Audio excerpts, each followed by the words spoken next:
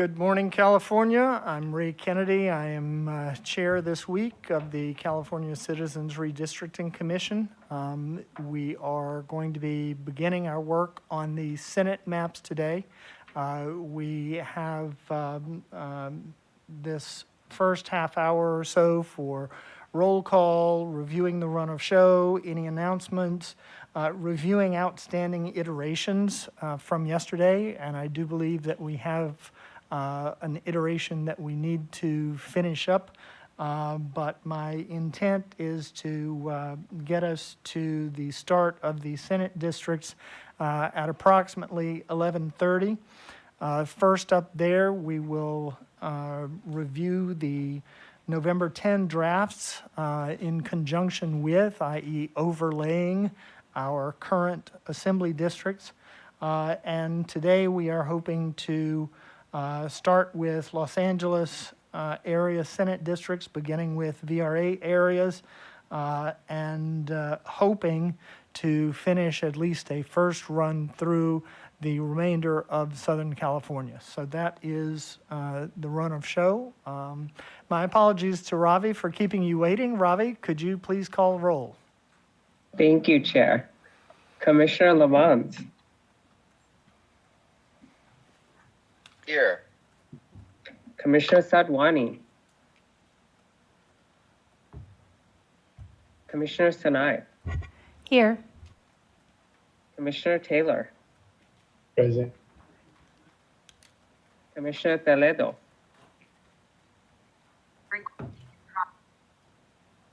Commissioner Turner. Here. Commissioner Vasquez. Commissioner Yee. Here. Commissioner Ahmad. Here. Commissioner Kutagawa. Here. Commissioner Anderson. Here. Commissioner Fernandez. Presente. Commissioner Foranshari. Here. And Commissioner Kennedy. Here. Roll call is complete, Chair. Thank you, Ravi. So are there any announcements from commissioners or staff? Seeing no announcements. Okay. So Jamie, good morning.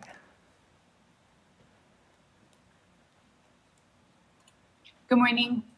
I believe we were in the midst of an iteration with you when we went on break yesterday and started public comment. So we need to get back to you and finish what we were working on with you. So could you bring us up to date on where we are with that? Absolutely. Thank you so much. So where we left off yesterday was in discussion of this district boundary between the Shoreline District and 10 Core. The iteration moved Century City and this country club and neighborhood just south of Hillcrest Country Club into 10 Core. This boundary also splits Palms Neighborhood Council, and this was the area and the iteration under discussion when we left off yesterday. Okay, was there a compensating change on the other end of that district? There was a 3-district change. One of the swaps was to move to move the district boundary between 10 Core and STHLA north to Manchester in the area that the hand is waving over. Additionally, involved in that 3-district population swap was making the Westchester neighborhood whole in the Shoreline District. And then additionally, some of these changes. However, depending on what the commission is looking at or wishes to enact, I think it would be possible, if so desired, to leave this 10 corridor boundary and the Westchester Playa boundary, and then look at trading population just along these borders potentially. But it depends on what the commission would like to see. Okay, thank you very much. Commissioner Vasquez. Yeah, I just wanted to, first of all, obviously, thank you. Maybe not obviously. Jamie, you deserve all of the all of the praise and the thanks. Then, secondly, I did just want to reiterate my concern about splitting Palms.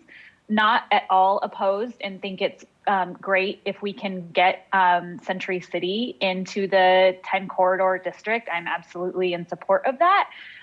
Just not thrilled at the idea of breaking up the small community of Palms. If the commission is interested, I maybe might suggest splitting Culver City to the west using the 405 as a boundary.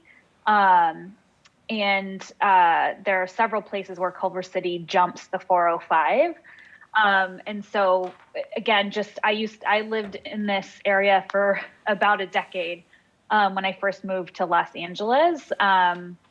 And so I do feel like the 405 is a very strong community divider, especially on the west side. So for me, my proposal would be to keep Palms whole and then exchange that for population in Culver City west of the 405.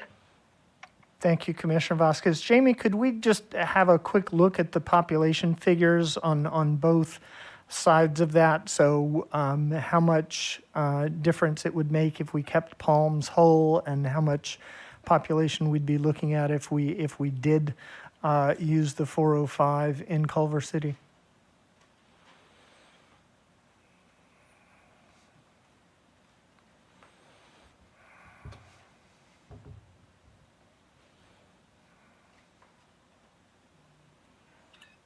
So this highlighted area is the western part of Palms that is not included in 10 core, and that's 20,766 people.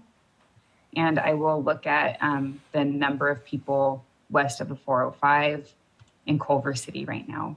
So one moment, please.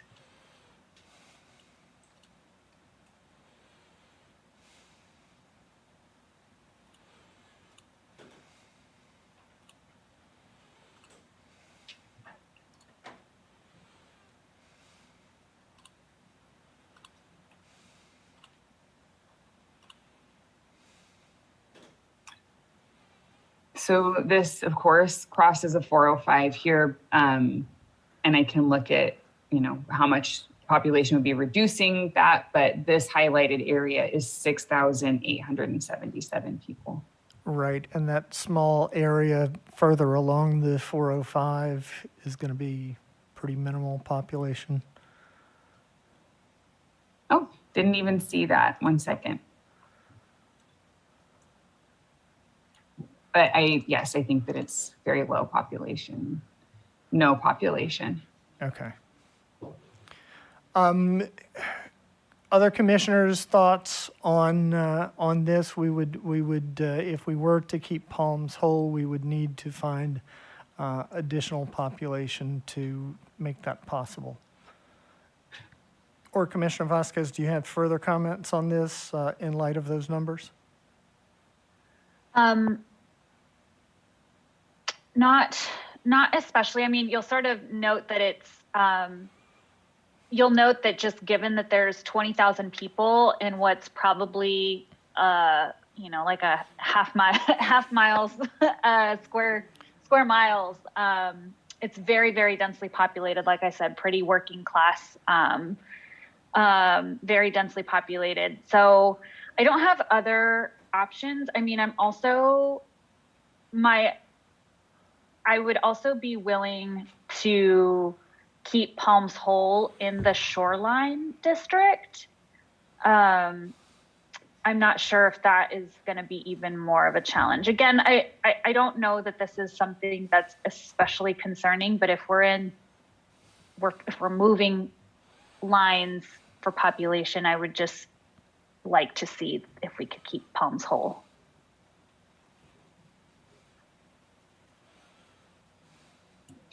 So this highlighted area is 6,489.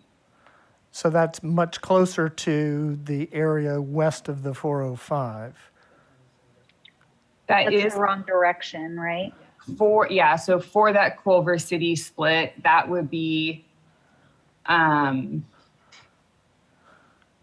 Right, so okay, the they're both shoreline. currently in- Well, actually, the shoreline then would be overpopulated. Oh, yeah, wrong direction. Yeah, I can get comfortable with this. I just thought I would flag it. Not my preference, but I'm okay with this. Okay, could I ask you, because we heard, if I recall correctly, or let me do it this way. Commissioner Kutagawa, could you remind us of your comments yesterday regarding Century City? It was mostly that it is a different kind of area. It's shopping area, the theater, a lot of high-priced financial services firms in the area. I think about Century City and its, Avenue of the Stars. To me, I mean, I stated it last night. I think it's just a question of, does it make sense? But if let's just say I'm not going to stop this. I just wanted to just make that comment. But I hear what Commissioner Vasquez is saying, and I think now I think we just have to make a decision. We're going to have to center one COI over another, and I think we just need to make a decision about which way we want to go on this, and what fits within the kind of principles and values that we said we wanted to follow. So, Thank you. yeah, thank you. Thank you. Yeah, I mean, I've been by Century City numerous times. I guess my impression of it is very similar to Commissioner Kutagawa's. So I'm somewhat uncomfortable with the change of putting Century City into 10 corridor. And particularly if it involves breaking up Palms, I would tend to support Commissioner Vasquez's desire to keep Palms whole. One way or another, it seems to me that it sounds more like a more natural fit in 10 corridor, but as Commissioner Vasquez, I could go either way on that. Commissioner Sinai. I was basically going to say what the two of you said. For me, when we need to make a choice of where to divide, I tend to side keeping whole those communities who have been divided in the past, be it literally or figuratively. And so I would tend to say Palms should stay whole. It is a very dense working class community, and I think there's ways. Century City is a big, looks to be diverse. The parts I know are also the office buildings, the Mormon temple, those type of things. And so there might be ways, if we need to, I'd rather split Culver City and find where the right residential area is to be in the 10 corridor, than put all of Culver City and not have Palms in there. Okay, very good. Commissioner Turner, was your hand up? It was, and then I just put it down. Thank you. Okay. Commissioner Fernandez and then Commissioner Lamont. Yes, Jamie, is Culver City already split? Or is it whole? What's the status of Culver City? Yeah, Culver City is whole in 10 corridor right now, or 10 core. Chair, remind me again why we were doing all of these changes. It was a proposal brought forward by Commissioner Turner.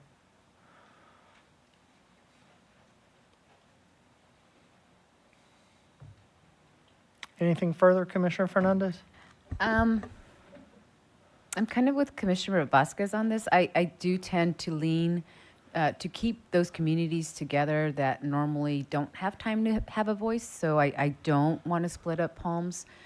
But then on the flip side of it, I don't want to split something that's already whole either. So I'm not helping right now with this conversation. I'm just stating I'm trying to be consistent with how I've commented in the past. So I've got to think about it. Thank you.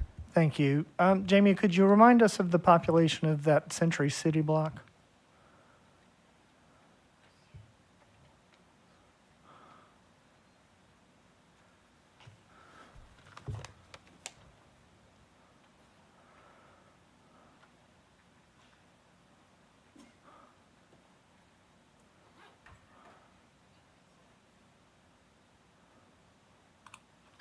This is 3,296 people. And additionally, just a reminder that this area was also included in 10 corridor as part of this change. So there might be a way to adjust Palms in either direction and then, either remove or add from this area as well. This previously was in the shoreline district. Okay. Commissioner Lamont, your hand was up and then went down. I want to give you an opportunity here. I wanted to support keeping Palms together as well. I just want to comment on the Century City thing. And I think yesterday I had my hand up after Commissioner Taylor because I thought he really said it best.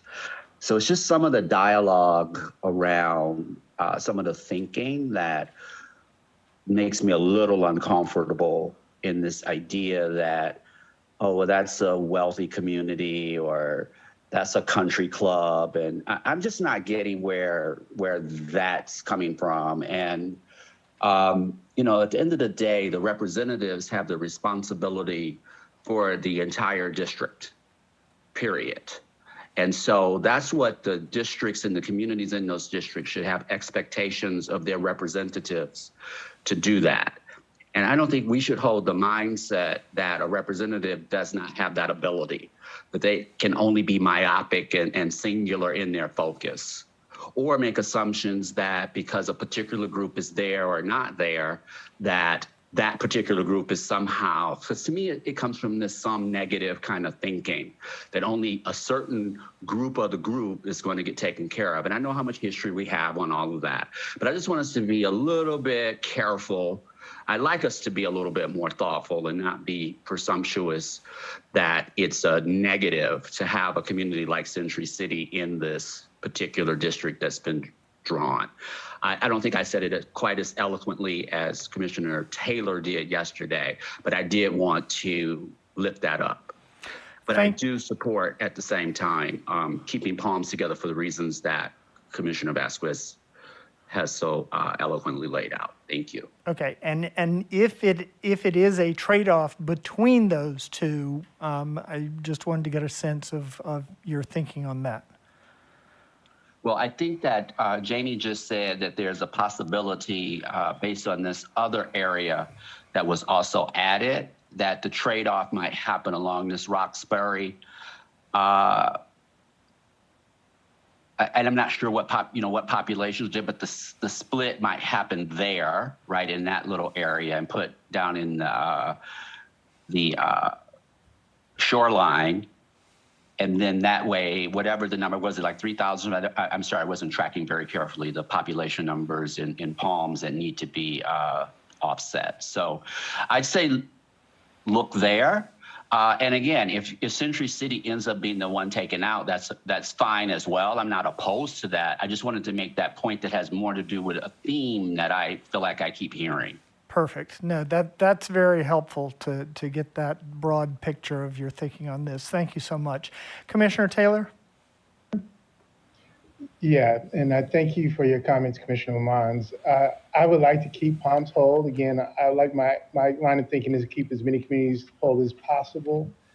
And I think we should lean towards that. Excuse me for not being quite up to speed, do we have any COI testimony about keeping Palms whole or split? Are they willing to be split? Can we refer to our support?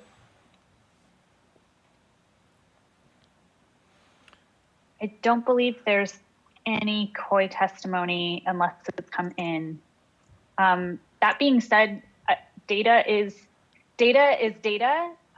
Data is our community input. Data is also what is publicly available. And so some of my analysis is both lived experience, but also data that I have been looking up around Palms in terms of, the income composition, mostly single working class people, et cetera. So for me, I don't know that it's a huge issue that we don't have specific COI testimony supporting keeping them whole when we have access to data that indicates we may consider keeping them whole.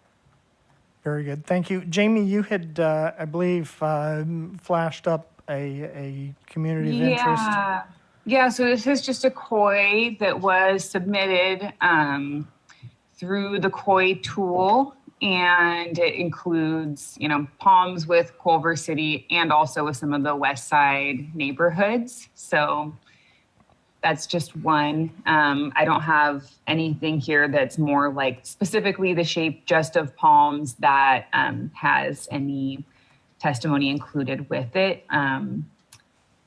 Okay, thank you. That was the one that was called Palms, thought I would show it. Perfect. Commissioner Turner? Thank you, Chair.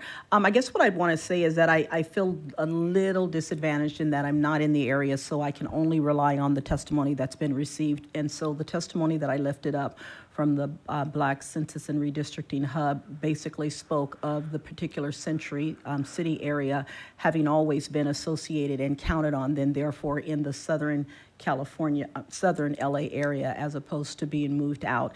And so with that, I think the trade-off then ended up negatively impacting Palms, and it is not what I would want to have Palms split, but if there is another opportunity, I was still in favor of having Century City be in on not in the shoreline.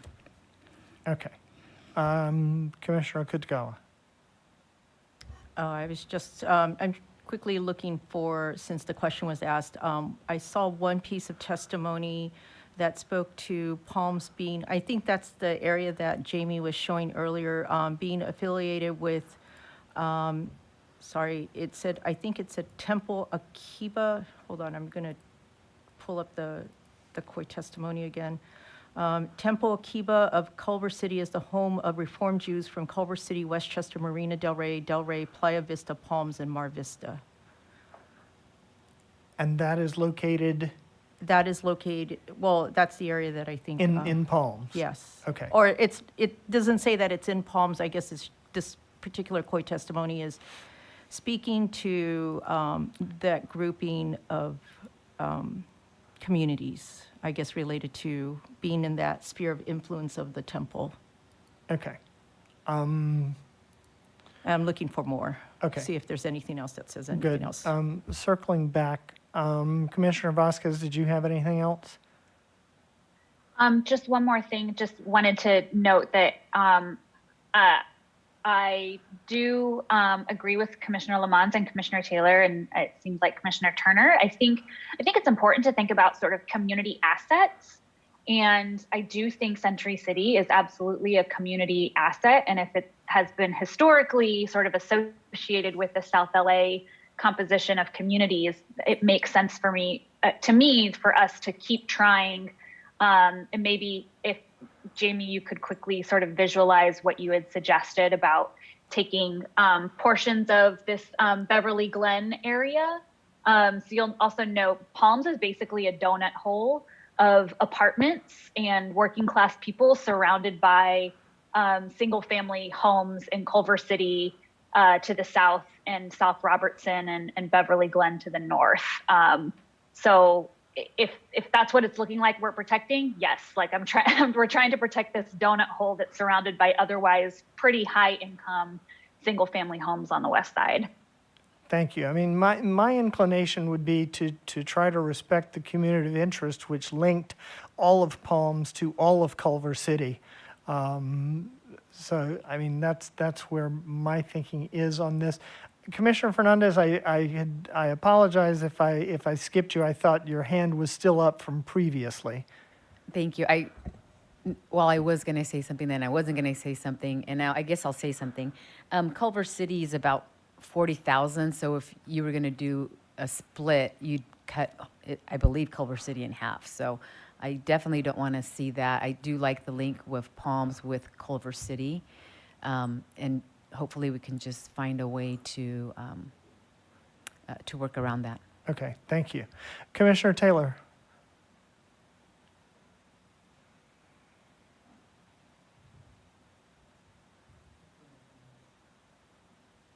Commissioner Taylor, we're not hearing you.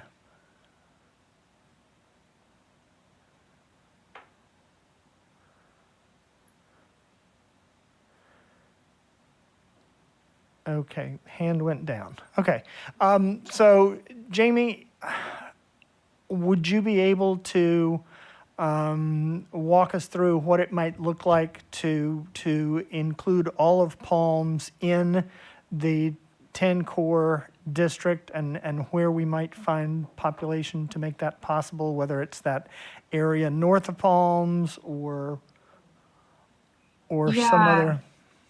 Yeah, thank you. I was just kind of zooming out the map and thinking about this also. So we highlighted this entire area.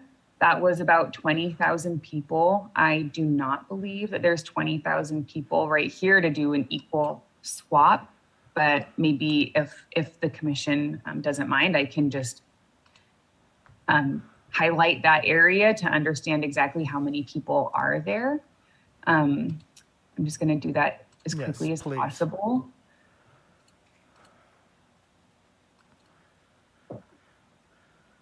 So this is about 3,300 people. So definitely not 20,000. It was kind of, yeah. So I guess this is what was involved in the three-way swap for how we got here, was including adjusting the boundary of STHLA and then also making Westchester neighborhoods whole completely in shoreline.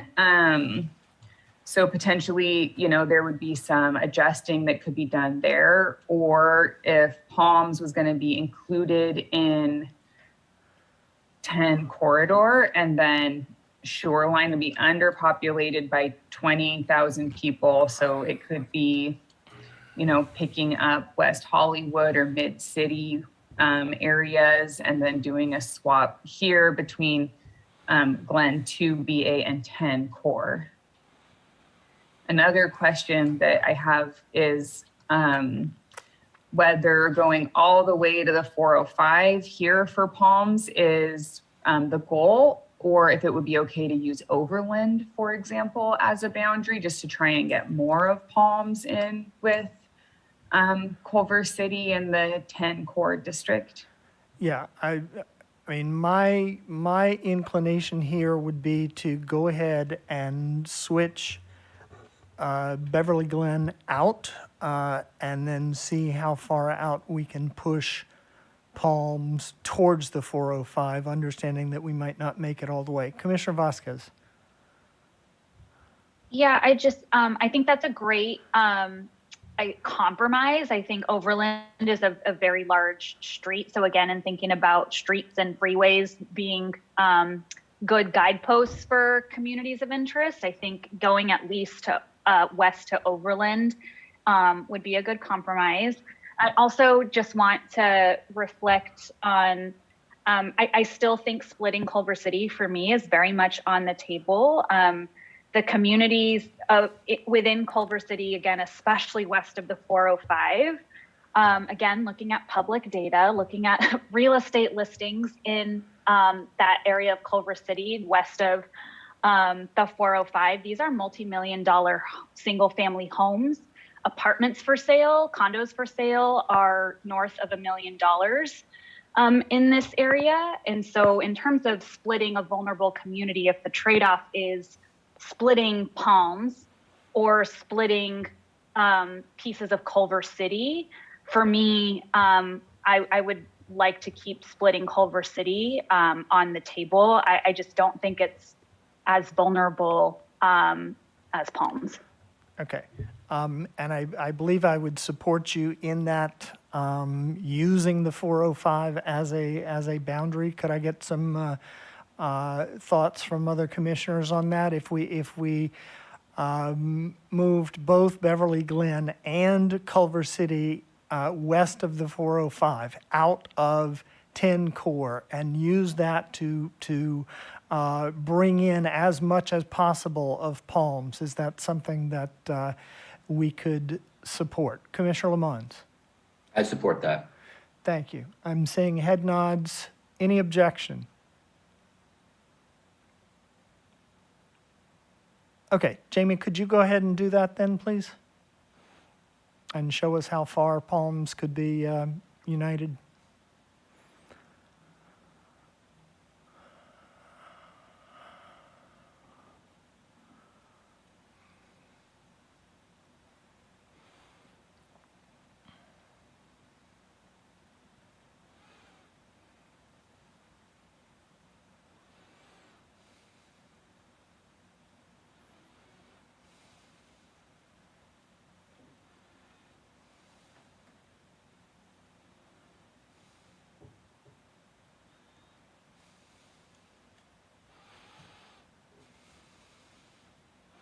Okay, Commissioner Vasquez or others, are there specific streets or landmarks in Palms that we might want to look at as far as bringing this overpopulation down?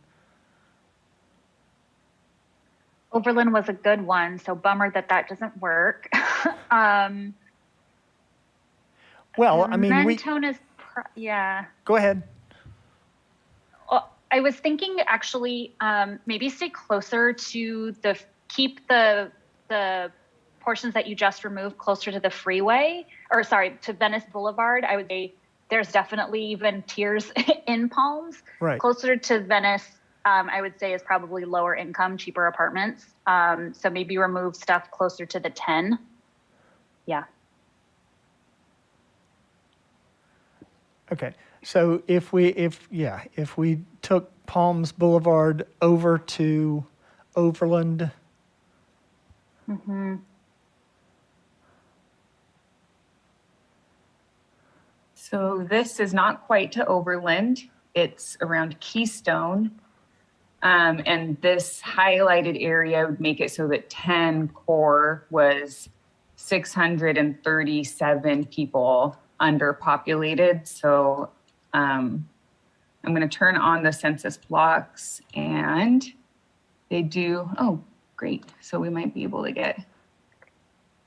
Yeah, if we can get those, yep, that one more census block, and then find another place to, or if you could show us other places where we might balance that deviation of 121, I think we're in good shape. Maybe in this area, which is around, it looks like Bergen and Beverly areas, and South Robertson could be a place to balance between 10 core and Shoreline. Right. Would you like me to? Yes, please. And then they're just above the 10, right? Yeah, just a little bit, just above where your hand was. There's a block that's 114, I believe. Is that block right there? Yeah. I can definitely look at that sometimes. In my experience, it's easier to try and you have like more wiggle room if you try and grab smaller, smaller population plots. And I don't know. I would recommend that as well. There's a line of apartments, really that line, the 10. I used to live, that was where my apartment was, where the buffer apartments between the freeway and the the multi-million-dollar homes to the north. So I would recommend, in the spirit of keeping working class people in apartments together, Jamie is doing is right. Okay, perfect. Then let's give Jamie 2 or 3 more minutes. We can wrap this up and then we can move on to our Senate work. We will continue to come back to any small outstanding congressional iterations first thing in the morning, try to dispose of those before 11 o'clock tomorrow. On Thursday and Friday, we start at 9:30. And I know that we have some larger outstanding iterations for Congress, and so my intent is to address those during that first block on Thursday and the first block on Friday.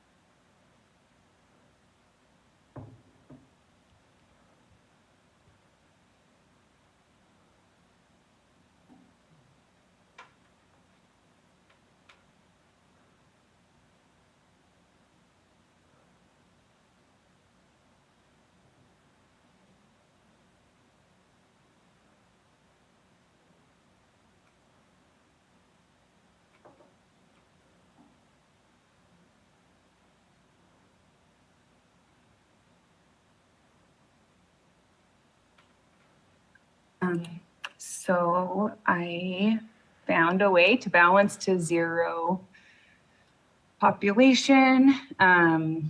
It was a swap in between both district shoreline and 10 core. This boundary is around Castle Heights Avenue. And this is McConnell Drive areas. I'll zoom out so everyone can see the larger implication. Very good. Commissioner Toledo. Thank you, Commissioner Kennedy. Just wanted to I was just going to speak to your comment about tomorrow and Thursday about the schedule. Just in particular, I just wanted to let you know that Commissioner Sadwani and I and legal have reviewed our Central Valley maps, and we'll be ready to present whenever you need us to. Very good. Whether it's any time in the schedule in the next couple of days. Thank you. Thank you so much. Okay. Is this, are we happy with these changes, and can we shift our attention to Senate? No objection. Okay. Jamie, thank you so much for helping us through this. That is now, that can now be finalized for sharing with the public, and we will turn our attention to our Senate work. Commissioner Kitagawa. So just for clarity, so is Palms split? Palms is split, but it is much more whole than it started out. So here's a question. I noticed that as Jamie was showing where she balanced population in that South Robertson Neighborhood Council area, I guess I'm wondering if we would be better served by taking even a little bit more from that particular area that she took from, because those are single family homes also, and it's a pretty, again, if you want to keep Palms whole, I'm just wondering if that would make for a more equitable split if you want to try to keep Palms whole at this point, if that's where she took from. Thank you for that. Commissioner Vasquez. I agree with you in concept, Commissioner Kutagawa. That being said, I think there's just there's so much population, even in this little triangle north of that split in Palms now.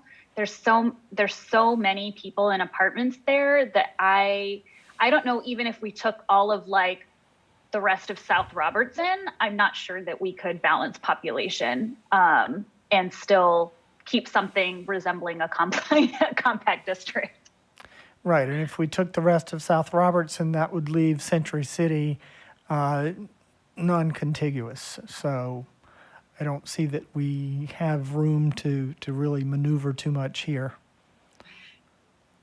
And just a quick note, so sorry to interject. And actually, South Robertson is one of the more densely populated areas in the city of Los Angeles as well.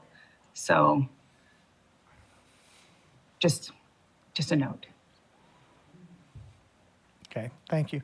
Mr. Becker, do you have any concerns to raise at this point?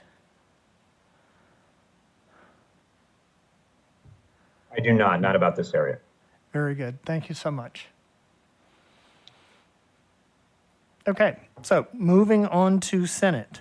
I just wanted to point out that we have essentially, as it's laid out, we have 16 90-minute blocks, 4 per day, to work on the Senate and the Board of Equalization. As I mentioned, the extra 90-minute blocks, one on Thursday morning, one on Friday morning, will need to be dedicated to finishing up those outstanding iterations on Congress. So I think we have a full plate ahead of us. As I mentioned, the plan for today is to begin in Los Angeles with VRA areas. After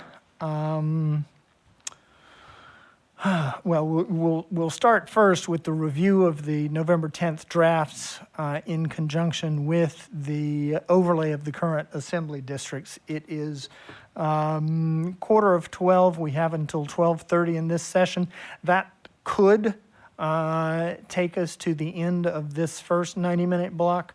And then we would have 3 more today, starting with the VRA areas in Los Angeles County, continuing with Los Angeles County after the lunch break, and hopefully being able to get into Southern California VRA districts and the rest of Southern California before 6:15. So, Commissioner Kutagawa? Yeah, I saw that one of our note takers has asked for a recap of what the shoreline and the 10 corridor districts will look like now for the purposes of the notes. Thank you. Jamie, could you just review that very quickly for us? Yes, without switching back for the sake of time. So the changes in 10 corridor were in the Palms area and removing Chavio Hills from the 10 corridor district. The southern boundary to the east of Westmont is at Manchester now.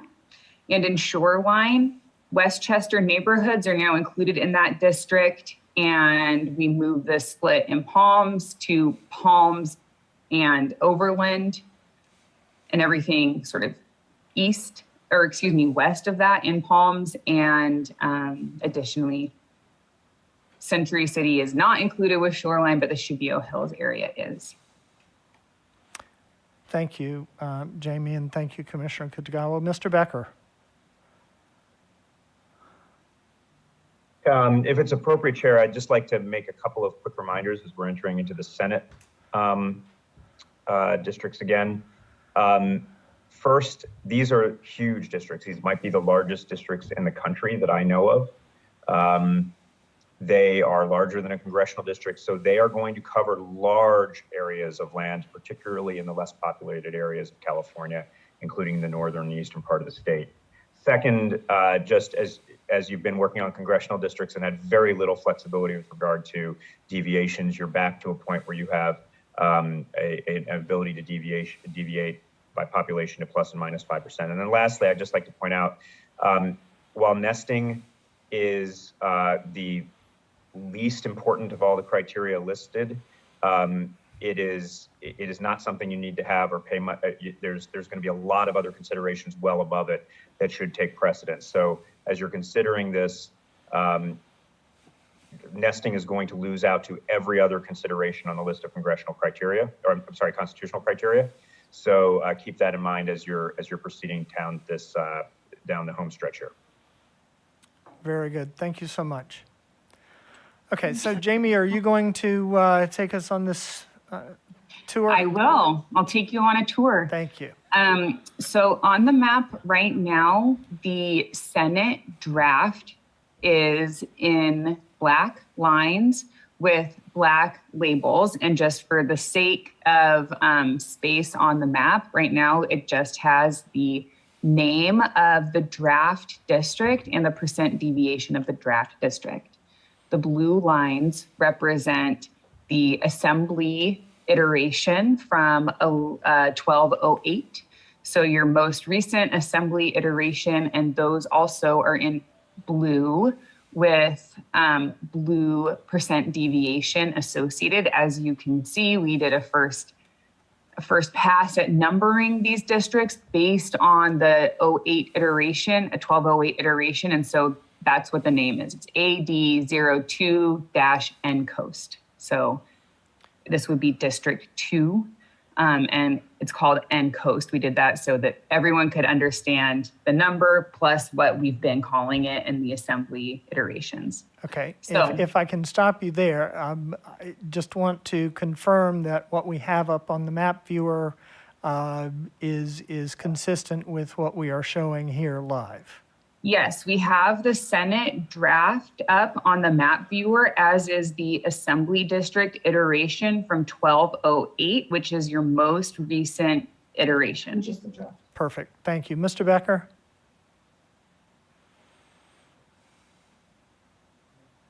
Nope, okay, Commissioner Sorry, my Anderson. bad. Yes, I thank you for that, Jamie, but I'm looking at the Tahoe area, and I know that our latest one that we're all working off of is not actually that one. It's the one that has, I guess it's what Commissioner Fornshari's balanced version. And I think that's what we're calling it in that area, where the county line splits Tahoe. Commissioner that's Anderson, the I one- believe that was for the congressional maps, wasn't it?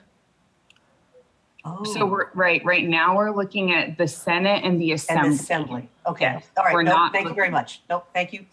Yes, you're absolutely right. Thank you. So just an overview of the Senate districts. Right now for the North Coast, you have a district that goes all the way from Marin County up to Del Norte County, including Trinity. Some differences here, and this is going to be a very, very broad overview. All mappers will also have the Assembly 1208 iteration up, which is your working draft at this point, so that everybody can go over this again as needed.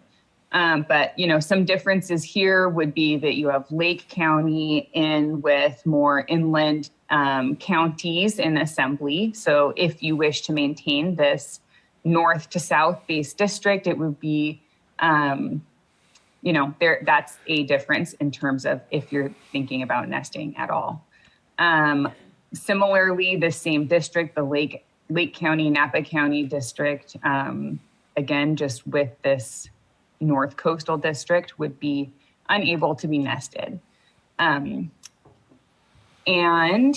looking in Sacramento, I'm not even going to get into it too much here, but there are some significant differences as you can see.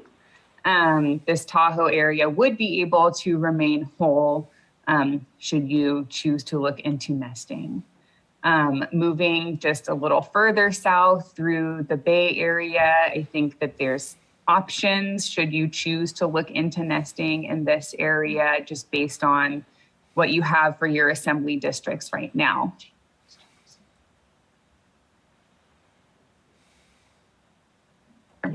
Yeah.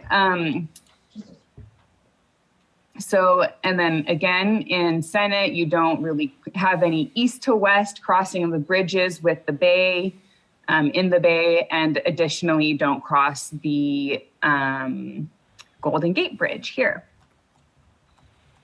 So right now, the Bay Area is sort of like East Bay, and then there's South Bay where there's some, wiggle room, and then also Peninsula and San Francisco areas, you don't have any crossover.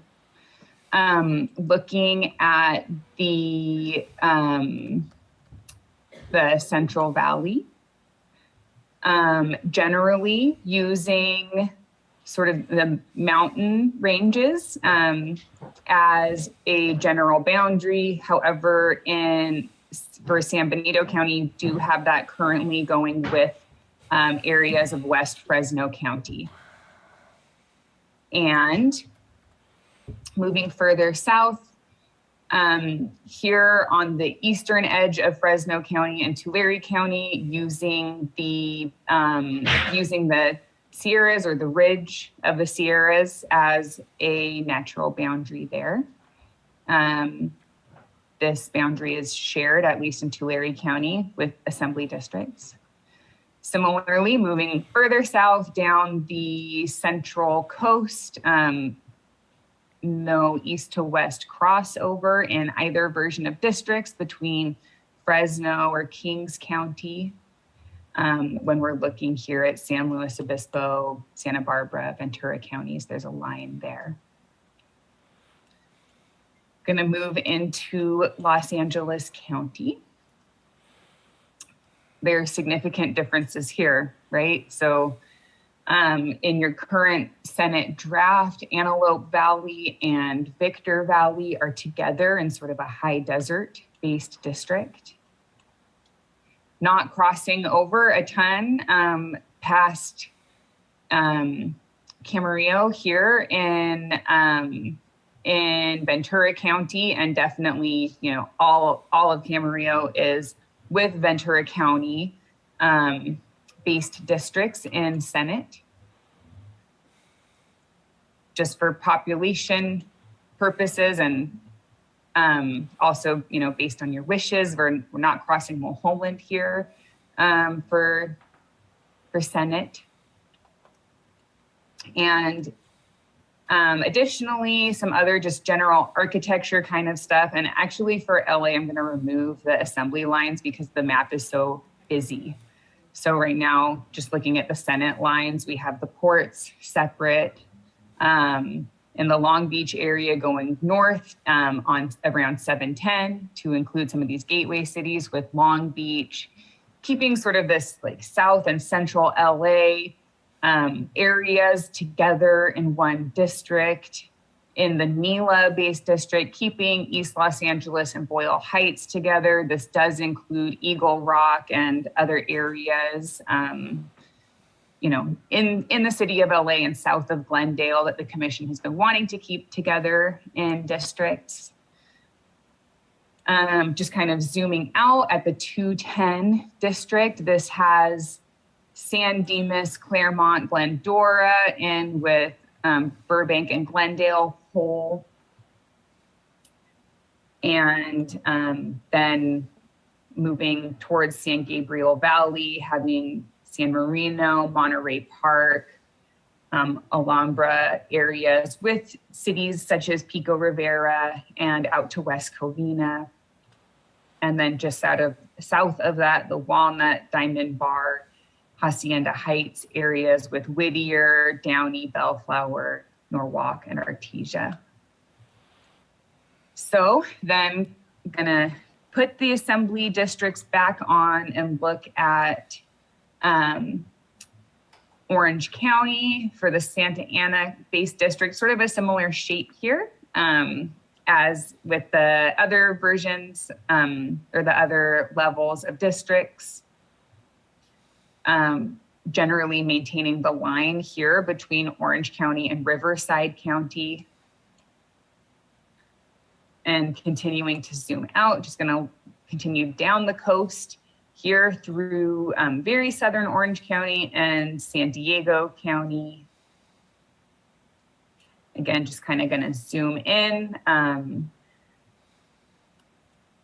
And this one difference is it's including this Chula Vista based district with SECA to make one large, geographically large district, sort of combining East County areas with Imperial and parts of the Coachella Valley. And then in San Bernardino and Riverside counties, sort of the rest of the Coachella Valley here, and with some of these other areas just north of San Bernardino. So this was like Yucaipa and Cali Mesa together. Some areas with VRA considerations here further west in Riverside and San Bernardino counties. And then kind of zooming back out again, this takes us to this geographically large Antelope Valley and Victor Valley based district. So general overview of sort of the architecture of the Senate draft with your assembly lines. Thank you, Jamie. We've got some work to do. So I wanted to take enough time to make sure that we had a good understanding of where we stand. And I think at this point, it would be good to have a brief discussion about priorities that colleagues see in the Senate plan as it currently stands. And if we can identify any priorities that we have moving forward between now and 12:30, so that when we come back at 12:45, we can start off with the VRA areas in Los Angeles County. So, Commissioner Anderson. Thank you, Chair. Yeah, I believe our priorities on this one should be pinning down the VRA districts. And that's not just, it was in Los Angeles, it's in San Diego, in Orange County, San Diego. It's also the Central Valley, and if it does go over and include the San Benito or not. Because if we know that area, there's a great possibility of making some iterations for the entire north and having it be a little brought back to the group as a, to quickly go over and spend more time where we know we'll have to do it live through the Los Angeles area because there's so many VRA districts down there. So that's why I would prioritize doing the VRA districts and pinning those down. Thank you. Very good. Thank you, Commissioner Anderson. Commissioner Vasquez. Yeah, my priorities are the VRA districts in the Inland Empire, and particularly the Rialto, San Bernardino, Fontana region. Thank you so much. Commissioner Sinai. This is not so much, well, I guess it will be part of my priority, but could we have in our current draft, how many VRA districts were we able, did we keep in our current draft? Because I think sometimes we forget, I'd like us to start from there. And then the number of minority and majority districts that we have in the current draft. Okay, Jamie, is that something that you can speak to at this point? I don't have that number easily accessible. Okay, we'll come back to you on that. 8 districts that have a Latino CVAP of 50% plus. Okay. Commissioner Ahmad.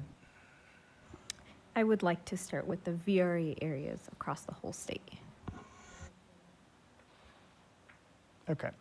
Commissioner Sadwani. I will join the chorus to say yes, VRA districts. And to Commissioner Sinai's point, yes, currently we have 8 districts that are at a range of above 50% Latino CVAP. That being said, we have a number that we identified in the assembly as having VRA considerations that were not necessarily, in any case that I think that we should take a closer look at. So I'll highlight a few of them. One of them includes the Antelope Valley, certainly Santa Ana in Orange County, which we know that always requires a lot of reconfiguration in Orange County. Several in Los Angeles, including the gateway cities down to the San Pedro port is one of those. Inland Empire, yes, and I think there's probably COI testimony that we're going to want to play around with in those areas. And then, of course, we've heard some testimony also about the SICA district that we have in the San Diego areas, which is spanning from San Diego all the way out through Riverside and up to Needles, and what kind of cleanup that we would probably need to or want to do in that area as well. So thank you. Thank you, Commissioner Sadwani. Commissioner Kutgawa. Yeah, I definitely agree on let's really get comfortable with where we are on the VRA district statewide. I think Commissioner Sadwani uplifted some of the VRA districts in Southern California. I would agree with Commissioner Vasquez as well, too. One other thing that I know hasn't been brought up, but we've had a number of conversations about trying to keep Irvine whole, so I noticed that it is split, so I just wanted to throw that in there as well, too. Thank you. Thank you, Commissioner Kutagawa. Commissioner Fernandez. Yes, definitely. BRAs are always a priority. I guess this has nothing to do with the priorities, but Jamie having the overlay, that versus the Senate, I guess I'm having a difficult time figuring out how we're going to do the nesting depending on which map we're using. So I think are we using our draft Senate maps or are we using our assembly? That's what I'm getting confused at right now, because and the last criteria is nesting. So I can see us using our draft Senate, but then how are we going to know if we're going to be able to nest? It's just that whole overlay thing was the blues and the blacks were confusing. Okay.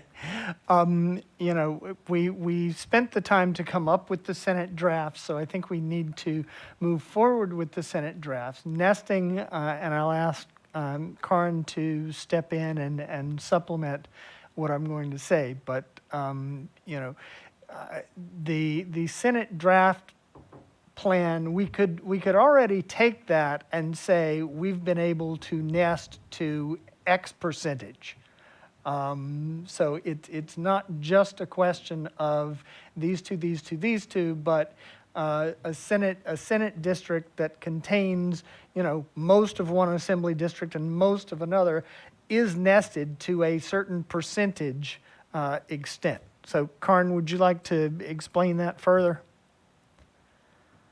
Yes, thank you. Thank you so much for that question. And also, I know that Mr. Becker is here, so he could weigh in on this.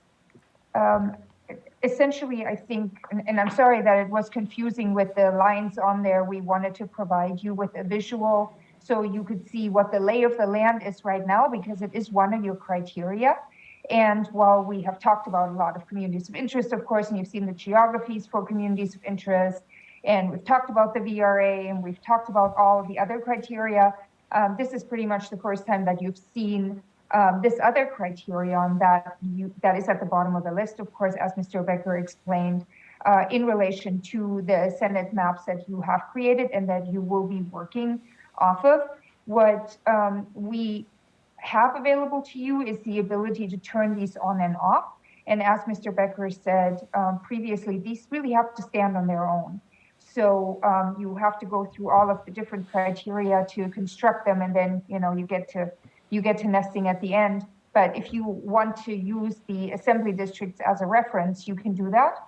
And again, we can take a look throughout the process as you see fit, and just see if there is potentially alignment. In particular, if perhaps they're close and it doesn't really matter to you whether you go a little bit to the right or a little bit to the left. There may be some natural opportunities there. In other scenarios, in other parts of the state, perhaps, it's probably just not going to work. So that's why we showed it, and I hope that answers the question. I'll elaborate a little bit further on the question, and then ask Commissioner Fernandez if she wants to follow up. I had described a situation where we would have, say, 80% of one assembly district and 70% of another assembly district, or some combination of plus a piece of a third. Okay, so we have that kind of configuration that we're looking at in a Senate district. That could be described as some percentage nested, correct?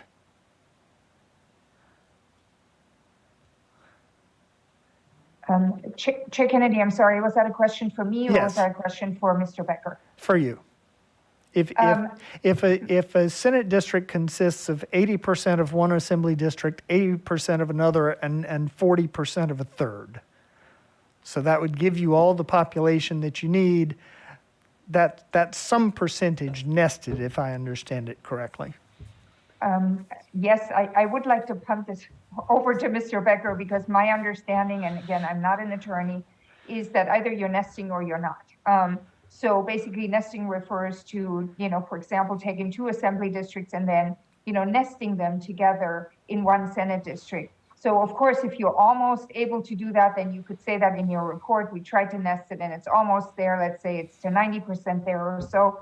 But generally speaking, it refers to two assembly districts in one Senate district and then 10 Senate districts in one Board of Equalization district. Thank you. But please, if Mr. Becker is here, perhaps he could weigh in on this also. He's Thank back with us. So, Mr. Becker. Hopefully you can all hear me.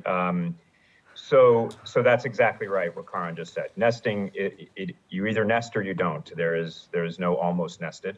The nesting means literally that two assembly districts in their entirety comprise a Senate district. I also just state again, nesting is the very last requirement. And I think one of the reasons that it might be the last requirement is because if you decide to nest, and likely that was a decision that probably would have had to be prioritized earlier given the timing right now. If you decide to nest, any change to any nested district is going to affect two maps and ripple through two maps. And that could be really difficult, particularly under time constraints. I'm not suggesting not paying attention to the nesting criteria. I'm not suggesting that that criteria doesn't exist. It does. It is just very intentionally, I believe, placed at the very bottom of the other criteria that you're all considering. It loses out when balanced against any other criteria, whether it be compactness, COIs, political boundaries, VRA concerns, equal population, et cetera. So just remember that as you're considering how you're going to proceed here. Very good. Thank you, Mr. Becker. Commissioner Sinai. Just going back to the priorities. So I want us to look at the baseline for when it comes to, minority, majority, and VRA districts. What we can do. The baseline is our draft. So if we can go up, that's great. Not that we can go up on VRA because we know the VRA information. The other piece is I would like to explore further the VRA district that encompasses, the SICA, and really look to see if we can create a all San Diego VRA district, because there are communities, as we know, there's a significant Latino community throughout the county, and I think that we might be able to do that. And that would allow Riverside and Imperial Valley to have one that reflects more their population. So that's one of my priorities for exploration. Thank you, Commissioner Sinai. Commissioner Toledo.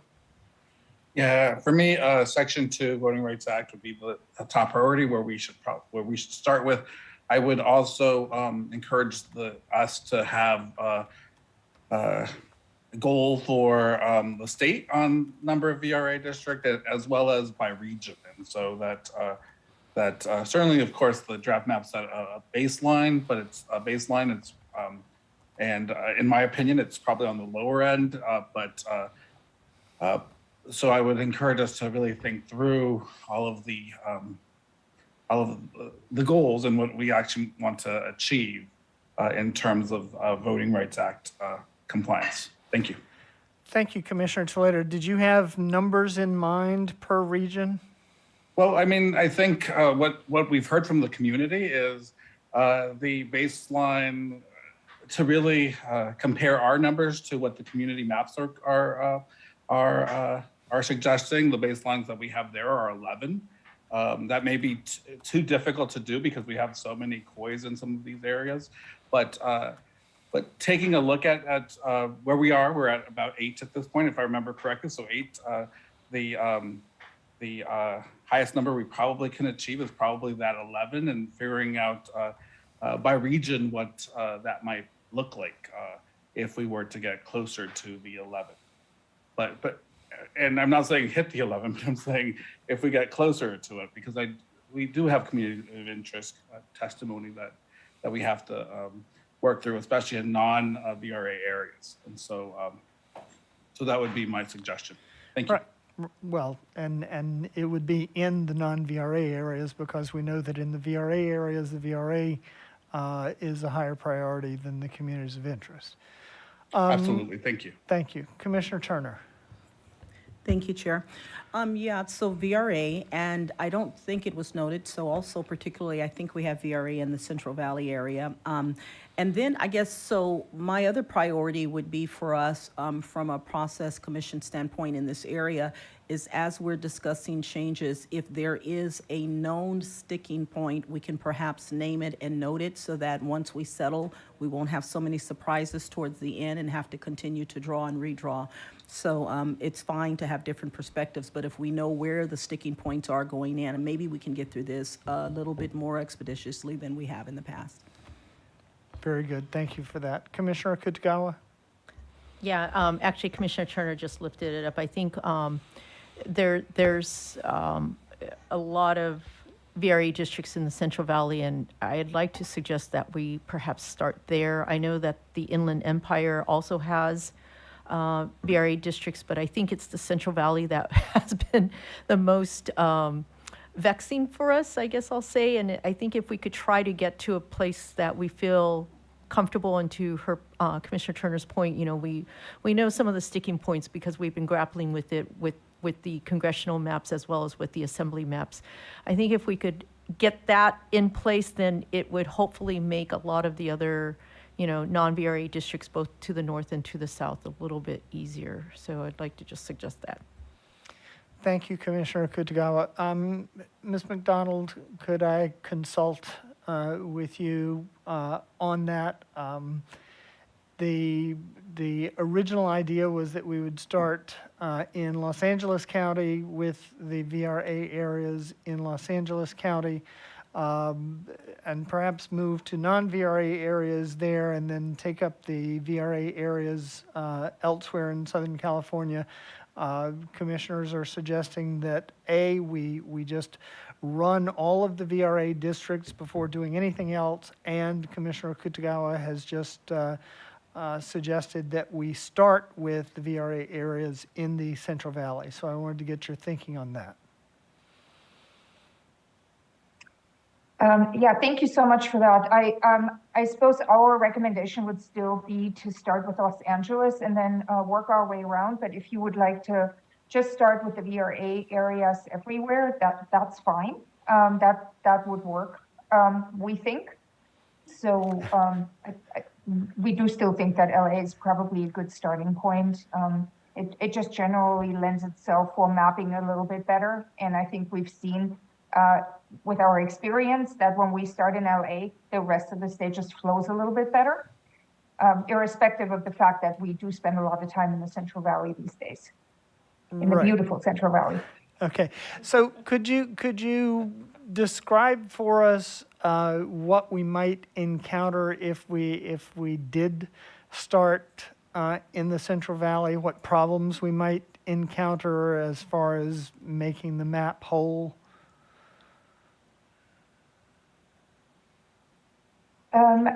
Yeah, so I haven't honestly really thought this through perfectly, because we have been planning on starting in Los Angeles, but one thing is generally population bubbles, because if you're starting in the Central Valley, you're kind of, you know, you're in that area where things are pushing up from the south and from the north also. So kind of working in the circle has been working pretty well, because you don't want to start in the Central Valley and then you land in Los Angeles, where obviously you have a lot of voting rights concerns and maybe not a lot of wiggle room in some of these areas, and also, you know, going into the Imperial Valley and so forth. And so I think generally the way that the population flows, it is a little, practically speaking, it's a little bit better to start either from LA and then just kind of work our way around in the circle. Okay, and if we started in LA with the VRA districts and then went to Orange County, San Diego, Imperial, Riverside, San Bernardino, also VRA districts, then Central Valley VRA districts, then potentially Central Coast, and then went north from there, would that be a workable way forward?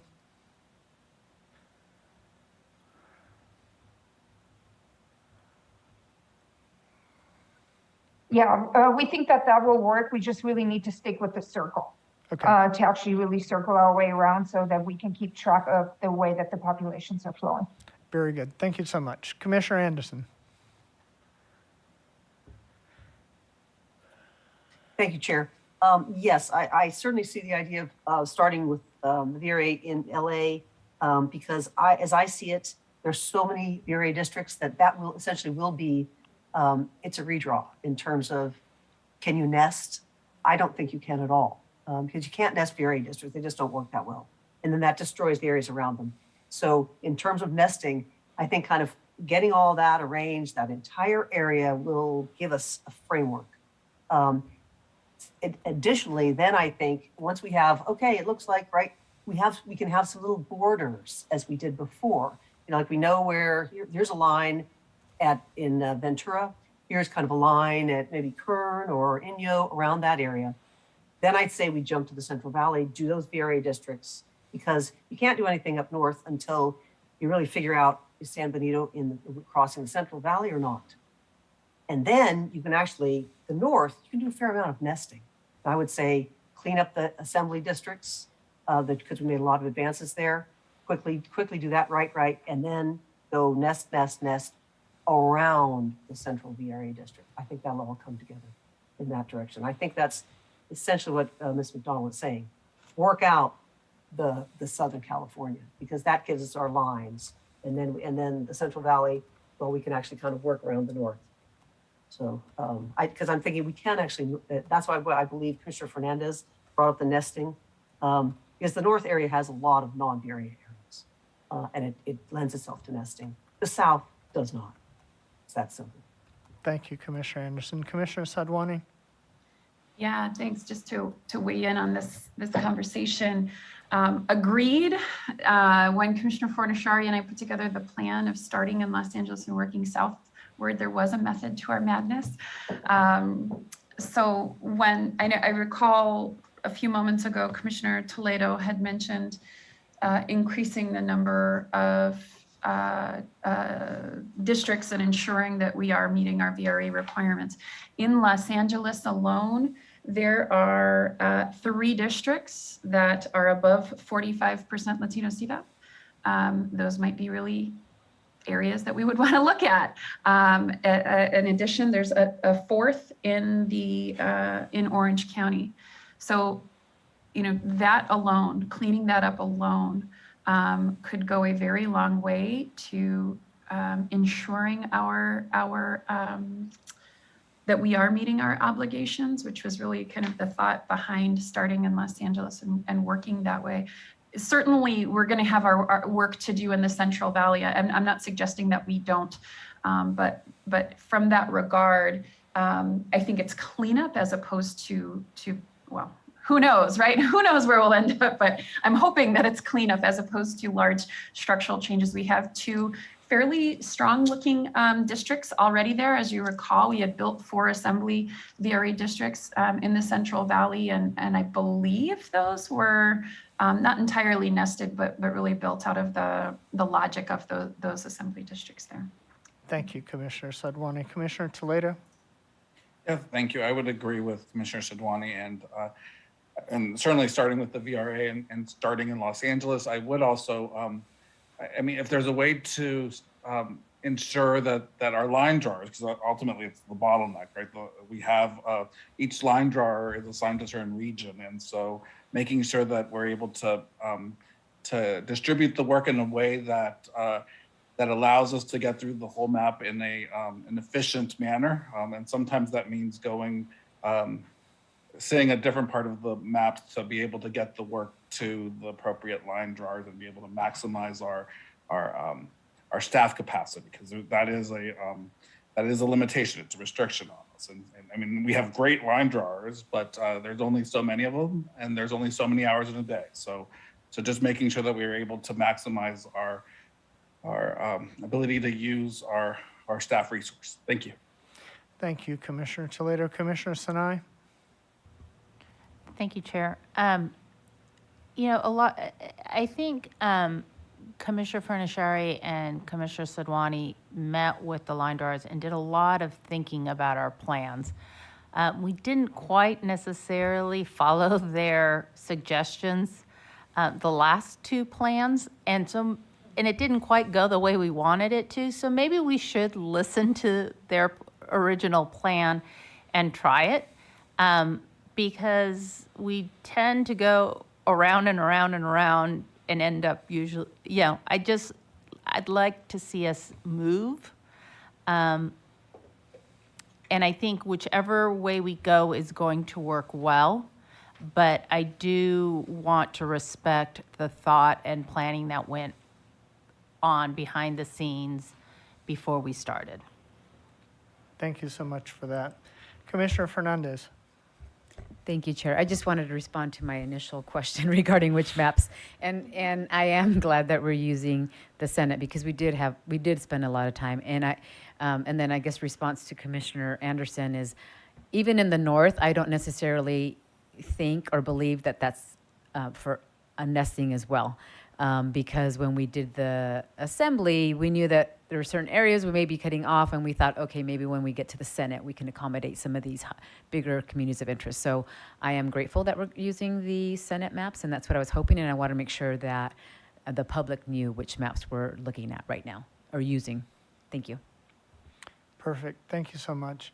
Commissioner Fornashari and or Commissioner Sadwani, do you want to just take a moment and remind us of your initial planning for this? Yeah, I think Commissioner Sidwani kind of summed it up. We had planned on starting in LA, starting with VRA districts. Well, starting in Southeast LA, I guess, but probably that was more focused on the assembly, but in general, just start in LA, move down through Orange County into San Diego, and then around and finish up the Inland Empire was the direction we had thought we'd head. Did I capture that right, Commissioner Sadwani? Yeah, I think that's right. And, you know, I mean, when we started that in the assembly, it became clear that, you know, originally the intent was to work in one area for a day, send the mapper off with very specific guidance, and they could have a day to work on that and then come back. And I think we quickly devolved to, you know, send the mapper off for an hour and hope that they come back an hour later and go work in another area of the state. And I think that it's become very difficult to post those iterations as well, which makes it complicated for the public to follow along. So I think you know, last week we had attempted to provide a plan. We didn't present it. In which we would take 2 days in each area for Los Angeles and Southern California, for example. So because it was very clear that one day wasn't sufficient for the commission in any one area.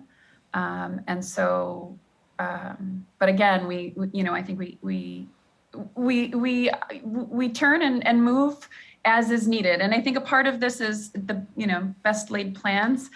We have to be nimble. We have to be able to move as is necessary. So, yeah, that was the initial thought process, was sticking to one area, trying to make as many changes as possible. And what we've seen, right, especially, working with Jamie in Los Angeles, and particularly the interconnection between various counties, the small little changes that folks want to see in one area then leads to larger changes elsewhere. So it does become complicated. I don't know if there's another way around that. But, yeah, however the chair would like to proceed. Thank you. Very good. Thank you, Commissioner Sadwani. Commissioner Anderson and then Commissioner Kutagawa. Yes, I really like that plan. The one addition that we learned from last week is when we're not getting a direction in an area, move to the next area and let commissioners really contemplate what they'd like to do. And that's why I like starting in Los Angeles. We sort of thought through some areas, we'll see a lot. I think we can give some direction, and then we can possibly move to the Inland Empire, essentially Savon's area, with what Commissioner Toledo said, to be able to spread some of the work around. And our emphasis, we really need to make sure we're giving direction. We have a lot of thoughts, and yes, we want to know why, but remember, lead with that goal and how you think you get there, and then the why. Don't just lead with the why and never get to the goal or the directions. So I just want to really emphasize that, and we'll move through this rather quickly, I think. Thank you. Thank you, Commissioner Anderson. Commissioner Kutagawa. Yeah, thank you for that explanation, Commissioner Sadwani. And I see the logic in starting in LA now. So I think I was just kind of pulling from our experience last night, looking at the Central Valley VRA districts and thinking, oh my gosh, but I see the logic, and I appreciate and agree with it. I've been thinking about, I guess one thought that it's been kind of percolating for me, and now I think, given what you said, I'd like to make a suggestion for process, perhaps. And I'm very guilty of this, as I'm going to just say, perhaps all of us to some degree. We're trying to be responsive to public input, especially as it's coming in. I'm wondering if that has derailed us a little bit, and that perhaps we just need to allow our process to finish and not try to insert the public inputs that we're getting real time as it's being posted and as it's coming in. And perhaps we just need to take a pause and look through the entirety of all the public inputs that we give, so that then we do allow the plan as it's been laid out by Commissioner Sadwani and Commissioner Fornachari to come out. And then that way, then the inputs will then be based on the collective set of all the changes that we're making. We allow the entire body of the public to make inputs on the same set of maps, instead of continuously making these little changes. And then it might also make the time a little bit more efficient. So that's just a thought, that we just, look at everything all at once together once we're done. Very good. Thank you for that. Commissioner Sinai, and then we are up against our break.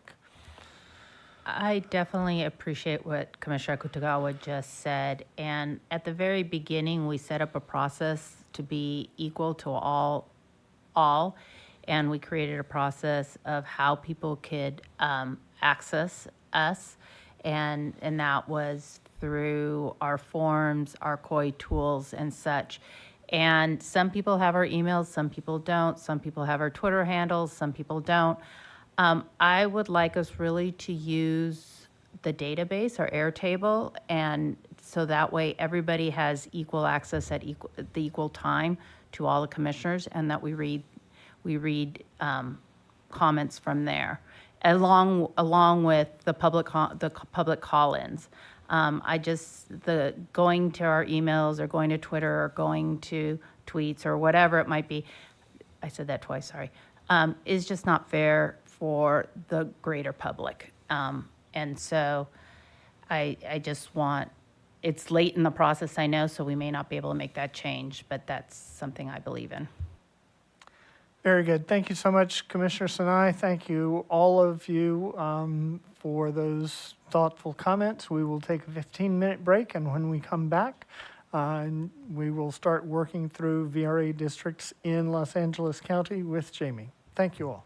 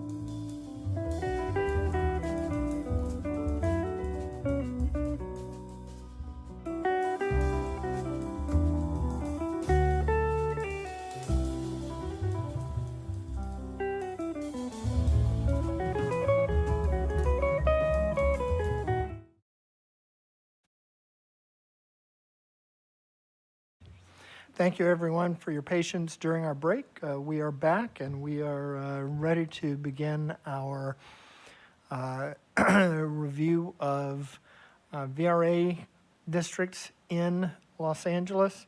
We will be stepping out for a few moments for a very quick closed session. I estimate that that's going to be on the order of 5 to 10 minutes. But before we get that, and while we're waiting for everyone to get back into place, Jamie, could you just go into a little more detail than the first time around and show us what we're looking at in LA, focusing primarily on the VRA areas?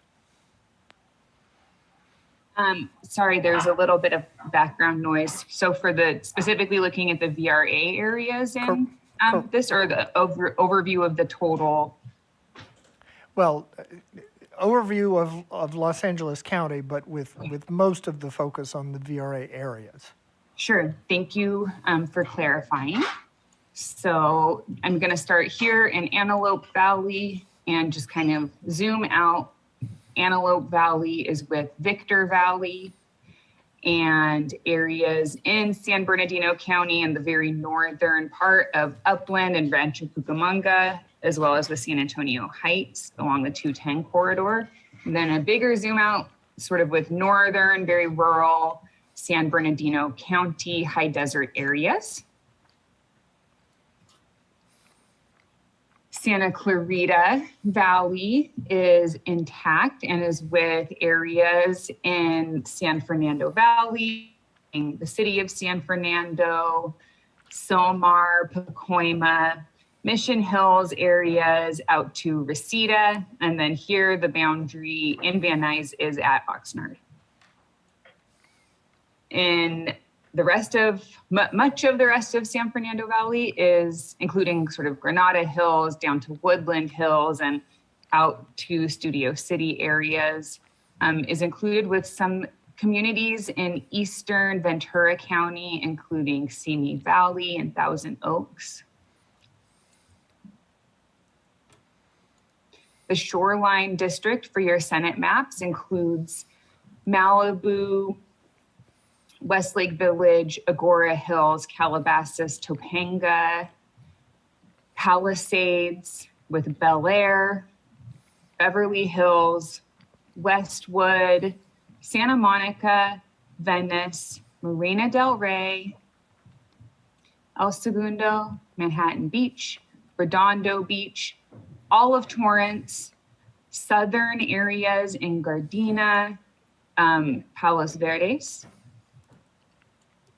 Just gonna head back north, west of 110. This includes Westlake, Pico Union, South Central, Central Alameda, heading west and south a little bit, includes Palms, Mar Vista, Del Rey, Westchester, LAX, and Inglewood. SPCC includes San Pedro, Carson and West Carson, Compton, Lenox, Hawthorne, Lawndale, northern parts of Gardena, Watts, and Westmont and some areas north of 105 along the 110. The district called 710 to water. This includes Long Beach, Lakewood, following up the 710 to include some of the gateway cities, including Huntington Park, Walnut Park, most of Florence, Graham, and then Southgate and Linwood are whole. Looking at SD 60 X 605, this includes Walnut, Diamond Bar, Roland Heights, Hacienda Heights, Whittier, La Mirada, Artesia, and Cerritos with Norwalk, Bellflower, and Downey. SD 10 WE includes Azusa, Covina, West Covina, Baldwin Park, El Monte, Whole. southern parts of Arcadia split along 210 and includes San Marino, San Gabriel, Alhambra, Monterey Park, Montebello, and Pico Rivera.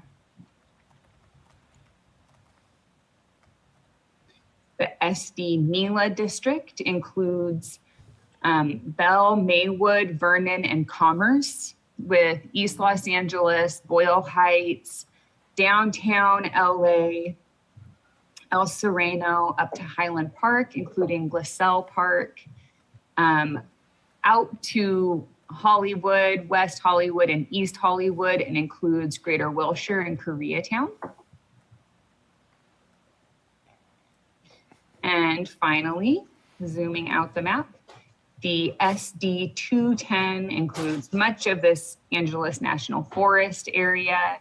The boundary on the eastern side is at the county line. It includes Claremont, out to San Dimas and Glendora, Duarte, Monrovia, Pasadena and South Pasadena, Altadena, out to Glendale and Burbank. And this district includes some Lantahunga area, Hollywood Hills areas as well. Very good. Thank you so much, Jamie. We are going into a brief closed session under the litigation exception. We anticipate being back at 1 o'clock. Commissioners, we will see you in the closed session. Thank you. Mhm.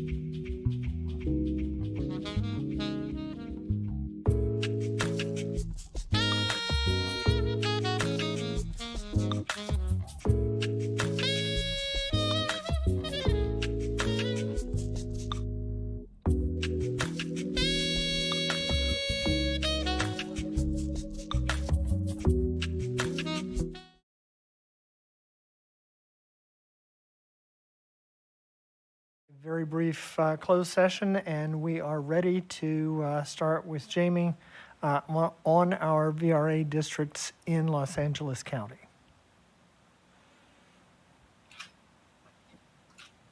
Thank you. So the districts identified by your council as VRA districts are the ST10WE and SD60 by 605.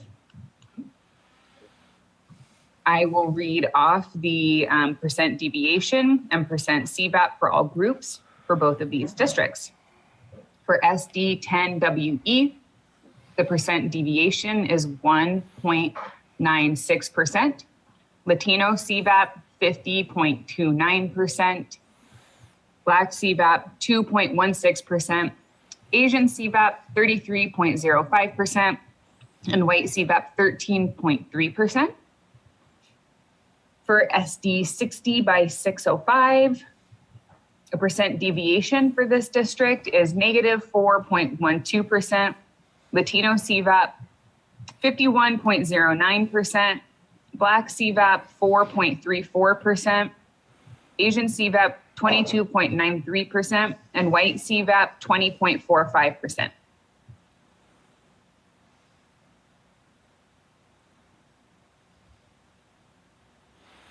Okay. Do we have any requests for explorations in relation to either of these two districts? Are these districts that we are happy to support?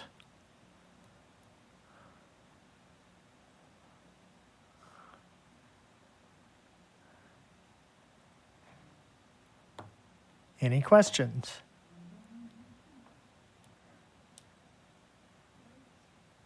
Shall we move on to the next districts? Commissioner Sinai. Maybe we can look at all of them and then come back to think through what we learned in this process and see if there's different groupings we want to see or whatnot. Okay. We will, for now, we will consider these as final. Jamie, are there other areas that we need to look at specifically, or shall we just start going clockwise or counterclockwise from here? Thank you. So the last information that I have from your council is that these are the only two areas in which there are specifically, areas that would require your attention in terms of the Voting Rights Act, and otherwise we could go anywhere that you wish. Okay. Then I would say let's go counterclockwise because then we would end up at the Orange County line at the end of this tour, and then we can consider where we are.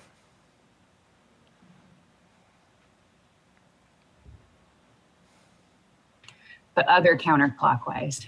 Yeah. Got it. So here we are at SD 210.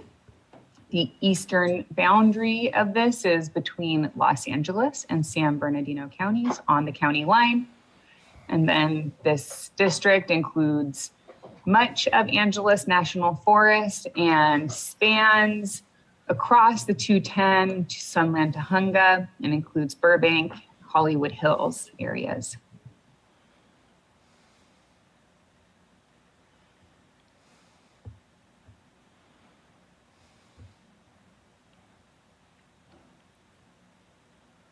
Okay.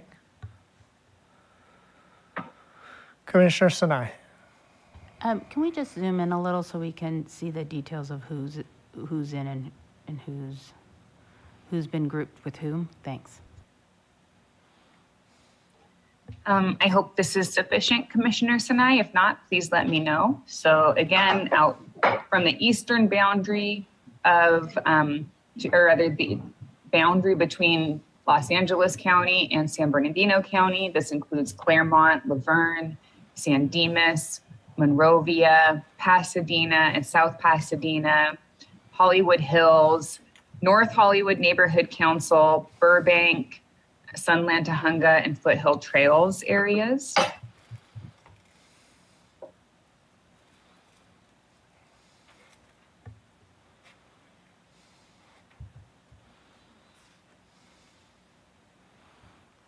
Commissioner Sadwani.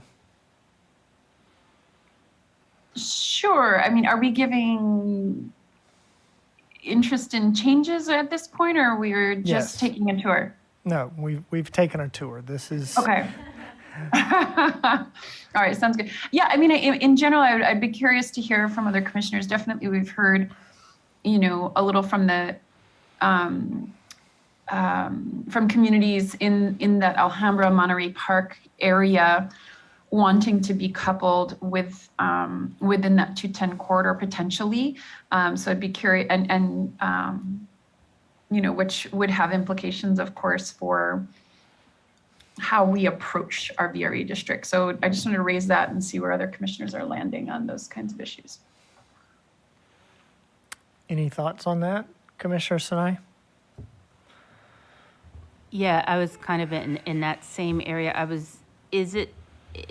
My thought was if we could put the assembly iteration map over this one, since we had so many conversations in this area, that might help us or it might confuse us. I know that 2 lines are tough, but I wanted to, because I agree that I think there's things we can do differently in the VRA district and still keep that community of interest together. Do you have suggestions? I'm still studying the map. Sorry. Okay. Any other colleagues?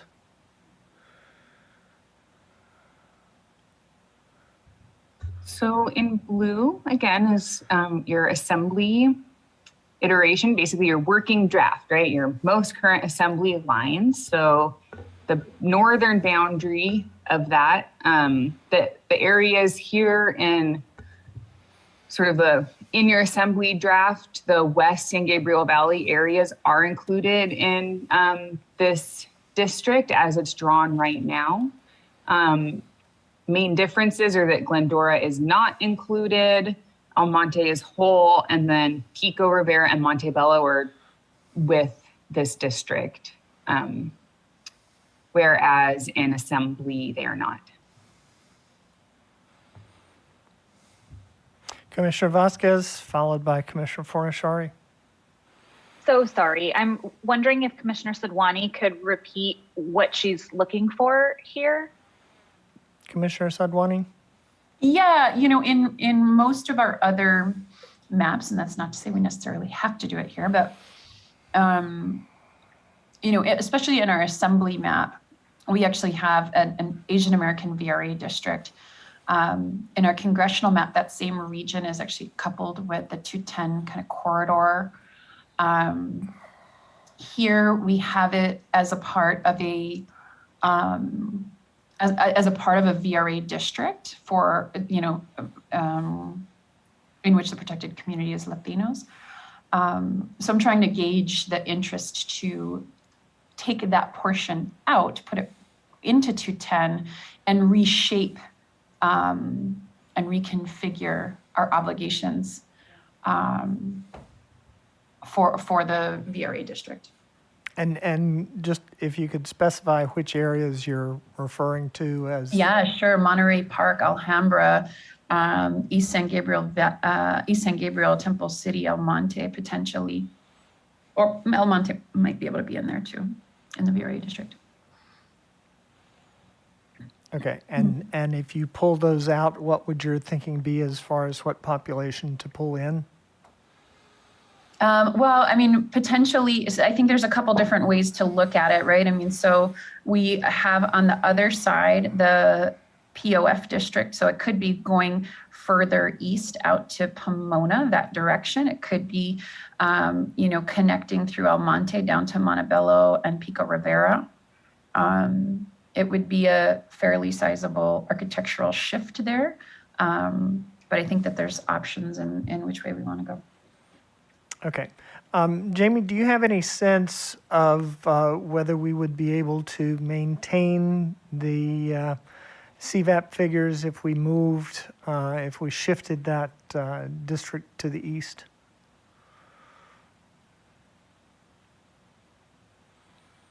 So as it is configured right now, it's 50.29% Latino CVAP.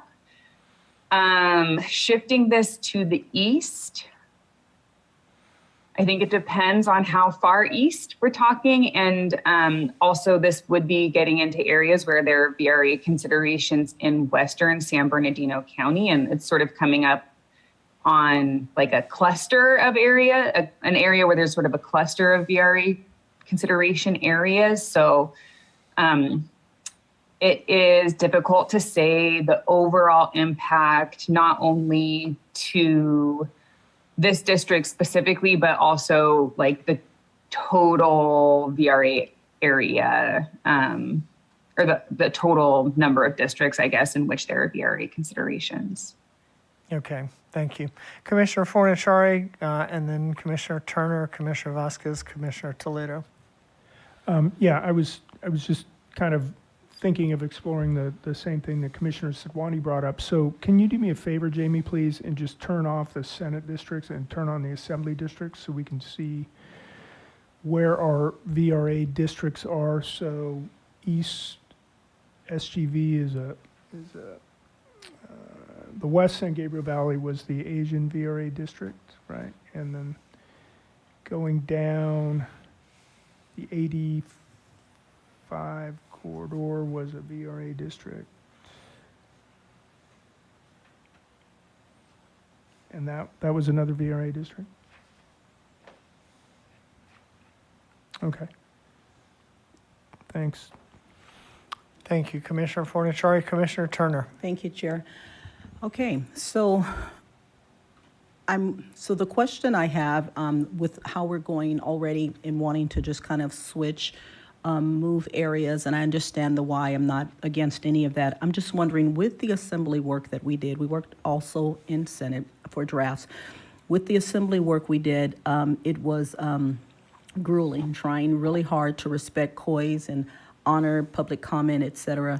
We landed in like areas that we believed would have best representation. So the question is do we actually, is it going to work out at some point for the Senate maps that we're actually going to choose something different than we chose in assembly? It feels like we're taking what we have and going to start trying to force fit it, or at least not force fit it, maneuver it to make it look like assembly, our current assembly, instead of starting with assembly. I don't know how different to say it, Chair. I don't know how you can answer that. For me, it just feels like we're going to go through a process to try to get it, a process to get to the point where we like it as well as we did with our last iteration of the assembly maps based on all of the conversation and testimony we had. And it seems like it's going to be a longer way to go around it. I don't know. Yeah, I mean, my sense of what Commissioner Sadwani is raising is the possibility of conceptually shifting the Senate district so that instead of the West San Gabriel Valley Assembly District being combined with, major parts of the East San Gabriel Valley Assembly Districts, that it would kind of shift over east by one Assembly District. I mean, obviously not obviously, but at this point, not necessarily being perfectly nested, but at least conceptually moving the center of population of that Senate district, one assembly district to the east.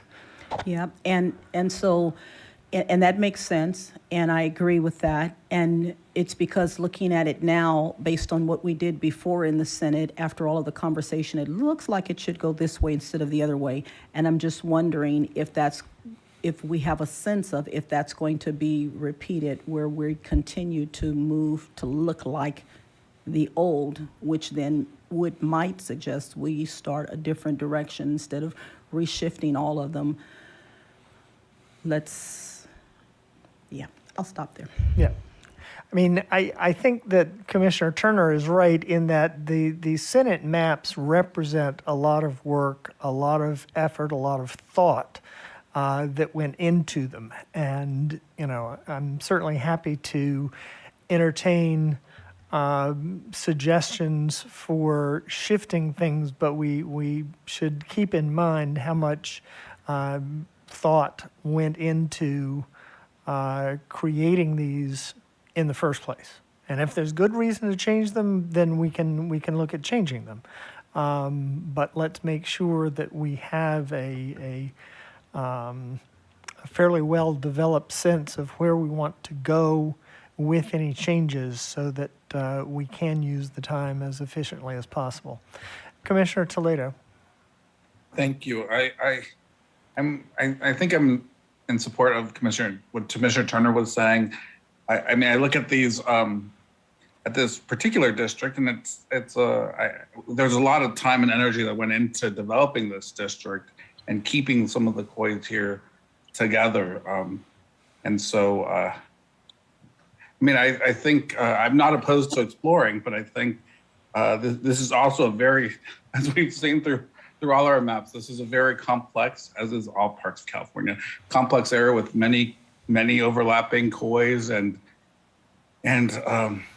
I mean, this district doesn't look, I mean, I think it does a good job of balancing the interests at this point.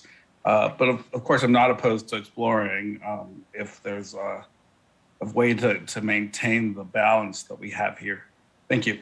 Thank you, Commissioner Toledo. Commissioner Sinai? Thank you, Chair. I tend to be agree with Commissioner Turner, and part of it is we put a lot of work into the Senate map, but I feel like we've gone through master classes since December 10th when we approved the Senate maps, and we've gotten so much more information that maybe there's a way to start at the Assembly map and think through, okay, what do we want to see in the Senate, and then go to the Senate and know where to change it. But I'd rather us be more concrete and say, you know, what we did right, what we liked here and what we'd like to see in the Senate is these parts of these two districts together, because we've done so much thinking, especially when it comes to all of it. I mean, VRA and others.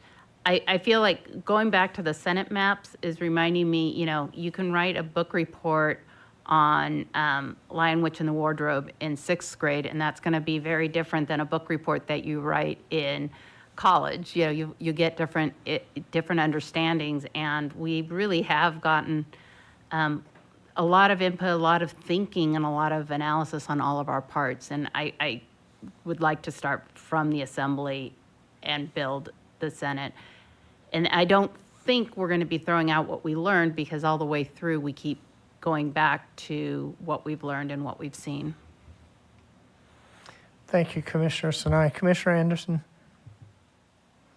Yeah, I agree with what's been said lately. And just as an exercise, I propose that we look at the Assembly maps and we just as an exercise, combine them.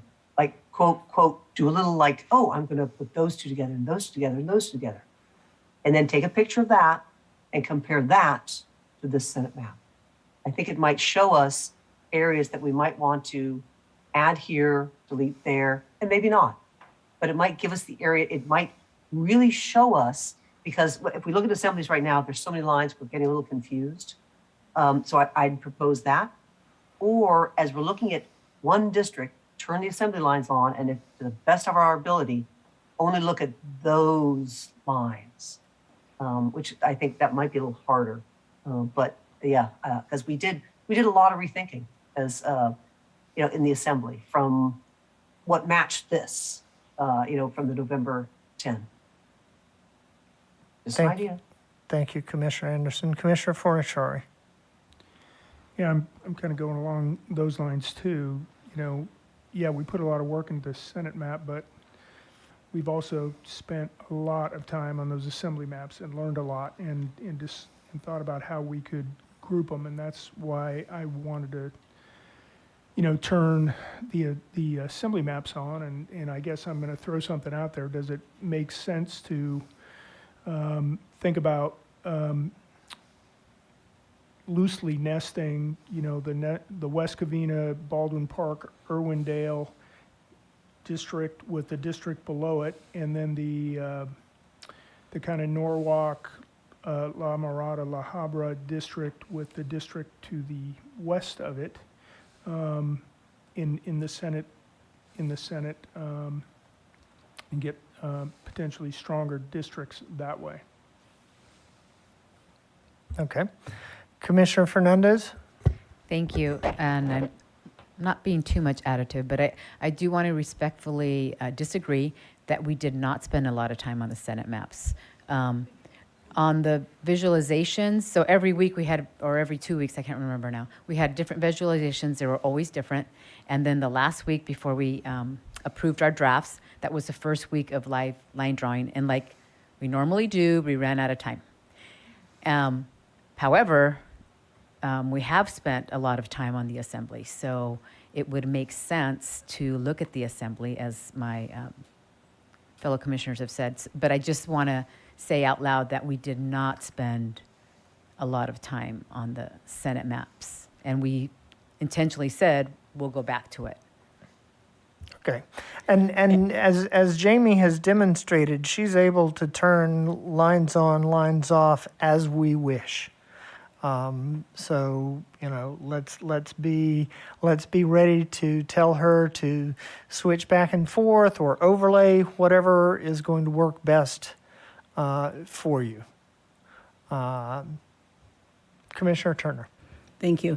And so, Chair, in thinking it through a little bit more, what I think I'm at least want to do at the very least is for us to see if we cannot come to some agreement of our approach that we're trying to take, because it will make a difference and will seem like we're pulling together in the same direction instead of conflict. So are we trying to utilize the assembly maps, whether regardless if we've named it or not as individuals, you know, is that what we're trying to do, or are we trying to stick with the work that was done in the Senate?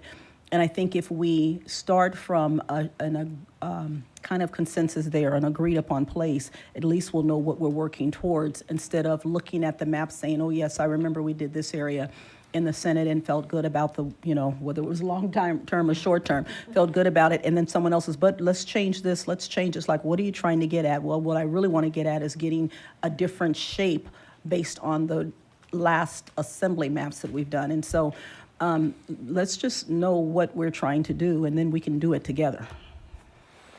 Thank you for that. Commissioner Sadwani? Yeah, so I agree with everything everyone said, right? Like, we have Senate districts. We also put all this work into the assembly map already. We've been thinking about the COIs. I agree with you, Commissioner Fernandez. I actually don't think that we've put in tons and tons of work on the Senate map. I think that there's definitely work to be done here. So just in terms of process, right?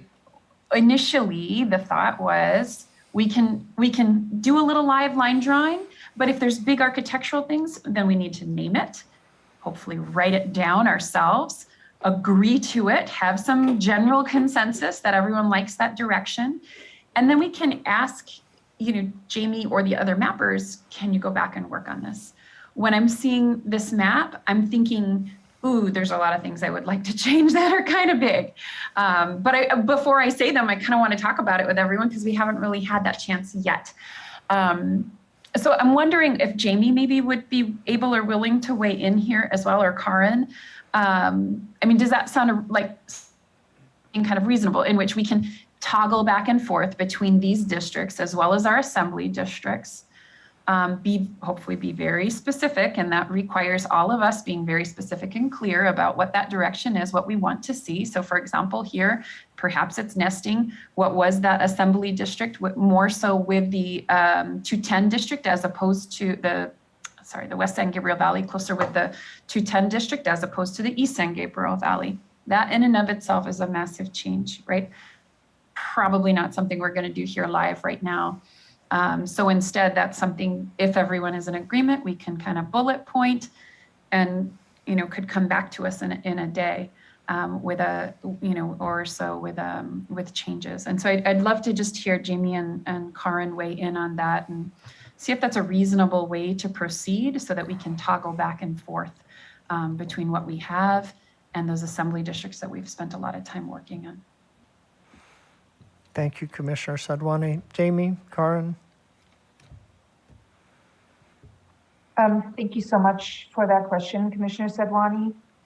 I think considering that it is 12/14, and I think you are planning on being done with these maps in, I believe, 3 days, big architectural changes and things that can be done offline and then be evaluated would most certainly have to really be agreed upon, I would say, by the commission, because while Jamie is working on those, or while somebody else is working on them, they are not live mapping with you.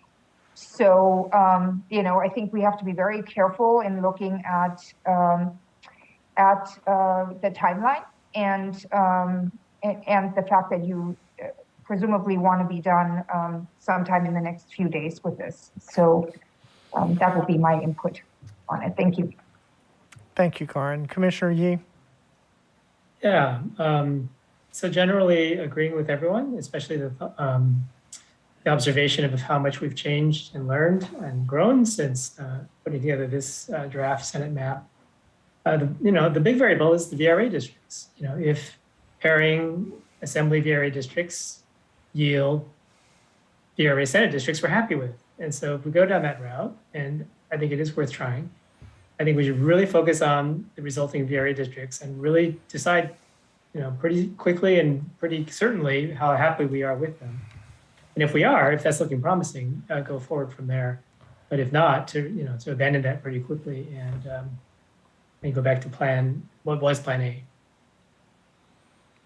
Thank you, Commissioner Yee. Commissioner Okutagawa? I agree with what Commissioner Yee just said. I guess for me, I thought we were just going to start on the VRA districts and try to get those in a good place that we want, because obviously it impacts everything else around it. Just on the larger process question, I guess I'm still trying to understand what the goal is that we're trying to achieve by making these changes, and I think that would be helpful. And we've said that multiple times before, and then we kind of forget and we just go to the changes. So I think it would just be helpful, I think, to Commissioner Turner's point about being able to pull in the same direction. If we all understand what the goal is and we're in agreement with it, then I think it makes all of our comments a little bit more additive than perhaps not conflicting, but perhaps we might think this is the direction which we're trying to go, but it may not actually be that, and therefore it may end up being more confusing and conflicting in terms of the direction that we give to the line drawers. And I think as we get closer, I'm also becoming much more conscious of our shortening time frame, and so I think we just don't have as much time as we did with both the Assembly and the Congressional. And not that we want to shortchange the Senate, but I think we just need to be much more focused now. And especially given our experience that we've had, we can hopefully bring that to this process so that we can be more focused. Thank you. Thank you. So we are looking at a VRA district or a cluster of VRA districts or districts that we might somehow improve, or we're trying not to lose where we've achieved that. And Commissioner Sadwani has proposed a general direction for this particular district, that we might look at combining the West San Gabriel Valley district with the 210 district and the East San Gabriel Valley area with an area to the east. Again, that sets off a whole series of changes that we need to think through and determine whether it is something to be pursued, because it is going to take a good bit of time. And even if it's done offline, it's going to take a good bit of time. I think we're at a point where we need to be very specific about changes and reasons for changes. A general sense of, well, we've learned from the Assembly districts. The only option that I see there is just almost ignoring the Senate maps and saying we start with the Assembly maps, we go these two, and make modifications from there. But is that our best way forward? Commissioner Toledo. I mean, I think we have we have strong draft maps, I think, in this area at least. But what I was going to say was that if we're going to make changes, we should align them with our goals. So, what are our goals in this area, and making sure that we're not inadvertently having, not reaching our goal by making changes. And so maybe we just need clarification on our goals for this area in terms of districts we want to unify, communities of interest we may want to unify, majority minority seats, whatever the goals are, right? And then work with that in mind, because otherwise we may be disrupting our COIs, which we put together very carefully, and it did take us quite a bit of time to get here. So those are just my thoughts. Right. Thank you. Commissioner Turner? I would love to pick these two, as far as assembly. But in addition to some of the areas, some of the COI testimonies that we tried to accomplish in assembly and just didn't work out there. And so where we come across those areas, perhaps making some changes, if we can, for the Senate that we couldn't for assembly. So I don't know, I think, and then once we do that, that seems to be a quicker process. Not that that's the way to go, but it'll let us know where all of the problem areas are and why are that. Maybe there's some natural fits. And we can then count that area accomplished and then move to areas that, we're having a little bit more difficulty in. Okay. Let me offer a suggestion that we do a pilot, that we take Los Angeles County, that we start from the assembly districts, that we look at which assembly districts to pair. We see, this is a relatively finite number of districts. We see how that goes for us, and we determine whether that's an approach that we want to continue with through the rest of the state. Commissioner Toledo. My major concern is with that is around the VRA districts, right? The VRA district, you can't put two VRA districts together, and I mean they'll all have to be crafted to ensure their effectiveness, and that may mean that they may have to look. So that's just my concern. And I'm not opposed to moving in that direction or doing that. I just think with the VRA districts, we just have to think differently than maybe other non-VRA areas. Thank you. Right. Right, and nothing is saying that this is that the goal here is 100% nesting. The goal is to build areas that we are comfortable with and then massage them to where they work, including making sure that we are meeting our VRA obligations to the best of our ability. Thank you. Other comments? Commissioner Anderson. Yes, because that's exactly what I proposed. But I did want to make sure that I was indeed talking about looking at the assembly map, looking at any of the districts that we consider already VRA or are close to our VRA districts, close to the VRA area. Look at those. Don't worry about all the rest of it out and around, but look at those. And go, okay, I'd kind of like that together and that together, create a quote Senate map and compare it and see, do we like that? Because I think we're going to, even when we do that, like Commissioner Sadlani, well, I kind of want this one going up, and then modify those, fix those. And then we'll actually have a VRA for the Senate, and we can adjust, and this is something that Jamie could certainly do, then make suggestions to create the kind of rob from here and put around here to fill out LA County. And I think that's a very doable thing. I think that's going to be, it might actually be the fastest thing we could possibly do. But I would like to hear Jamie's comments on these couple of suggestions. Please. Yep. Okay. Jamie or Karin, either one.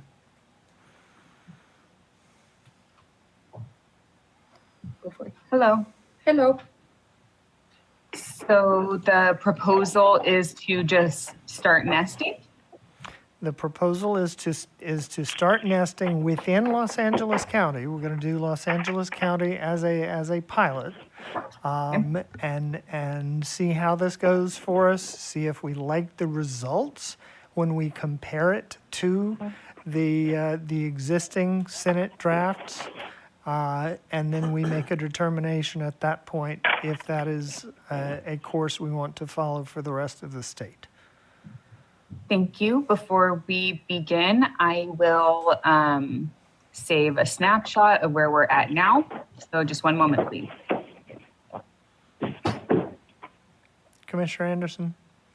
Yes, that I'm not saying nest everything. I'm actually saying, because we need to do the VRA first, and I think we should concentrate on, see if we quote nest those, any of the, like I'm looking at this one, the assembly, anything within assembly districts within the areas that would be VRA consideration.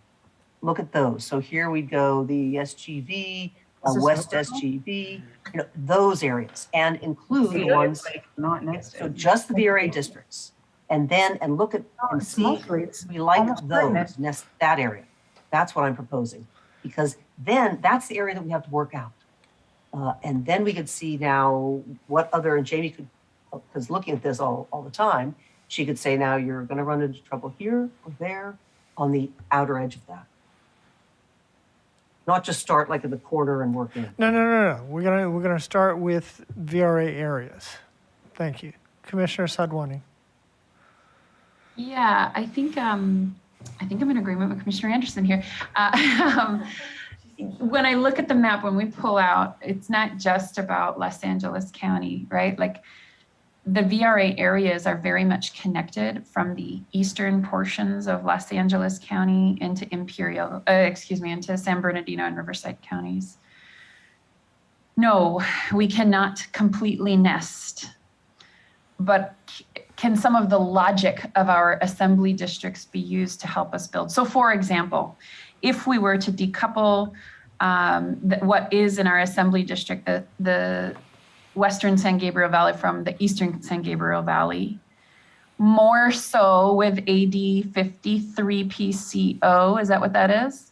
Yes, right? Clearly, you're gonna have to take more San Dimas. This is not a complete nest, right? There's gonna need to be some changes there, but perhaps like that would be a general direction that I would be really curious to see. And then I know that a lot of those assembly districts in Riverside and San Bernardino are also VRA districts. I'd like to see some combination of them. I don't even know to what extent that even aligns with what we have in our current Senate draft for the Inland Empire, but we know that we did a lot of work on the COIs throughout there. And so I'd like to see where that puts us. That's not to say that that's going to be our final district, because we'll have to make sure we're hitting the CVAPs, that it would be able to perform, that the communities we're trying to protect can actually elect candidates of their choice. But to me, that would be kind of the general direction I'd like to see our Senate map move in, and then kind of come back and clean up. I think we can clean up a lot within the Los Angeles area once we have those VRA areas locked in. Okay. Thank you, Commissioner Sadwani. Commissioner Toledo? Yeah, I would want legal to weigh in on this approach, just to apprise us of any potential risks that we might encounter along the way. I mean, I'm also thinking, right, because VRA really is about people, not geographical locations, and as we start moving the lines, we potentially could be shifting the VRA districts and putting in, just like we did in the assembly, putting in non-VRA areas with VRA areas makes it a brand new VRA district, and so potentially does. And it could be. I would just want some advice on that and some clarifications. Thank you. Mr. Becker, you're back with us, I believe. Yeah, and I literally came back on as Commissioner Toledo was just speaking, so someone's going to need to summarize the process that is at issue because I had to hop off for about 15 minutes. Okay, so the idea is that we take our assembly districts, which represent a lot that we learned in the process of developing those assembly districts, and we look at combining assembly districts to give us a general concept of what a potential Senate district might be, that we look at that potential Senate district and make whatever modifications to it we believe are important to make, and we can compare that to what we have in the current Senate plan. But the idea is that if we do this, if we go through this process focusing on Los Angeles County, and that doesn't mean that we can't cross county lines at all. I think that we would want to limit crossing county lines to districts that have a presence in Los Angeles County, just so this doesn't get out of hand as far as the scope of it. But if we see that approach works for us in Los Angeles County, that we could then generalize it to the rest of the state. So my thoughts are primarily process-oriented and not necessarily legal. There's no legal reason you couldn't do that, but I will say, and I defer to the line drawers on this as well, I heard Karen McDonald make this point. You're 13 days away from the deadline, the legal deadline, and less than that with regard to the target deadline. If you're to do that, it's likely that it could have a rippling effect with regard to populations and already considered inclusion of communities of interest and other aspects that came into the drawing of both these lines and the Senate lines. I'd also say that, generally when nesting is a higher criteria, there are states like that, Alaska, for instance, where nesting is a higher criteria and they nest by definition their House districts within their Senate districts. They start drawing the House districts with the idea that they are going to nest. That has not been done here, I don't believe. And so you could end up with a very significant domino effect that would cause the reconsideration of a variety of lines that you've already drawn. So that's my advice. Again, it's process oriented. There's no legal reason you can't do that, but I think it might create significant problems and considerations with regard to why the Senate maps were drafted the way they were in the first place. Could you elaborate on that last point? Well, you authored, you put out some draft Senate maps for public comment. You gave 2 weeks for public comment. This is a major change from that. Those Senate maps did reflect considerable consideration of criteria that are above the nesting criteria: communities of interest, political geography, equal population, VRA, et cetera. It is, I think there's some pros and cons of nesting. Again, this is a process type of point I want to make. There are pros and cons of nesting. It is in there as the least important criteria in California. But generally, if you're going to nest, it's something you need to consider very early on so that you can draw the lines knowing that you intend to nest, rather than put out draft maps that are not nested for public comment and then go back to a very, very low rated criteria later on. That's basically what I mean by that. Okay, thank you. Commissioner Turner, did you have a further point? I did. Two things. Number one, I wanted to be clear that from my perspective, nesting is not the point. From my perspective, we worked hard on various communities of interest, and we made adjustments as we went along in the assembly to ensure we were incorporating all of the public comment that we're giving. No move further to the east, west, south, and north, et cetera. And so I think they reflect what we intended to be kept together. And so not just for the sake of nesting, because of the work that was already done, that was very different than some of the work that we did in Senate. Number one. The other piece is I wanted to understand, I think Commissioner Toledo said, you mentioned something about it being a problem for putting two VRA districts together, and I totally don't understand what that problem would be. For sure, if that's a direction we went in, we would, if it was in a VRA area, it'd be looking at the CVAP numbers and, adding and taking away population so that we can keep it, high or whatever. But it seemed like you were indicating that there was a problem just in combining the two. And if that's the case, I want to understand that. Commissioner Toledo, would you like to respond? Yeah, I mean, when it comes to VRA, it's not necessarily geographical standpoint. People are maybe in like 3 districts rather than 2 districts. Because the in order to maximize the opportunity for, maybe maximize is the wrong word. In order to ensure that the protected class has the opportunity to elect candidates of their choice. So you're really looking at it just nests. And maybe it's because we're using the word nesting, and maybe that's the issue. But by combining two VRA districts don't necessarily create two assembly VRA districts don't necessarily create, in my opinion, a Senate district that it may be adequate to meet the needs of. Just because every area is so different, so you have to look at them individually as opposed to. So that was my take, but I'd appreciate legal to weigh in on this as well. Mr. Becker? So it's just unclear. I mean, just because you have 2 assembly VRA districts doesn't mean you've created a proper Senate VRA district by combining the 2 of them. The electoral dynamics might be different. There might be packing in districts or not, which is not to say it can't be okay. It can be okay. It's just it's not automatically okay. That's basically what I'm saying. So we need to be.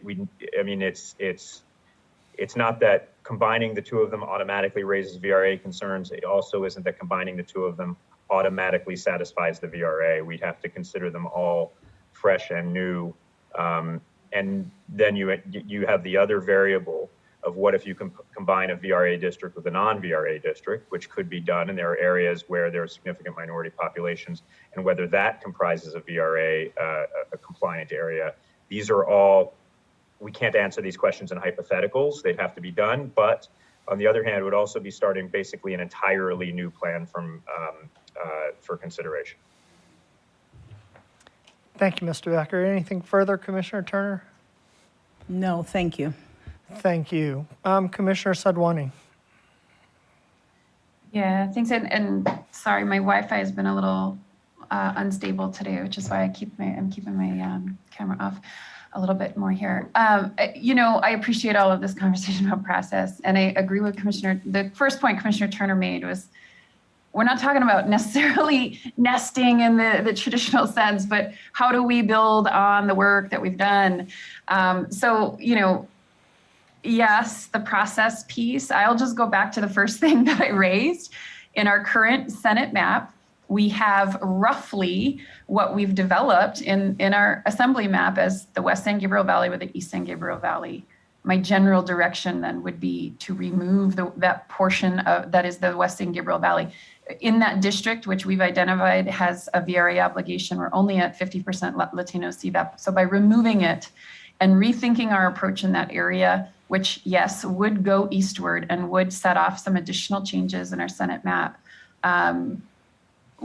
would improve the CVAP. So that's, for me, the goal. We don't need to necessarily do, actually, the rest of the LA map, to me, for me personally, and we haven't really talked about it, it's about some minor tweaks around the edges, actually. So I don't necessarily need to start with the full assembly review necessarily, but that one change alone, if we wanted to do it, and we haven't arrived at whether or not that is something that the full commission wants to do or not, would set off additional changes to the rest of our VRA districts. And that's why I raised it, right?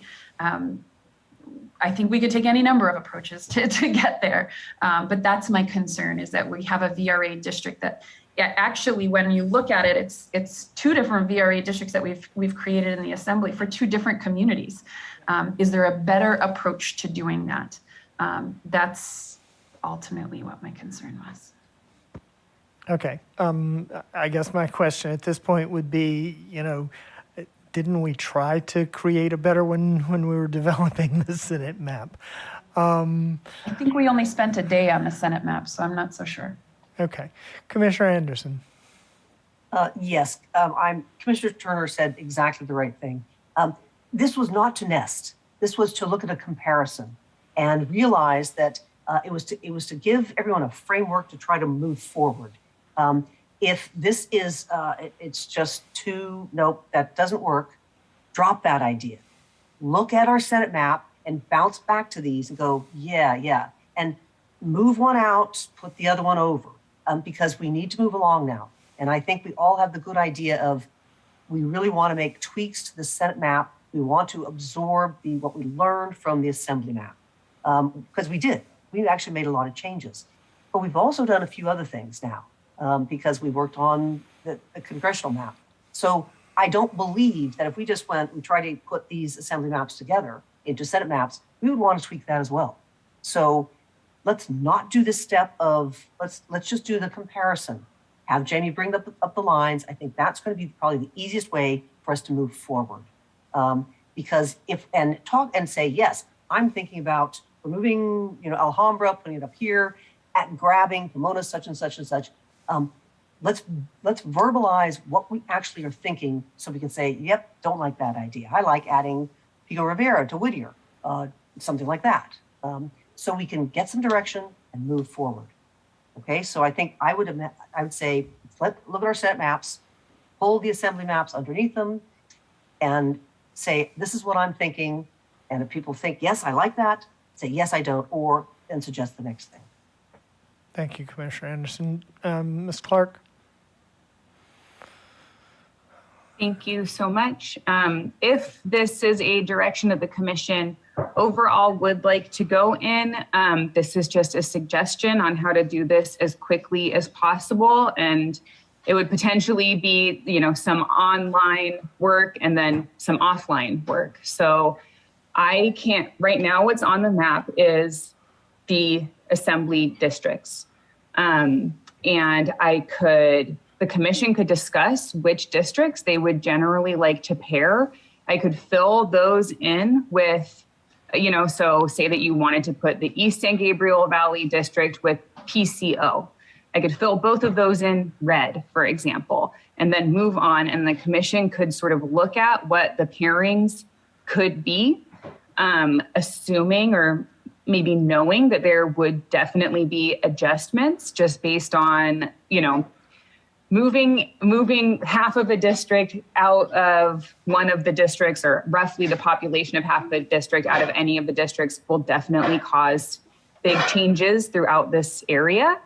So then the commission could kind of look at what pairings could occur, and then also give direction on what, see if that's even something that you are interested in doing after, looking like really in terms of pairing districts. And then also, if that's something that you even like, then giving direction on, what to remove or what not to remove. Knowing, for example, I'm just going to use El Monte as an example. In your Assembly draft, it is split, whereas in the Senate map, it's not split. And, looking at the pairings that have been discussed so far, it's replicating that split potentially unnecessarily, or in a way that the commission doesn't want to replicate. And that would be true across the map, across the state. So that's just a suggestion for moving forward, and thinking about your deadline, thinking about time right now. Okay, thank you. Commissioner Toledo? I was thinking about, so I'm trying to understand the conversation a little bit, because I'm hearing two different things. One is, I believe what my understanding, and Commissioner Anderson, correct me if I'm wrong, or others can, is that we would be nesting so that we can evaluate the maps that we have. So it's more an evaluation, trying to compare our maps, the draft maps that we have now to nest, for lack of a better word, the grouping of two Assembly seats and trying to find opportunities for improving our draft maps. So it's more of an evaluation tool rather than a reworking of the districts. And I don't know if that's what I'm understanding or if I got it all wrong, but I'm just trying to understand at this point. Thank you. Commissioner Can I answer Anderson? that one? Yes. Yes, that's exactly what I was saying. Put them together and then put them up underneath it. I think that that's going to be more complicated than. I don't really recommend doing that. I like kind of the idea of putting it up underneath it. I think that might help the group move forward faster. I think if we do this step, it might get confusing and it'd be like a whole nother step involved. And so I'm trying to get the group to move forward. And I believe Commissioner Sadwani had an idea of, let's look at what we have. And, she's saying, let's take Alhambra out. We're actually going to sort of shift this over a little bit. And I think going back and forth between our assembly districts with our Senate map might move us along the fastest. Thank you. Commissioner Sinai? Can we pull up the Senate map? This is just for an example. Sorry, the Senate draft. So if we look at the Senate district that has Long Beach in it, right away, I'm sure all of us were like, ooh, because we did so much talking about it in the assembly district. And so what we could, for me, I just kind of looked at that one and said, okay, I know we want to, if we can, Long Beach, shouldn't be in this one, and we can move it, we learned from just a day or two ago what might work in this area. I've got two screens up, and I've got the Assembly and the Senate map, and I think as much as we can have two screens or two tabs, a tab open to look at them. But I think we're ready. We've had enough conversations, and I think we've landed on we need to start with the Senate drafts as the base, but looking at our assembly and saying what we liked about the assembly maps that we'd like to see in the Senate maps. And how we do that, having both sets of lines gets confusing, but if that's how people want to go, we could go that way. But I think we're all agreeing at this point. Okay, so let us, Jamie, if you can back out just a little bit.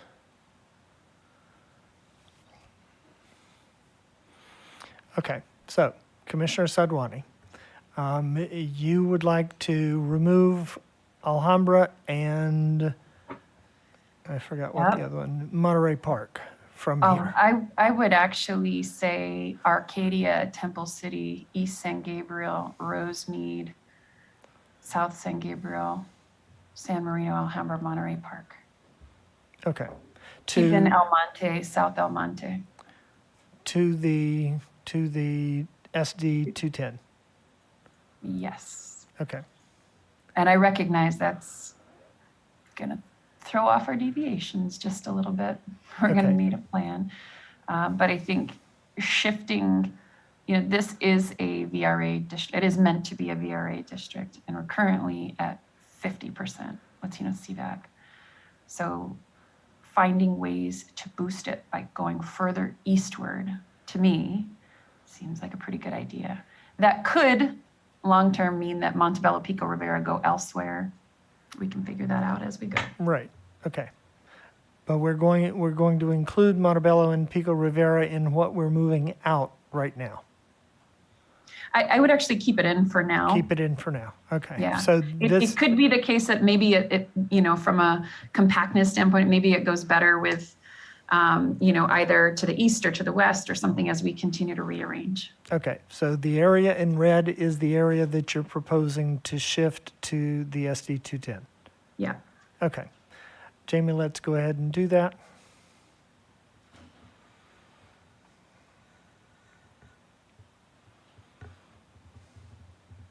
Okay, so now we need population.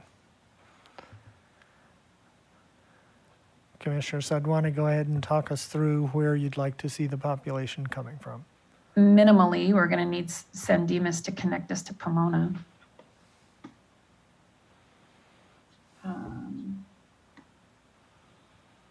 And then here again, and this is a question for mappers. What is the best way to proceed here? And I think pulling out and including Ontario and Chino, certainly those are areas that we have covered in other VRA districts. And I mean, Montclair would have to be in there too.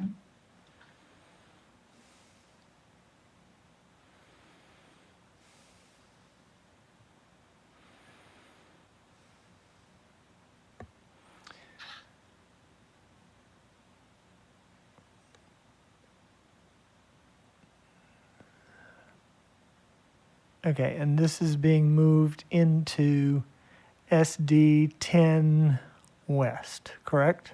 Correct. Okay, Yes. so that Just a note is that the deviation of SD 10 WE would be 15% overpopulated, so not all of this area could be included. understood. Understood. Yeah, and that's where, to me, starting in El Monte going east, becomes more of a, semi-suburban sort of area, which is where I'm kind of left wondering if Montebello and Pico Rivera end up going elsewhere. But a part of answering that question, I mean, we can, again, a question for mappers, how do you want to proceed?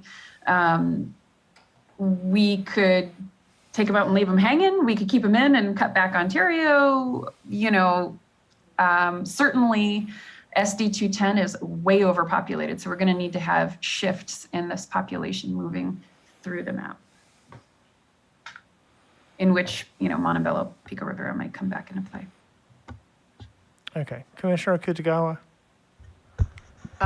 Well, this might help minimally, but I noticed that North El Monte was also taken, or I think taken out or left in, I don't know, I think taken out of this current district. So you might want to put it in just so that all the El Montes will stay together. So that might be small, yeah.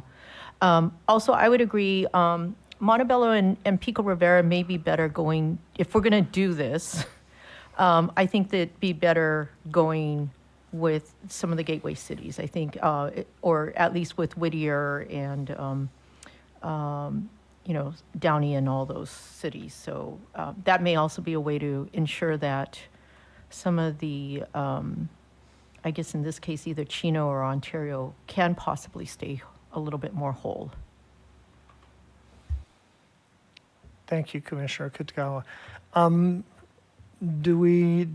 Commissioner Sadwani, do you want to propose removing something from the selected area before we make this change to get the deviation down from where it is?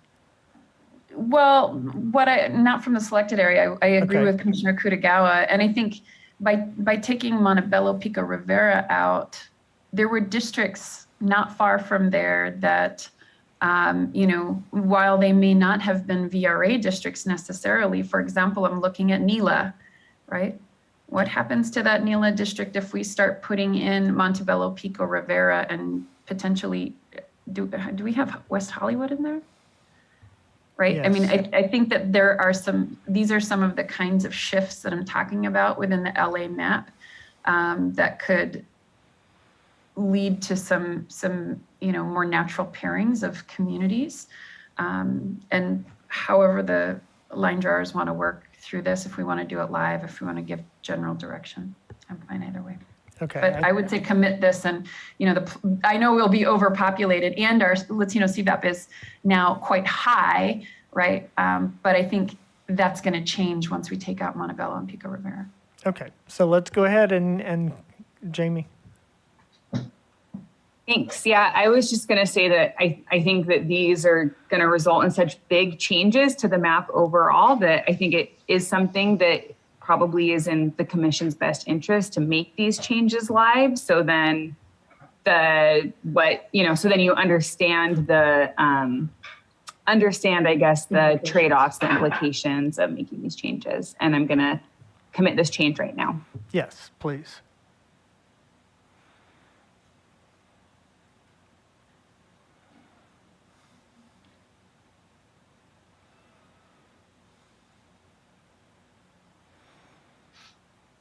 And then, as Commissioner Sadwani had suggested, let's move Montebello and Pico Rivera to the Nila district for now. they may go elsewhere eventually, but let's look at what that does for us.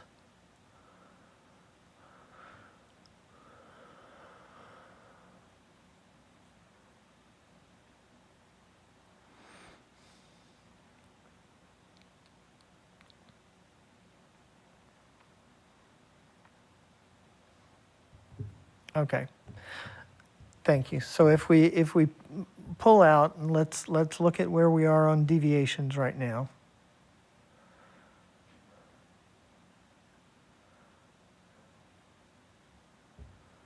So the deviation of the SD, the 10 district, that would become 3%, and the Latino CVAP would be 58.84%.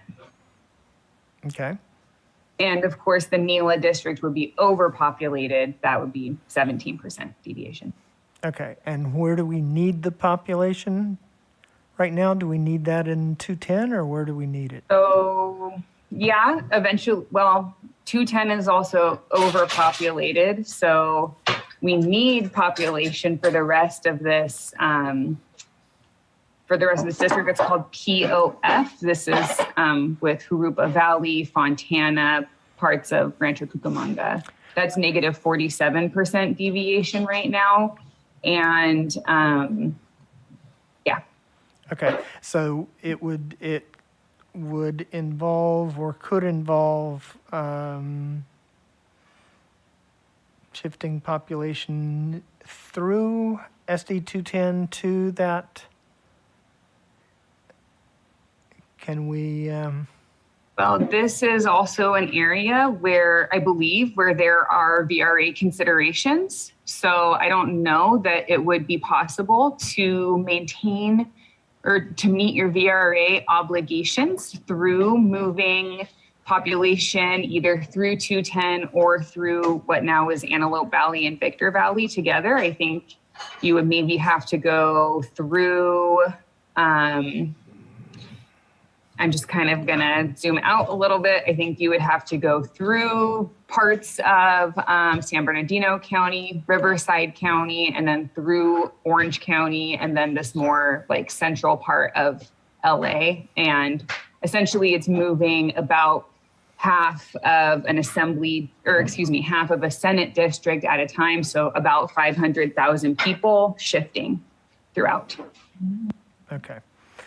Let me pause a minute and call on Commissioner Anderson. Yeah, thank you very much, Jamie, for that description. And Commissioner Sadwani, I really like where you're headed here and how you're headed. I see a couple of things that would help us here is maybe if we put that, the jingles, the 3-condition map that shows the entire area that we're looking at, just reflect quickly over that to say what areas what areas are we looking at that we need to cover, which might give us a limit in terms of how far we can push to one area without losing it. But I also like the idea is when you're grabbing an area, you'd like to move that just to have kind of consensus over does anyone else have, oh no, I really want that area in, because then we won't have to revisit. We can sort of do this as we go and do it all together as a group. I think that might, we don't want to get into the just one person doing things, which I don't think was going on, but just a little bit of facilitation there, I think might really create this a little more quickly, because I did see other commissioners have their hands, and this is an area where a lot of people have worked on this quite a bit. So it just might help a little bit if we did those two things, kind of did the overlays, we know how far out we don't want to go beyond, and what areas we have to make sure we include. So if we could maybe pull that map up. I don't know if other people think that's a good idea, but I think it would certainly help me know what areas we don't want to leave out. Right. Jamie, do you have that as a layer? No. Okay. No, I do not. Mr. Becker.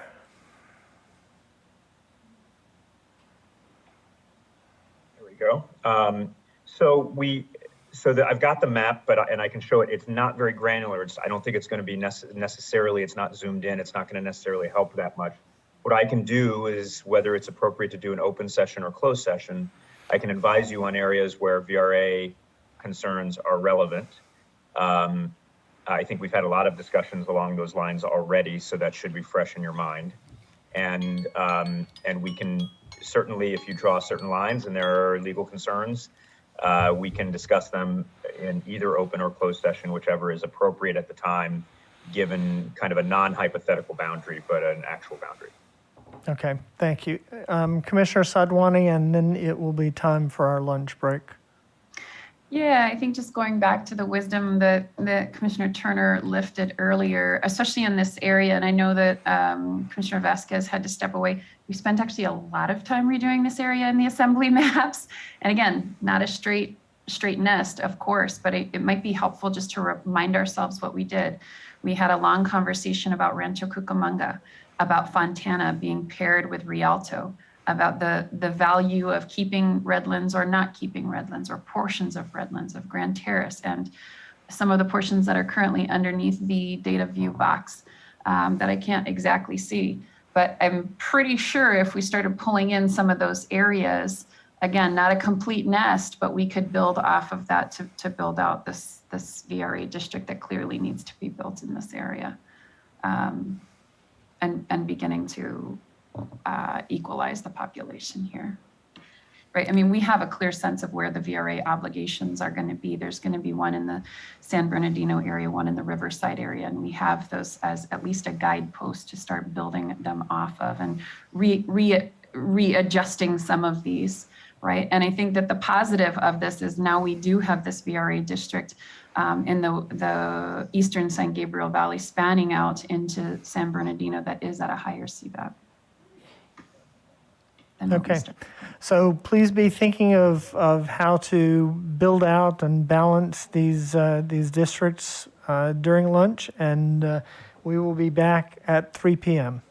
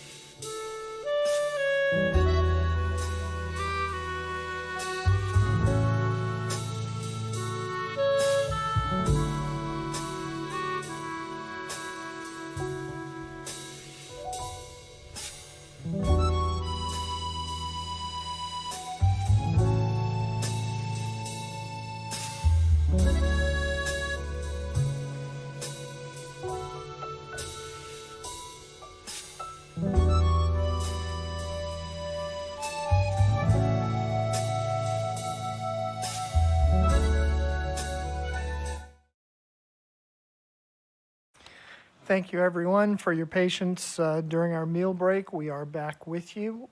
We are currently exploring ways that we might strengthen our Senate plan beginning in Los Angeles County. Commissioner Sadwani had initiated an exploration of doing some recombining of elements from our latest assembly districts, and so we are currently looking at what our next step is. So, Commissioner Sadwani, do you have a suggestion of where you would like to go next with this exploration? Well, I guess the question that I have is, one, are we all in agreement in making these changes, right? I mean, I think the real focus here that we said going into this is strengthening our VRA districts. And at minimum, taking out this region in a VRA district and extending it eastward has done that. Certainly, I see a path forward to continuing that work in the Inland Empire. That being said, and right now, the changes that we've made are leaving a lot of population hanging around, right? Like we're over in the 210, we're under in the POF, et cetera. So my question to Jamie is, Jamie is focused in the Los Angeles area. Do we leave what we've have done here and start looking at the other VRA districts in LA so that we can rework the Inland Empire with Sivan? Or do we continue on? So that's a question for Jamie. And for the full commission, I mean, I'm not hearing anyone's response on these changes. So I think I just need some confirmation if this is definitely the direction folks want to go. And I think the focus for me is, how do we improve and strengthen our VRA districts? I see this, the removal of this Asian American COI that we've heard a lot about, that makes up or comprises an Asian VRA district in our assembly maps.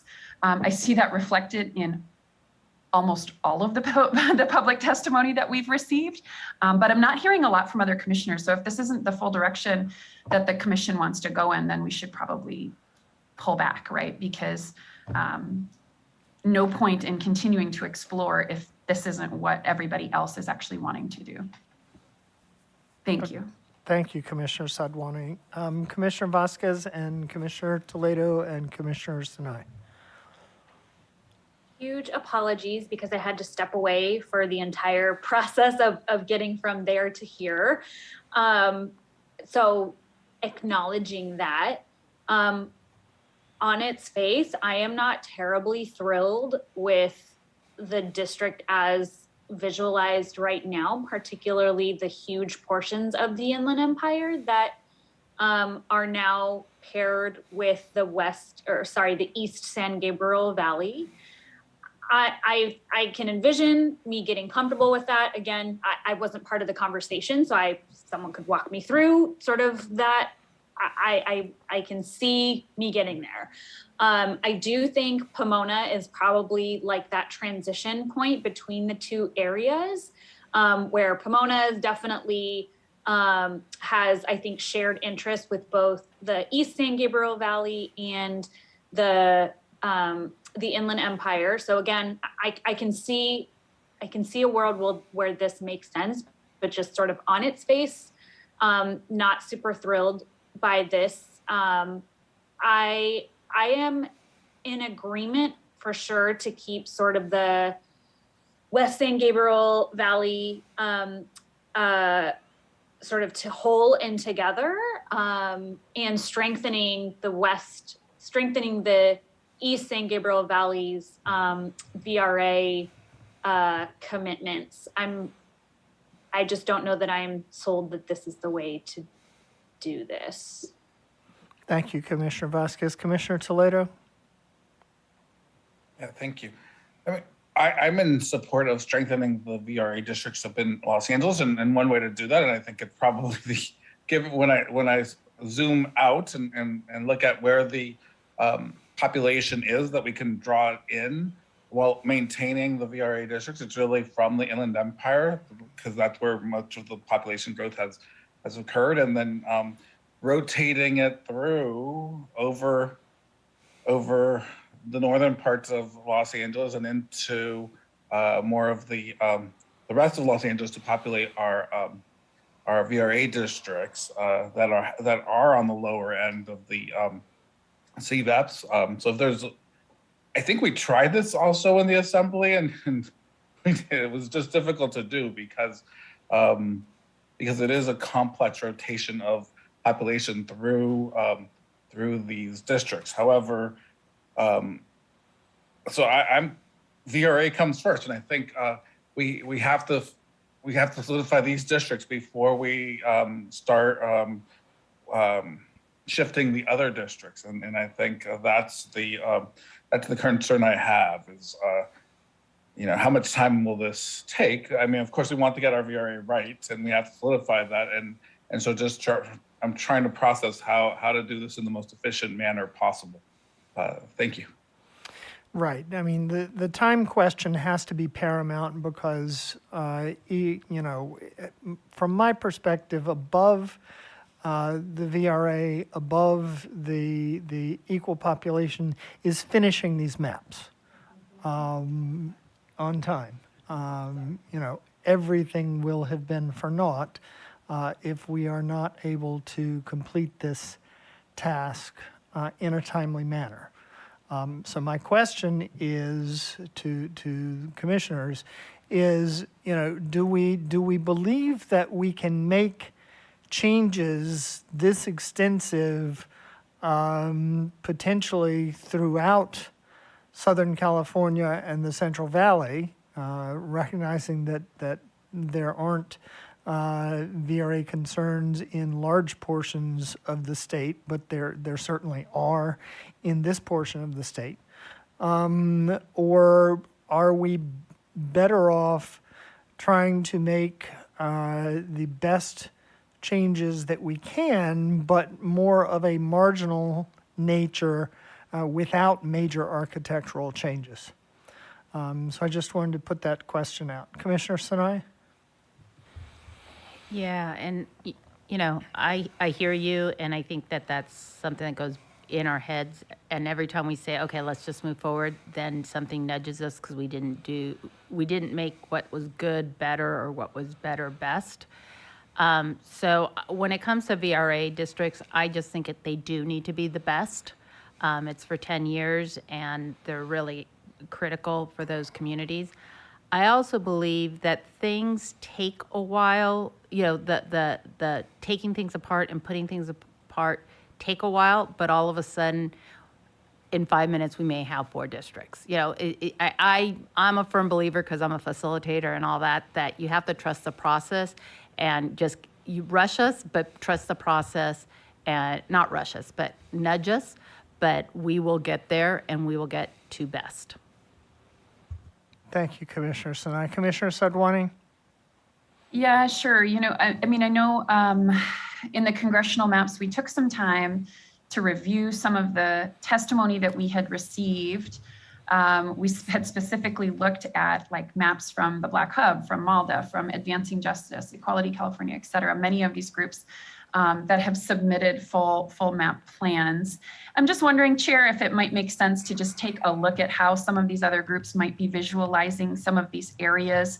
I think many of them were certainly cognizant of VRA obligations and perhaps advocating for the strongest possible VRA districts, and perhaps that could help as a guide, not to say that we would adopt any one version of those, but perhaps just taking a moment to reflect on what we have seen, and certainly coupling that with all of the community testimony that we have received. I don't know if Jamie has any of that loaded, but if it's reasonable to you, Chair, it might make sense and maybe can help us answer just how doable this work is, and if we actually want to go down such a path. Very good. Thank you. Jamie, do you have any of those available to us?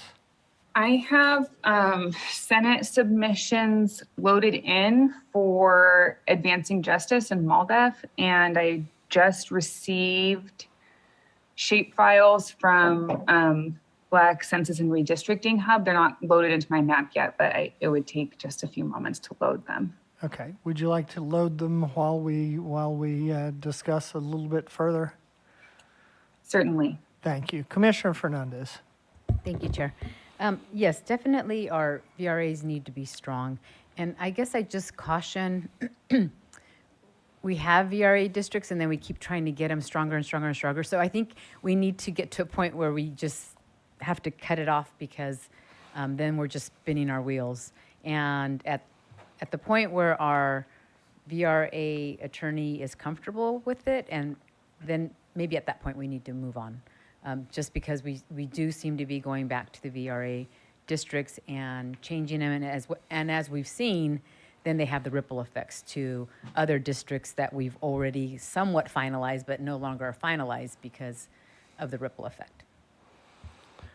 Okay, my sense, and I lost track of whether Mr. Becker is with us right now or not. Is I am. that you are? Okay. Do you have a general sense of being okay with where the Senate maps are before any changes, or? A patient whose relatives have honeybee hives that give me a huge jar of We've honeybee. got background from someone. Commissioner Yee, is that your mic, or I don't know who's? All right. Thank you. So I think we've already been over my judgment on some of these districts in the LA area, so I'm not going to rehash that. I don't know if you're asking for what my view of SD10WE is under the adjusted configuration. No, I don't think there are any not yet. VRA concerns about Yeah. it. Okay. No. Okay. Someone's hand had gone up. Can we scroll back to the top of the? Thank you, Commissioner Kutagawa. I just have a question. I guess since we're starting now from, in a sense, I don't want to say from scratch, but if we're going to be, readjusting these VRA districts, I know that there's been an effort to try to keep the changes localized, but I think my concern with this kind of large change is that we have to, if we're going to do this, we just have to be open to all of it. Because I think there's going to be ripple effects to the Inland Empire, which then ripples to San Diego. I guess, or if we're going to go up towards Central Valley, I'm not sure which way once we get into the Inland Empire, if we're going to go left or we're going to go right, I guess, in a way. So I think if we do this, I just want to say, I think, we just got to not try to keep it localized. I think we just got to let the ripples kind of work itself out and see what happens. I know there are probably people that are probably just thinking, it's like, oh my gosh, what are we going to do? But I think if the goal is to create, stronger VRA districts, if through this exercise, clearly, there's some dissatisfaction, or perhaps more of a desire to do better, not dissatisfaction, but a desire to do better, then if that's the case, then, I think we just need to try to see what that's going to mean for the other districts and not try to constrain ourselves to just like, let's just keep it to LA County, because that may not be workable. So, I mean, if we're going to do it, let's do it right at this point. Thank you, Commissioner Kutagawa. So Jamie. Hello. Hi. I was able to load I was able to load the Black Hubs proposal into the map. I am happy to just kind of look at all of these together. I have not had a chance to assess or evaluate any of these really. So one moment, I'm gonna turn off the commission's districts and turn on, who would you like to see first? I have MALDEF, Advancing Justice, and Black Census and Redistricting Hub. I think given what we're working on, let's look at MALDEF first.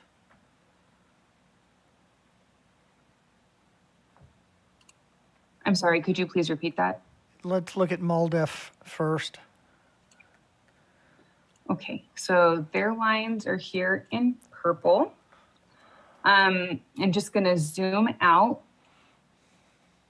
So I think essentially what it would do is redraw a lot of your, redraw a lot of the area. So I think that would just would be something that Commission would have to be comfortable with if you were going to move in a path forward. So they do include some of these areas in the Inland Empire with the East San Gabriel Valley areas. And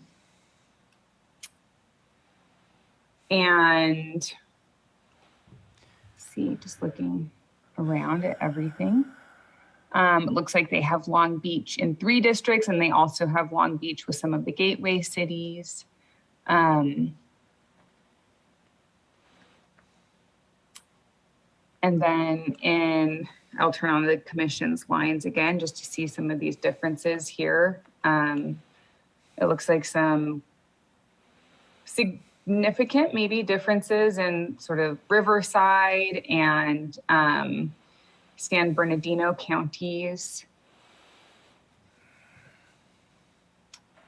And they have the Victor Valley and Antelope Valley separate from each other.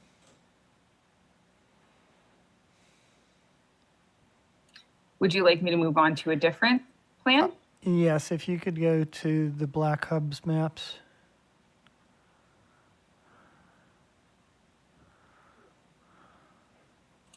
Okay, so here their lines are in red. It looks like in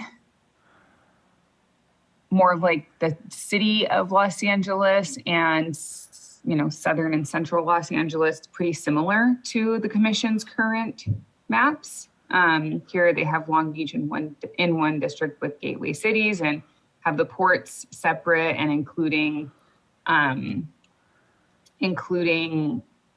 some of these cities like Hawthorne, northern part of Gardena, Compton, et cetera, with San Pedro.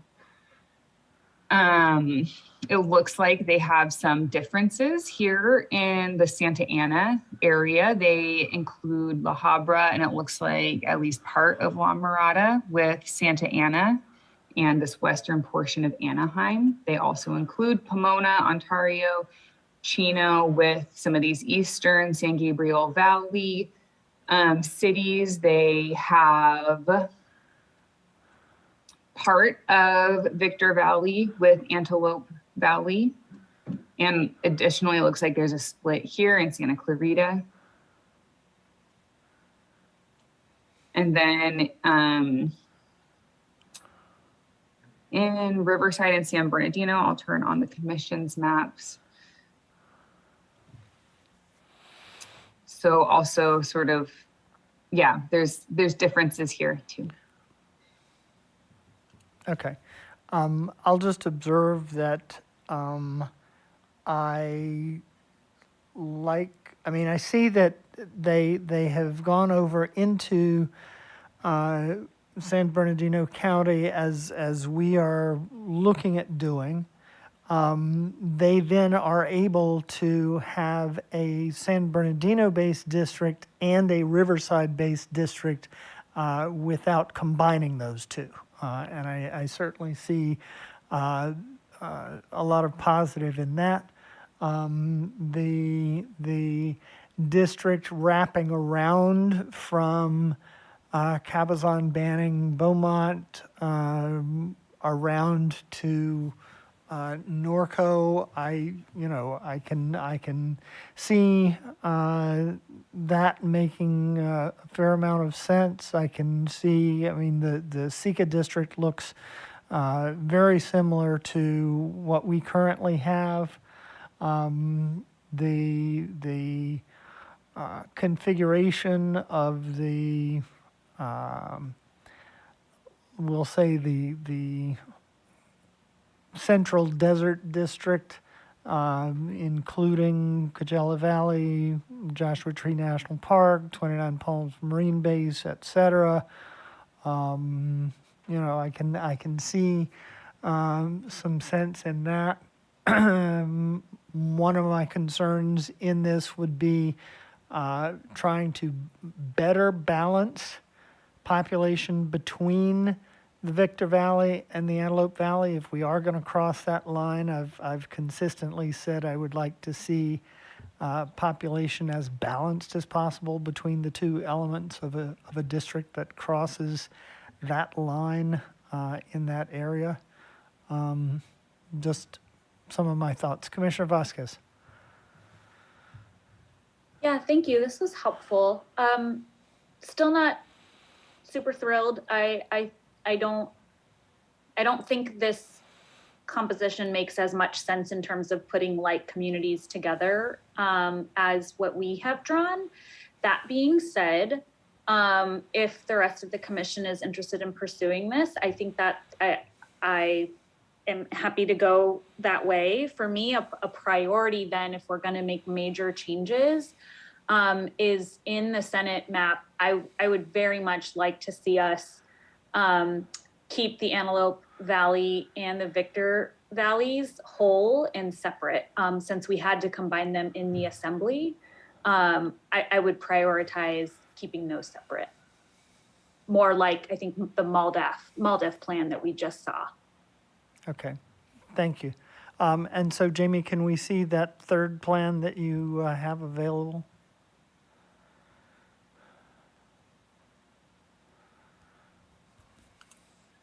This is the Advancing Justice plan. So just a quick overview is, again, sort of in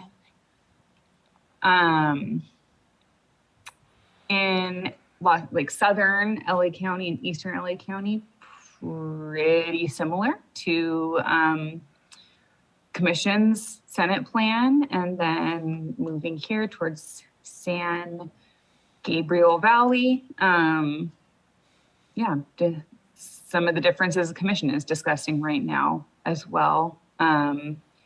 Moving into Pomona, Ontario, Chino here in this district with East San Gabriel Valley. This looks similar to Black Hubs, and it looks like an identical, potentially sort of split with Black Hub, which is having Victor Valley split with Antelope Valley, Santa Clarita split, and then having some of the San Fernando Valley areas and areas along 210 included with this Antelope Valley district. I'm going to turn on Black Hubs as well. And yeah, it looks like it's the same submission. Okay. In terms of shape. Right, okay. Commissioner Sadwani. Yeah, I just want to say thank you, Jamie, for showing us that. I really appreciate it. And I hope folks see where I was coming from in trying to remove the Asian American koi that we've heard a whole lot from. It is reflected in all three of these maps as not being a part of a VRA district, a strong VRA district that it can perform for the Latino community, who is the protected community in this district. And I definitely understand the concern of putting together communities that aren't similar. But, we've talked about this before, in the Senate map, we're putting together 1 million people. So it's gonna happen that there's gonna be pairings that are people that are different, right? I mean, that's the nature of a humongous districts that are like this. And, we can debate whether or not there should be such large districts, but nevertheless, that's the job that's in front of us. So, again, I'll just pose the question, is this the direction that the Commission wants to move in? And if not, we can revert and just accept what we've got. Okay. My sense is that for this, for improving representation in this VRA area specifically, I am happy to continue along this line. I would think that we would generally try to limit the ripples to a reasonable extent. I mean, if we completely obliterate the map, we're starting over, and I really don't think that's the best way to go on this.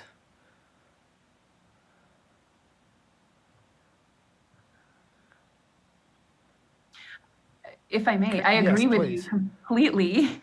To me, and that's from the get-go, I've kind of said, to me, a lot of the stuff happening in LA is generally good. And it's like moving around this one district does set off a lot of ripples that we'll then have to work out.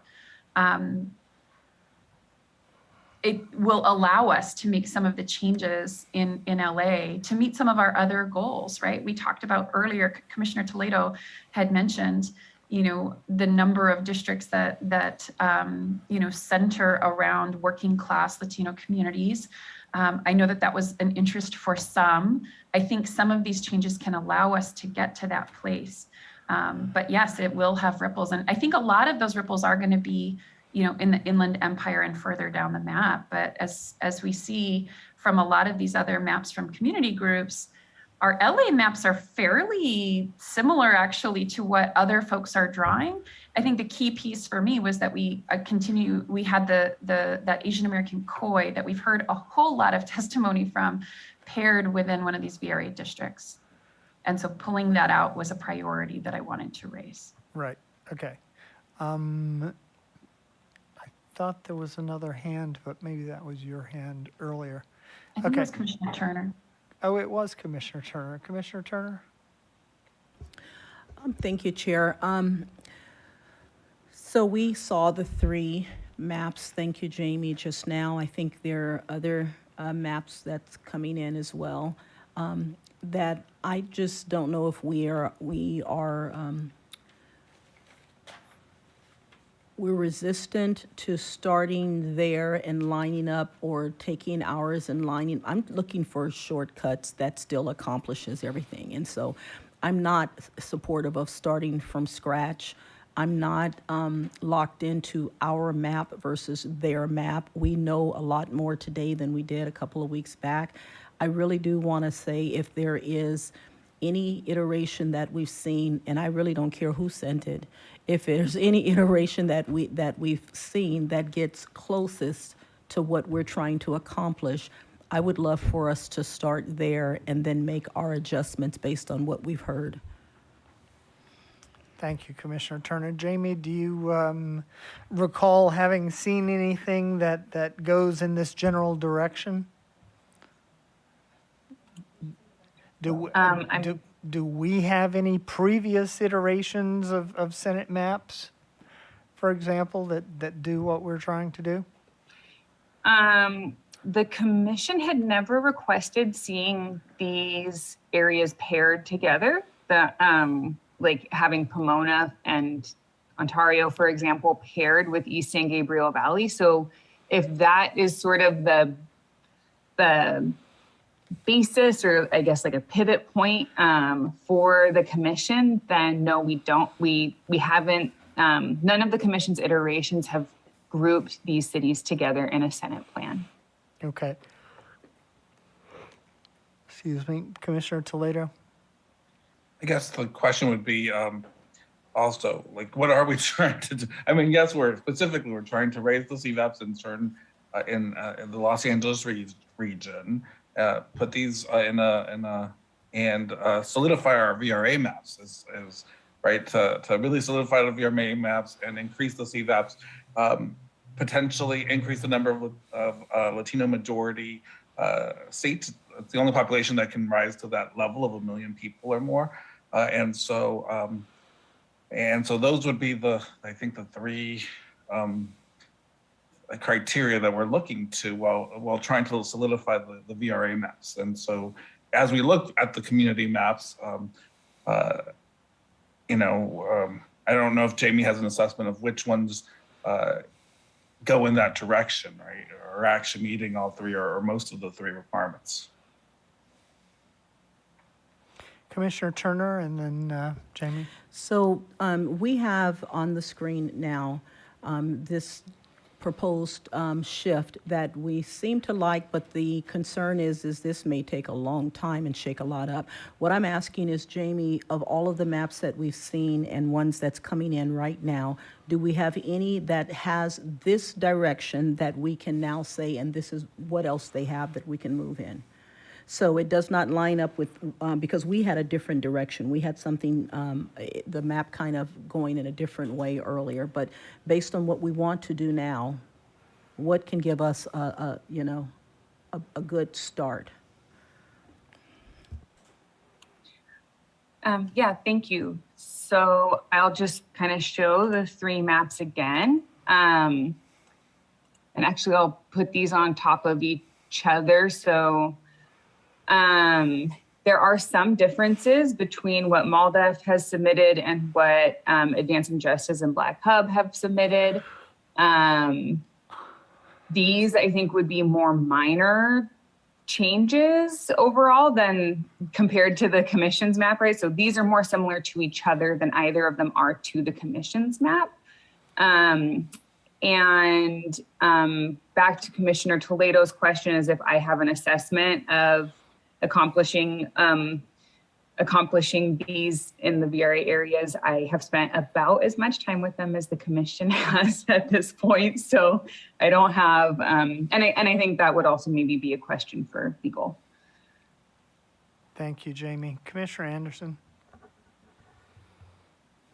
Yeah, thank you for all this. It's very helpful. Would it be helpful to say, to proceed as here, Commissioner Sadwani said, okay, I want these together. I'm thinking, well, why don't we go this direction? Then say, and someone could take notes on this. Say, I'd like to see, Chino Hills with La Brea, such that, I'd like to see and then say, well, I want Vernon and Commerce and whatever they are. Say some combinations like that, so we can kind of have a grasp of, oh, okay, if it takes us a while to move things and we stop and we talk about it, why don't we kind of spin a few scenarios? Someone write them down and go, oh, I like that scenario, and then go with it. Commissioner Sadwani was doing a great job here, going, okay, here and here, realizing that, okay, what about these other areas?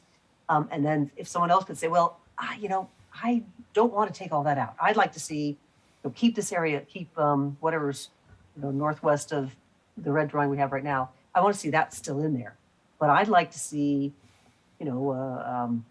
the areas down, Downey, Norwalk, et cetera, et cetera. So I want to see all of those together. And then maybe we can spin a couple of scenarios. So we have, we know how many, are we doing 3? Are we doing 4 in this area?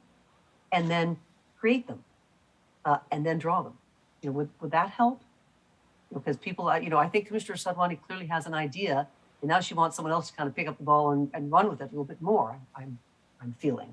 And someone else say, well, I really want to see this, this, and this. And if we just write that down, we can try it. Because I think we saw a bunch of different ideas here. Now let's spin some scenarios and go. Okay, thank you. Commissioner Turner? Yeah, so one more. So a new comment that's come in.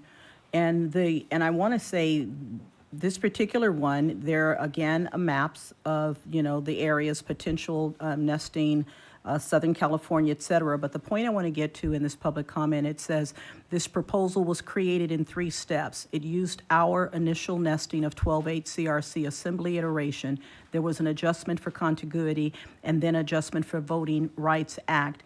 And it talks about the resulting plan that creates 23 Senate districts, of which 10 are 100% nested, so forth and so on, et cetera. It talks about it increases the Latino majority Senate districts, et cetera. This is a 4th kind of way to think about it. And if it's utilizing our iterations that we started with, and then just being able to make some suggestions, again, for me, looking to see what can we do instead of recreating or starting over, it seemed like it would be, to me, a good place to start. It does seem to be a good place to start. It is starting with the assembly map, not our Senate map, just so we're all clear on that. But yes, that does sound like a useful starting point. Commissioner Sadwani? Yeah, I'm at a loss here. Honestly, I think,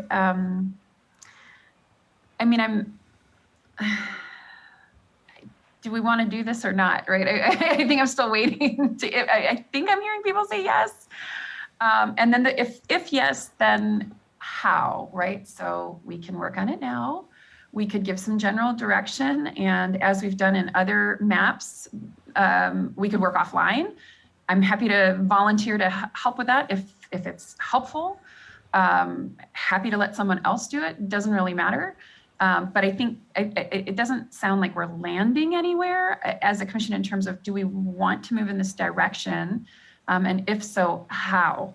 I think Commissioner Kennedy, when you were looking at one of the maps, it was really helpful because you identified there is a VRA district that spans from eastern Los Angeles into San Bernardino.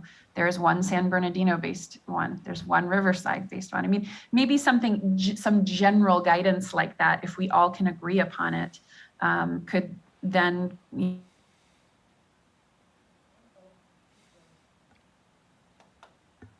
Right. Okay. Commissioner Sinai, while we're waiting for Commissioner Sadwani's internet to catch up.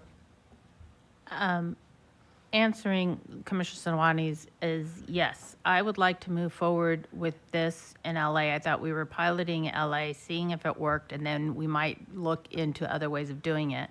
But like everyone else, I'm nervous about wasting valuable time, and I thought we had already landed on let's pilot this here in LA, and as we learn, we may bring in other things. Okay. Other Thank you. methods. Thank you. Commissioner Toledo. I think I'm hearing that there's a willingness to explore, but to do it. But it's the process that I think we're needing to figure out how to do it in a constrained manner so that we are able to finish our job in a timely manner. And so it's I think it's more of the process and time management and how we go about doing it, and do it in live session during our public meeting. Do we work some of this? Do we shift some of this offline?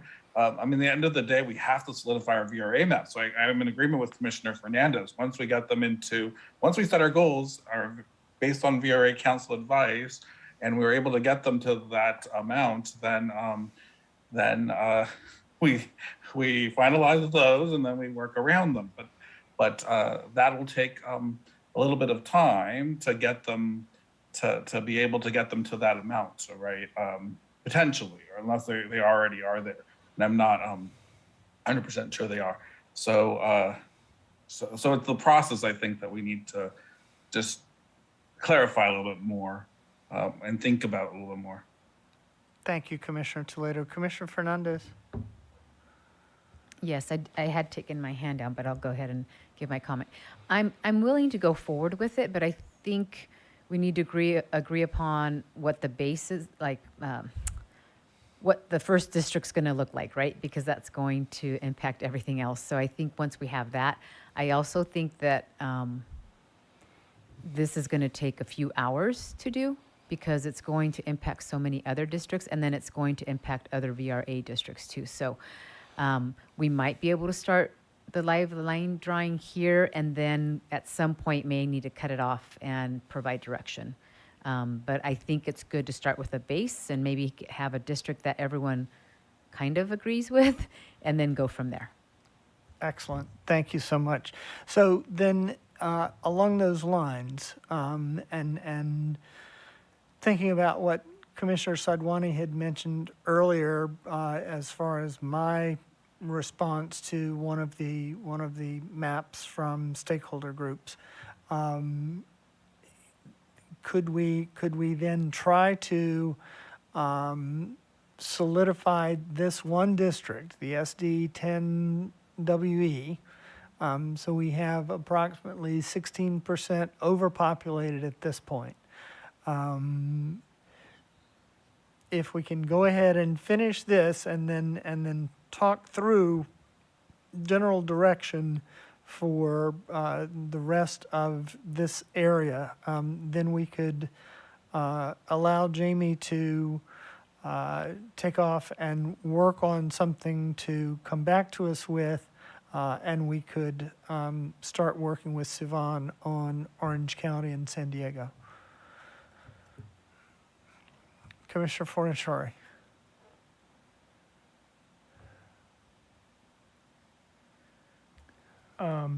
So let's see. It looks like based on what we're looking at here, we need Montebello and Pico Rivera to go. I'm just sort of generic saying what I think needs to happen here. Montebello, Pico Rivera go south. Jamie, if you can zoom out a little bit. Then SD, whatever. SD 60 is going to be overpopulated, so we're going to need, but it should be a strong VRA district, but we're going to need to move some folks out. I would propose probably south into IOC and then move that population to the east and around to meet up with the other population, so we don't have to go through LA. But, you know, I have no idea what that's going to look like and what the gory details are until we get into it. But roughly, I mean, you've got roughly 150,000 people. You're going to have to march around. Then we have the POF district. Somehow that district probably gets combined with the Rialto San Bernardino district to make another VRA district there. Looks like the SBRC is already pretty strong, but you know, we spend a lot of time. I mean, if we do something like that, then Fontana, Rialto, San Bernardino will be together, which is what we wanted before. Maybe we can unsplit Rancho Cucamonga. We've heard a lot about that. That would be good. But then, you know, then there's just this marching this population around to zero it out. Am I on the track? I mean, so I was just trying to, what's the big picture of what's going to happen here? But where would we wind up? We'd wind up with this 6 SD10 WE being, you know, probably, we hope, a stronger VRA district. SD60 being a stronger VRA district.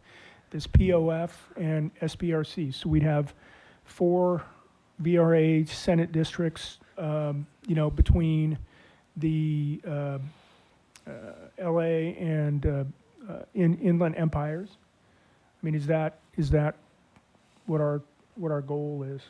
So. Thank you, Commissioner Fornaciari. I think that looks good. Colleagues can chip in if they see other areas. I think if we go ahead and move Montebello and Pico Rivera south for now, then we do in fact have SD10WE within deviation. Yeah, can you highlight SD10WE instead of SD60? The statistics are on SD60.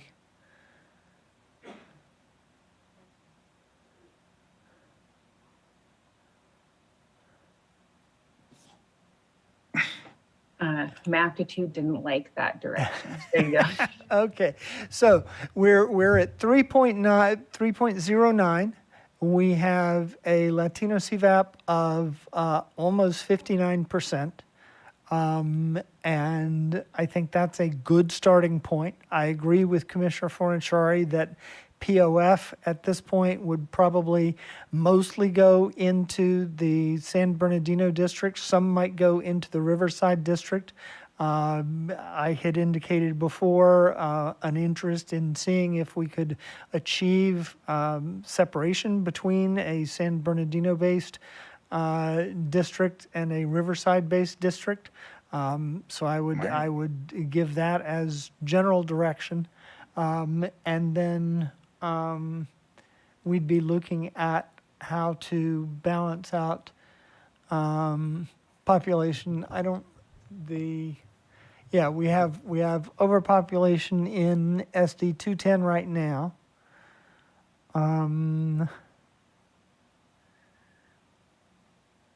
We'd be looking at making Rancho Cucamonga whole. So let's take a few more steps. So Jamie, can you take the population currently in POF and put most of it with San Bernardino? Jurupa Valley would go with Riverside, and then let's see what we need to balance.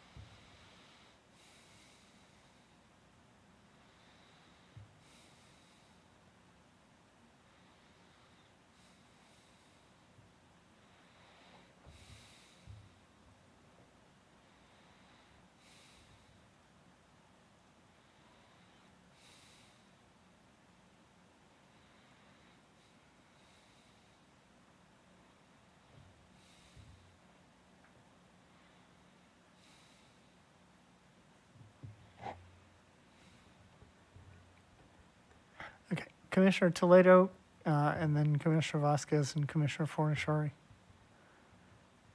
Thank you.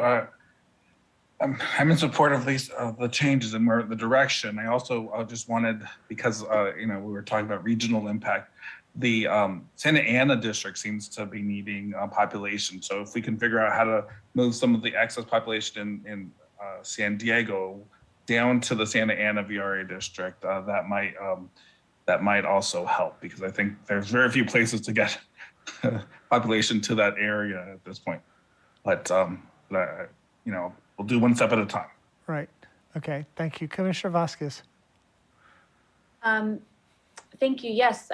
Jamie, could you just confirm for our current Senate versions, is the Antelope Valley whole, or did we end up?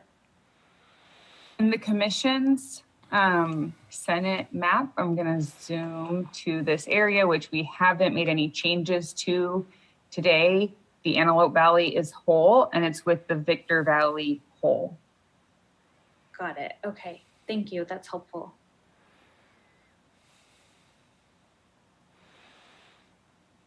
So what is highlighted on the map is everything in SBRC that is in San Bernardino County. Combining it with POF would make the percent deviation of POF to negative 12.51%, and the Latino CVAP would be 56.33%.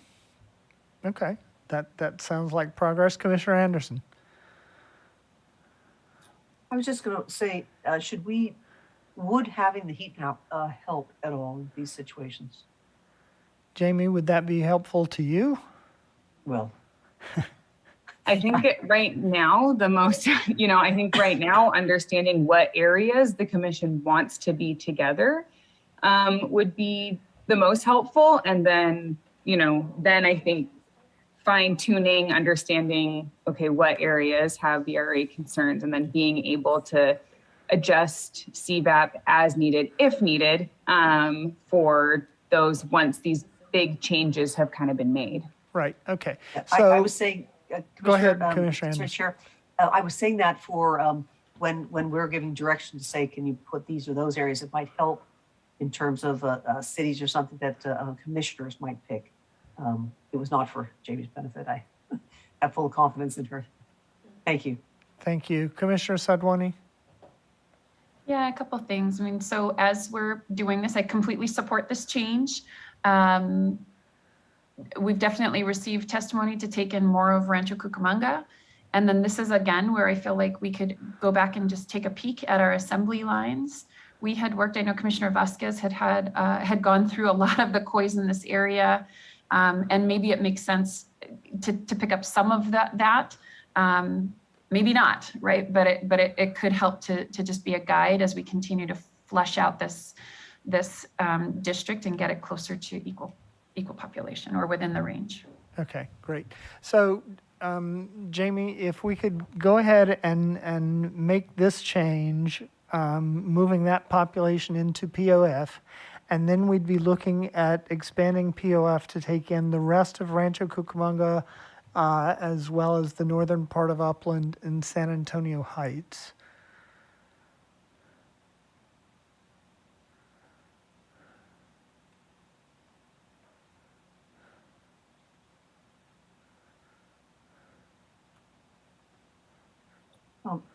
Chair, could I say something Yes. about Rancho Cucamonga?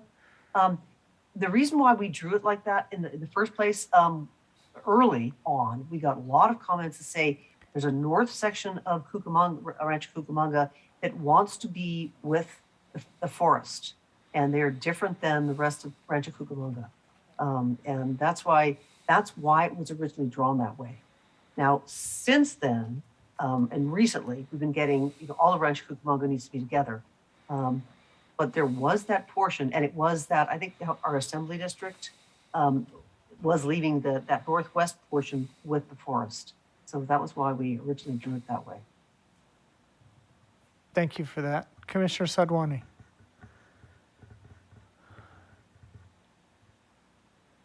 Sorry, I didn't realize I had my hand up, but I was just going to say, I think adding all of these areas might actually lower the Latino CVAP is what it is, if I'm looking at that correctly.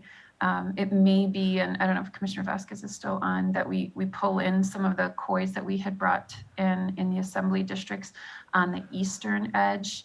That top part, I remember we had looked at the top part of Redlands and I think a portion of Loma Linda, that might be, maybe it's some of this area, but not all of it, and as well as more on the eastern edge as well to maintain the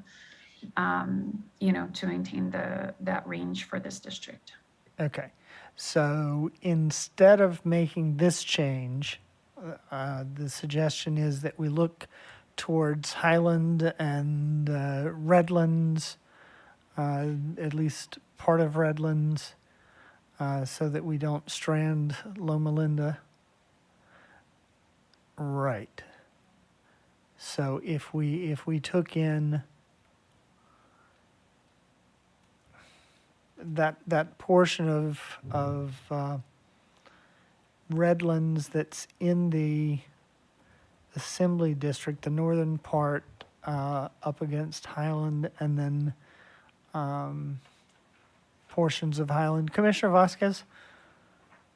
Yeah, some of this area was a bit of a compromise just based on population, et cetera. So I would start with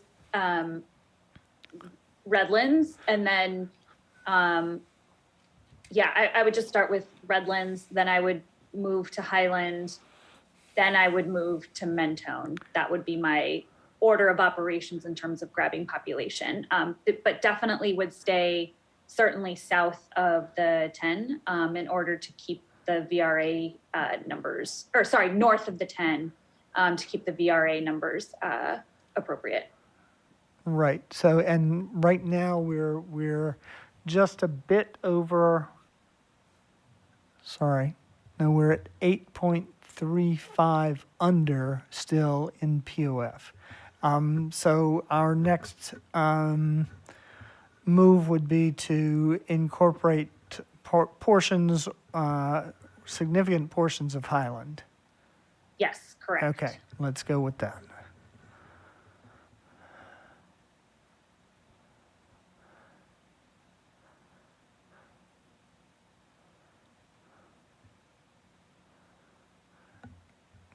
Okay, so we are now at negative 2.57. Commissioner Vasquez, thoughts on this?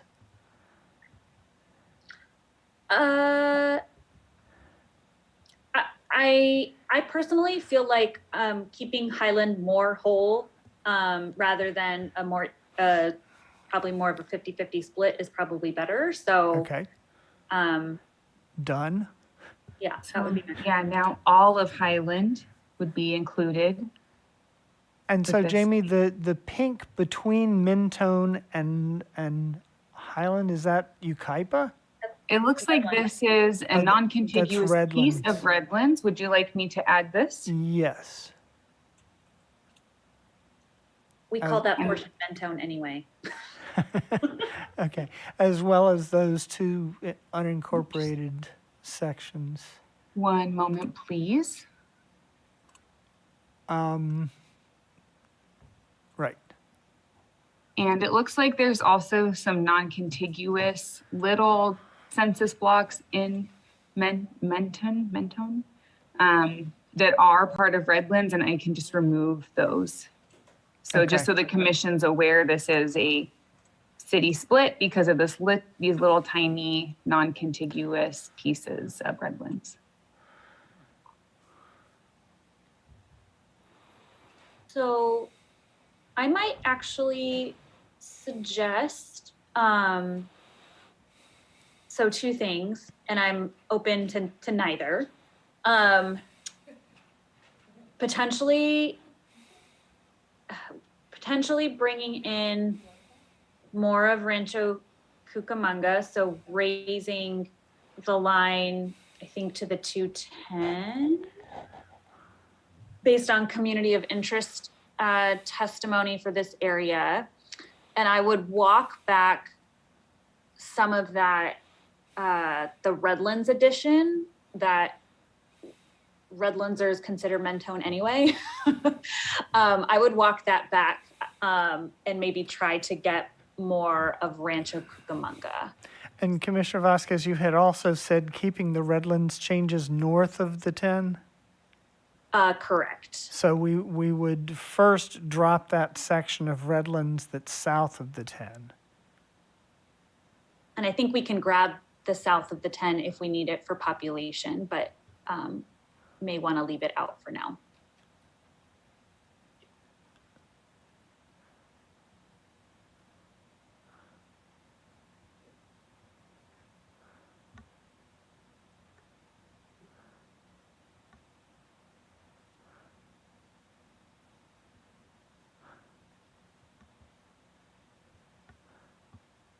This makes sense to me. Thanks, Jamie.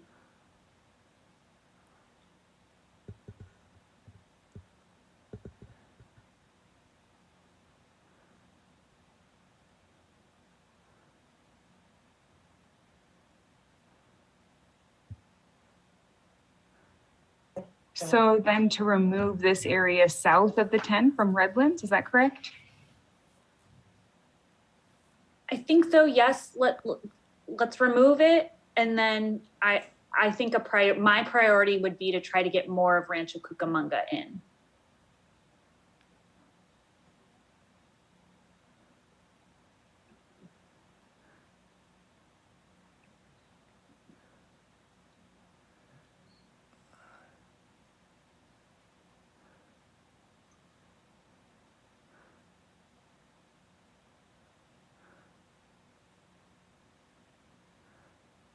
Census blocks may not cooperate, and Jamie, some of the census block issues can be handled offline. We're trying to look at the big picture here.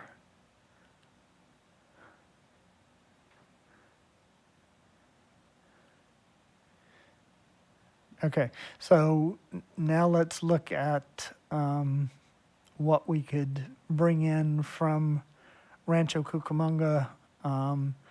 And that is the 210. Yeah, so south of the 210 in Rancho Cucamonga, if we could look at bringing that in. Commissioner Fornashari, you had your hand up? Yeah, I was just going to say we were above 54 until we grabbed that part below the 10, and then it plummeted. we could also maybe consider going back and grabbing that other piece of Redlands. What happened is when it got grabbed, we grabbed below the 210, and that really knocked the CVAP down. Below the 210 or the 10? I 10, thought below when the 10, sorry. I thought that was raising the CVAP. I thought it went from 53 something to 54 something. No, it went from 54 to 50. Well, it's 54 now. When we grabbed below the 10, it went down to 53. Okay. And Mr. Becker is away for the next hour. Commissioner Sadwani? Yeah, just as we continue to explore here, I support this change of bringing more of this, just the Rancho Cucamonga up to the 210 in. I believe when we worked on this in the assembly, we had included Loma Linda in a VRA district. So I just wanted to offer that as a possible area as well, because I agree with Commissioner Fornashari that additional part of Redlands, it seemed to dropped the CVAP. So I'd be curious what happens if we tried Loma Linda. Okay. So right now in POF, we are at 1.72% deviation with a Hispanic CVAP of 53.53.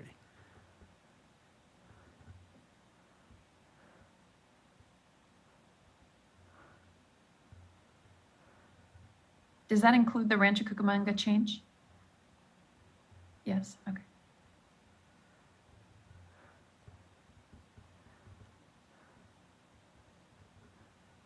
Okay. So Commissioner Vasquez. Yeah, I'm open to trying to see if we can add Loma Linda. My guess is that might lower the CVAP. But I do, if it doesn't lower the CVAP, there may be portions of it, although I imagine not much. But I do think Loma Linda has, to our conversation this morning, has an incredible asset of Loma Linda University Hospital. Loma Linda is also a blue zone, which is like a health, a World Health Organization, I think, designation for being like one of the healthiest areas in the world. And so I just think it's a really great asset to include in this VRA district if possible. Okay, so including that much of Loma Linda, our deviation is up to 4.36 and the Hispanic CVAP is down to 52.79. Do we want to reconsider bringing in that portion of Rancho Cucamonga so as to bring in more of Redlands? Commissioner Vasquez. I think we could, as you go toward the hills, as in many communities, you sort of shift the demographics. So maybe that eastern portion of Highland, Highland's sort of a bifurcated city like Redlands, in that you have sort of folks in the center, which are more like working class immigrants, et cetera. And then as you get toward the hills, you get sort of wealthier areas. So, for example, we might continue that line coming up from the western boundary of Menifee and divide there. Okay, let's try that. I will try that. And just a note, because the commission was discussing it, I removed that area of Rancho Cucamonga and Loma Linda is whole. So as is Highland. And so with this, the deviation would be negative 0.17% and the Latino CVAP would be 53.8. And I will look into removing this area of Highland now. Okay, and then after that, my understanding is that we would be looking at adding back in as much of that area of Redlands south of the 10 as possible.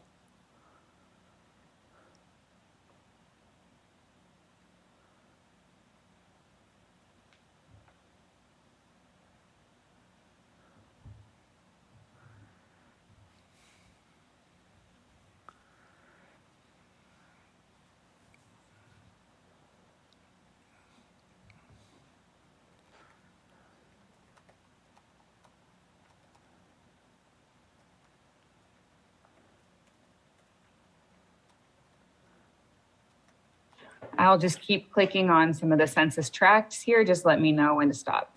Okay. Sorry, is this still including that extra portion of Rancho Cucamonga? No, that was removed.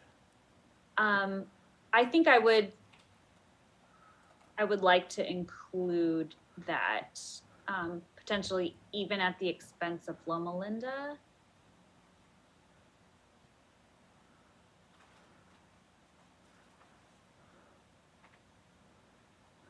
Is that that Yes. portion of Rancho Cucamonga is more similar to the area south of that? Correct. Okay. And our CVAP numbers were headed downwards as we added portions of Redlands. Yes.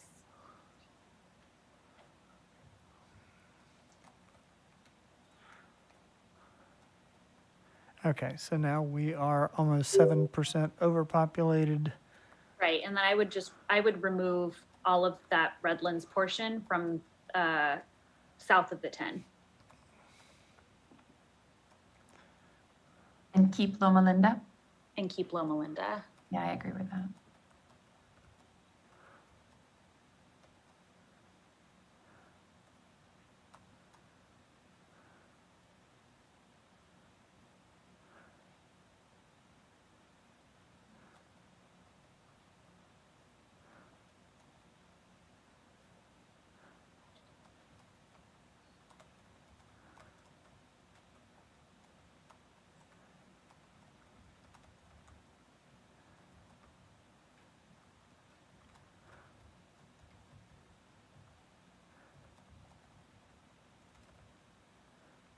So this is generally the area.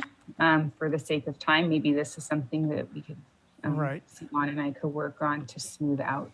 Okay. Yeah, and if I could just give additional direction, Jamie, that portion of south of Mento, that portion of Redlands, I believe, south of Mentone, could also, I think, potentially be removed. That might, it did help the CVAP a little bit. So yeah, this feels like it's moving in the right direction. I think we probably need to keep an eye on that CVAP and maybe remove more of North Highland. I'd probably feel most comfortable with a higher CVAP. Yeah, we did have it was at 54 something at one point during this exploration. Yeah, I think the Loma Linda piece might be challenging. Highland doesn't seem to be affecting it much. Yeah, if I may, I think when it was highest was when Highland was whole and that part of Rancho Cucamonga was not included. Okay.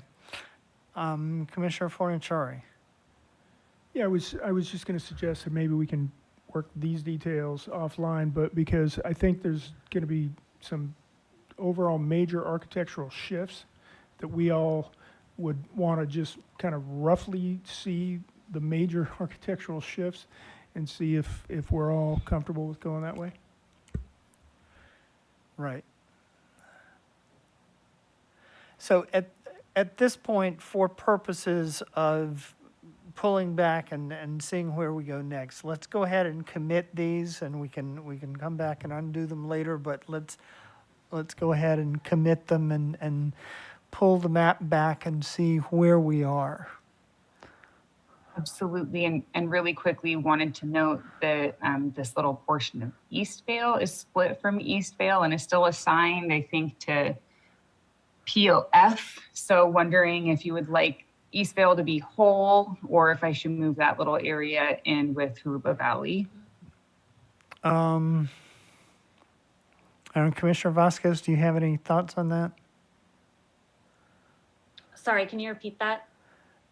The small portion of Eastvale along the western edge of Hurupa Valley is still assigned to the POF, so it's non-contiguous. So do we want it with Hurupa Valley or with the rest of Eastvale? It's west of the 15. Yeah, I would put put it with Eastvale, just because again, freeways really do mark bright lines in communities. So I would put it with Eastvale. Okay, thank you. Commissioner Fernandez. Agree. That's what I was going to say. Thanks. Perfect. Okay, so let's pull back and recap where we are on deviations, and we can. Yep. So SBRC is now negative 35% deviation. MCV is negative 12%. Right. SD 210 is 30.38%. And then the SD 60 is 8.68%. So, yeah, those are the districts now that are not within the plus or minus 5% deviation. Right. Okay. So the next step in my mind would be looking at the Victor Valley and seeing what population we could pass through there from SD 210 into MCV and eventually SBRC. Does that make sense, Jamie? If I may, Yes. I think that would depend on whether the commission wants some of these areas in LA County along the 210 to be included with either Antelope Valley or Victor Valley or either of those areas. If not, then I would maybe suggest passing population through San Fernando Valley to be able to balance that a little bit better. And again, that's completely up to the commission. Some of the submissions that we just looked at did have areas like La Crescenta and parts of Pasadena. I think with some of these areas north of the forest, that it just depends on the wishes of the commission. Okay. Commissioner Sadwani, could I ask if we were to move population out of SD 210, where do you see that population coming from? Where would you recommend it come from? Yeah, I would see, as Jamie recommended, shifting it through the San Fernando Valley out that way. Right. And so we're talking Sunland area, that area west of Glendale? Correct. Okay. Jimmy? Yeah, and I would imagine it's going to be more than just that area. It's 30% overpopulated, so it's a significant amount of population, and we could just go for it and see how much we need. Okay. Yeah, and if we recall in our assembly maps, we had Glendale, Burbank, and that whole area paired with the San Fernando Valley in general. So I don't think it's unnatural to pair them necessarily. I think it could work.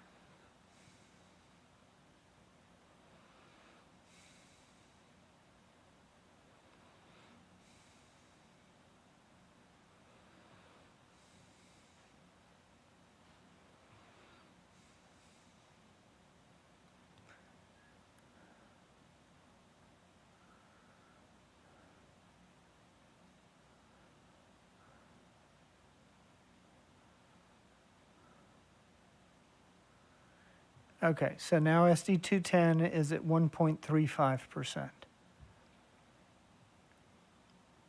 And we would move this, we would shift this into SCSCV and then continue balancing from there. Yeah, that's correct. Jamie, did we? Okay, so we've taken a chunk of Glendale there above is that the 134? This is the 210. Oh yeah, and this is the 134. So I'll remove all of the areas of Glendale. We can see we would still need to remove some. It's right. 7. So, and that was just grabbing a big chunk with the census tract. So happy to look at a more sensical or more intentional split in Glendale. Or, again, that's something that the commission could sort of iron out after making these big structural changes. Okay. So, Commissioner Sadwani. Yeah, am I seeing further down that the SD 210 includes Los Feliz and Hollywood Hills and Atwater Village? Yes, it does. Yeah, those are areas that I feel like potentially we could be working down into the map as well, rather than into the San Fernando Valley as we move forward. I just from like a logistical perspective, I would suggest just making these big changes, and then, you know, because this is a Senate district, it's almost 1 million people. That type of change is so much less significant just in terms of population swaps, that maybe just kind of nailing down the general structure first, and then making more of like the smaller changes once population is relatively more balanced. I hear that. So what are you suggesting? Well, like put those areas with San Fernando Valley right now? I would suggest just getting SD 210 to within plus or minus 5%. That could include those areas, or it could include, you know, some kind of split in Glendale. Knowing that for all of this, you know, the commission will be able to come back and give more like fine-tuned direction once things are just balanced, period. Yeah, and I guess my question would be, what is the population of those two? Because I'm noticing the Shoreline district next door is underpopulated. And to me, it would just make sense that those generally stay within the Los Angeles area, as opposed to, they are a part of the city of Los Angeles, as opposed to going into the San Fernando Valley. So that's what I was wondering, if rather than sending them to the San Fernando Valley, we can get closer to balancing SD 210 by putting them in, perhaps in Shoreline for now. Okay, yeah, so those were like 2% of a district, so they could go either way. I didn't have them included before in moving into San Fernando Valley. If you wanted to move them there for now, then SD 210 would still be overpopulated. So at this point, it looks like there does need to be a split in Glendale somewhere. Sure. So given what you just said about not having these with San Fernando Valley, I'm just going to remove those areas again, and then we should look at a split in Glendale.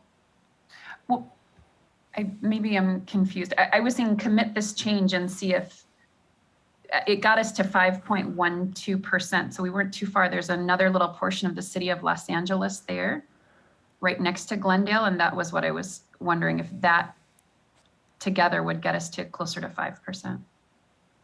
That one right there, yeah. Okay. Yeah, so I could add all of this to Shoreline. This is part of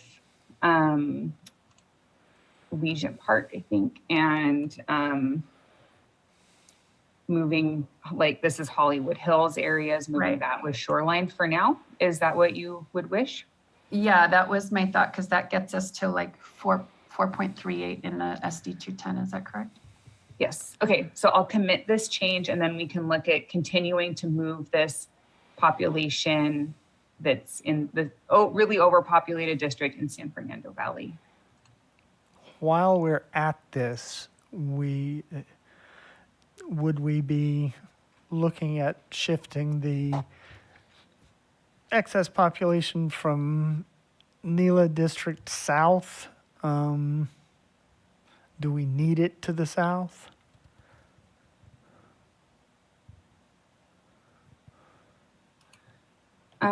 We could leave it as Chair, it is. Okay. Yeah, I didn't, I apologize, Chair Kennedy, I didn't understand the question. Never mind. Okay. Let's keep working here in SCSFV.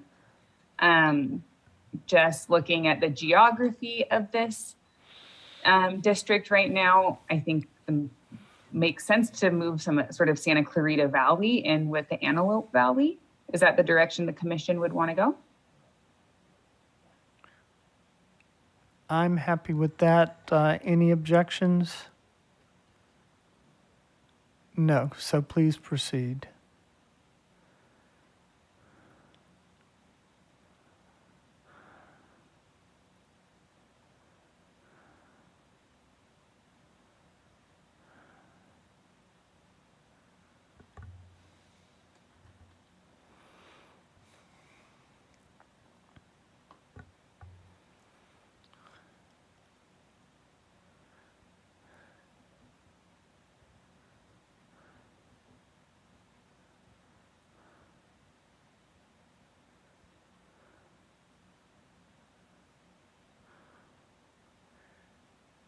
Okay.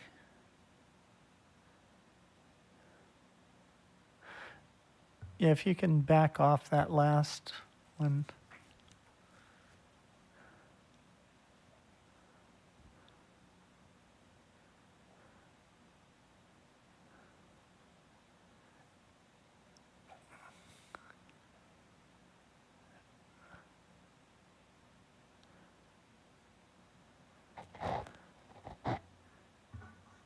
So Okay, I'm so going to we're at, back out the map, and this change of moving the Santa Clarita Valley out of this district would leave the rest of the district at a negative 4.6% deviation.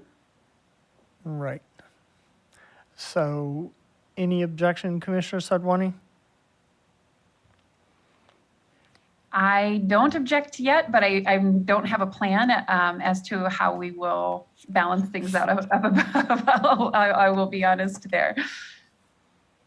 Okay. So please go ahead with this.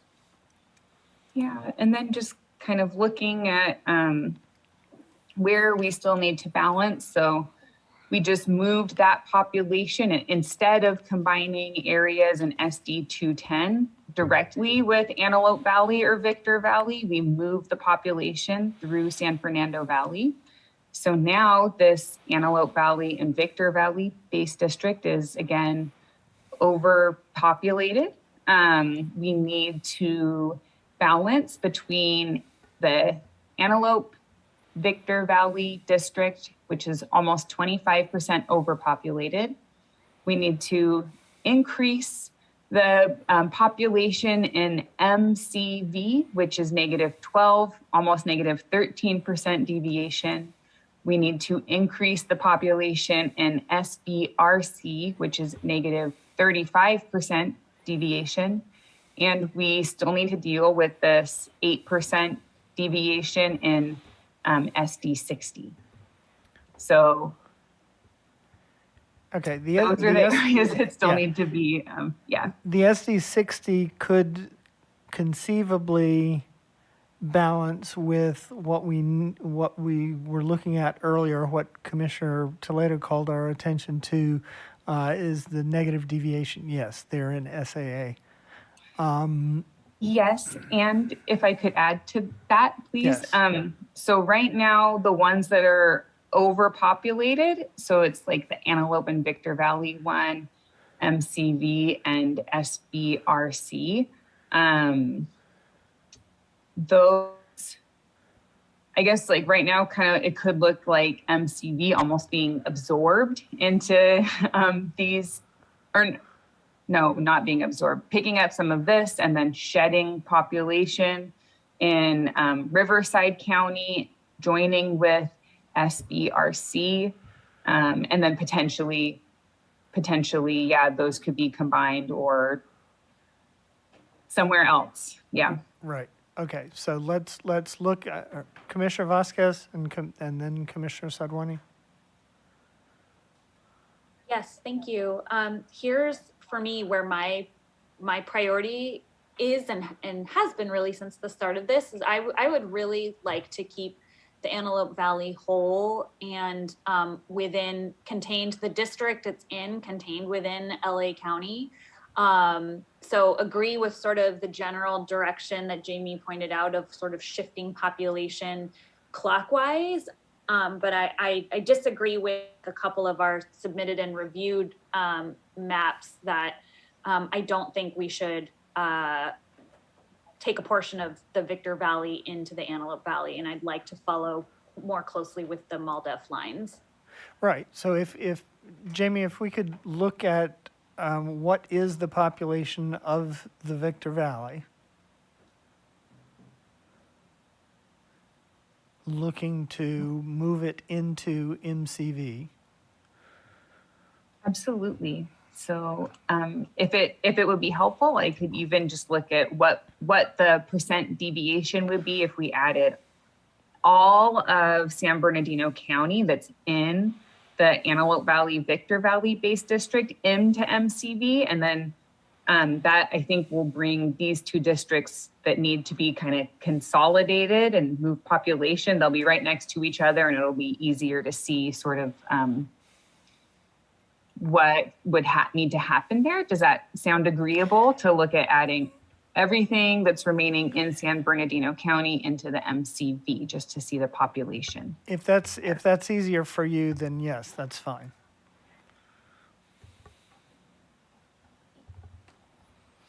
We're 5 minutes from our next break.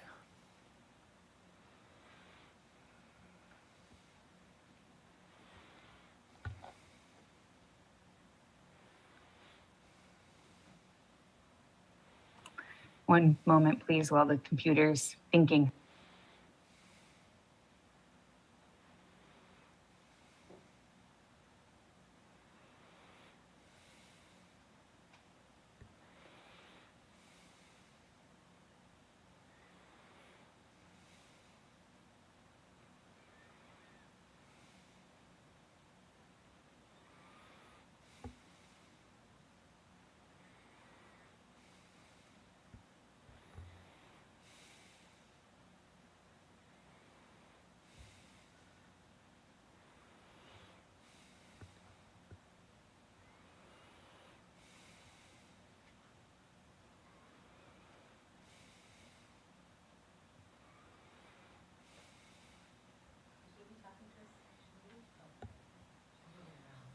Oh, Jamie, are you? Yeah, you're muted. Oh, I am muted. Now I'm unmuted. So the total population of the highlighted area, this is everything that's currently in San Bernardino County and assigned to the Antelope Valley, Victor Valley District, is about 525,000 people. Adding that to the MCV district would bring the percent deviation of MCV to 40% deviation.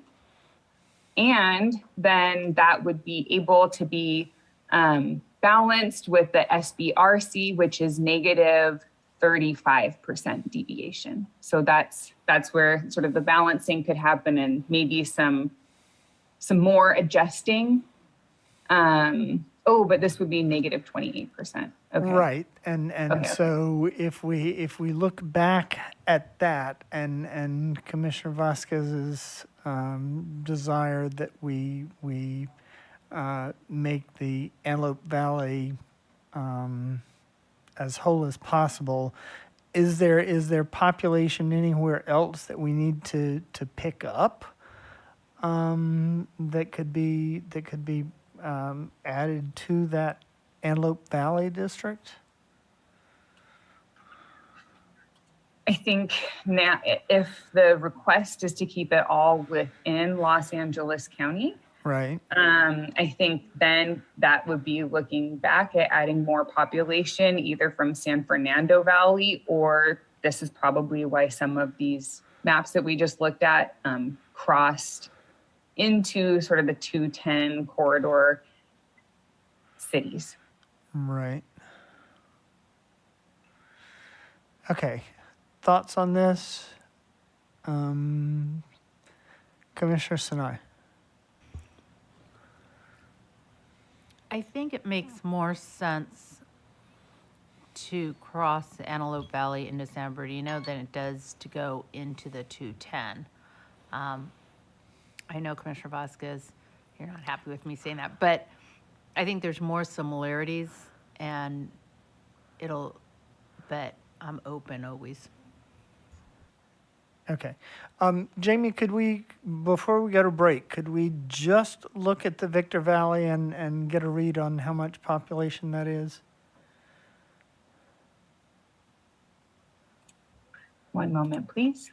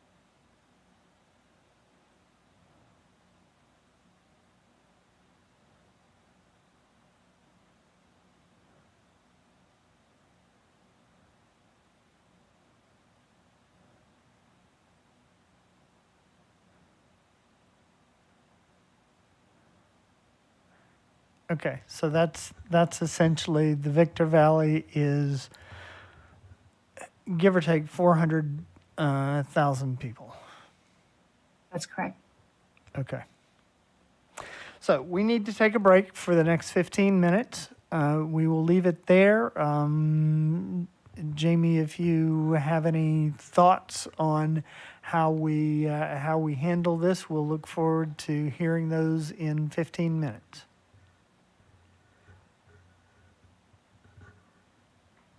We are on break until 4:45.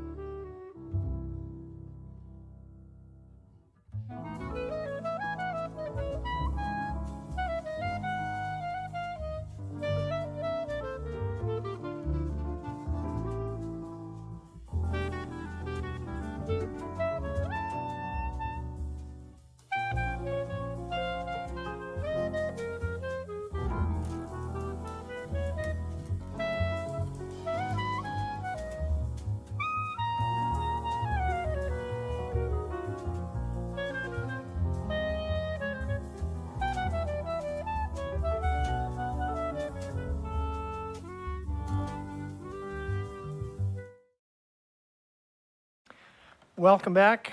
Thank you for your patience while we and our staff took a mandatory 15-minute break. We are back with you. Jamie, what did you conclude as far as looking around and seeing how to resolve this population issue? Well, I think kind of as I mentioned before the break, unless you want to cross into San Bernardino County to pick up some population from Victor Valley, either dipping into San Fernando Valley for population or crossing over the forest to pick up some of the cities or communities along 210. Additionally, the commission has gotten some COI testimony about keeping California City Edwards Air Force Base areas with Antelope Valley. That's not significant population when you're talking about, 1 million people, but is some population. So those are my suggestions. Okay. Commissioner Sadwani, did you have any further thoughts on this? Yeah, I mean, I think it's not ideal to dip into Victor Valley and dipping into across the county borders. But that being said, and I think the ultimate goal of all of these changes is to improve our VRA districts down below.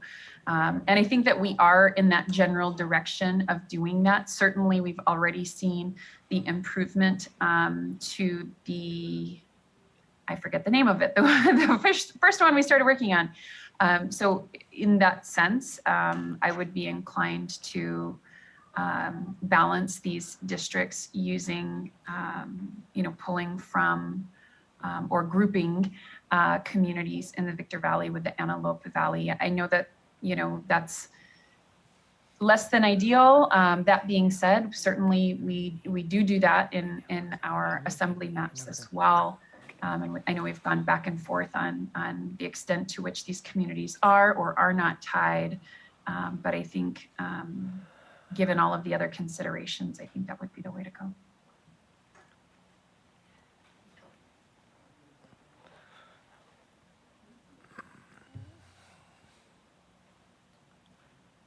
Okay, Jamie, so we know that the Victor Valley is approximately 400,000 people. What is the Antelope Valley, not including Acton and Agua Dulce? I will pull that up right now. I believe it's pretty similar population.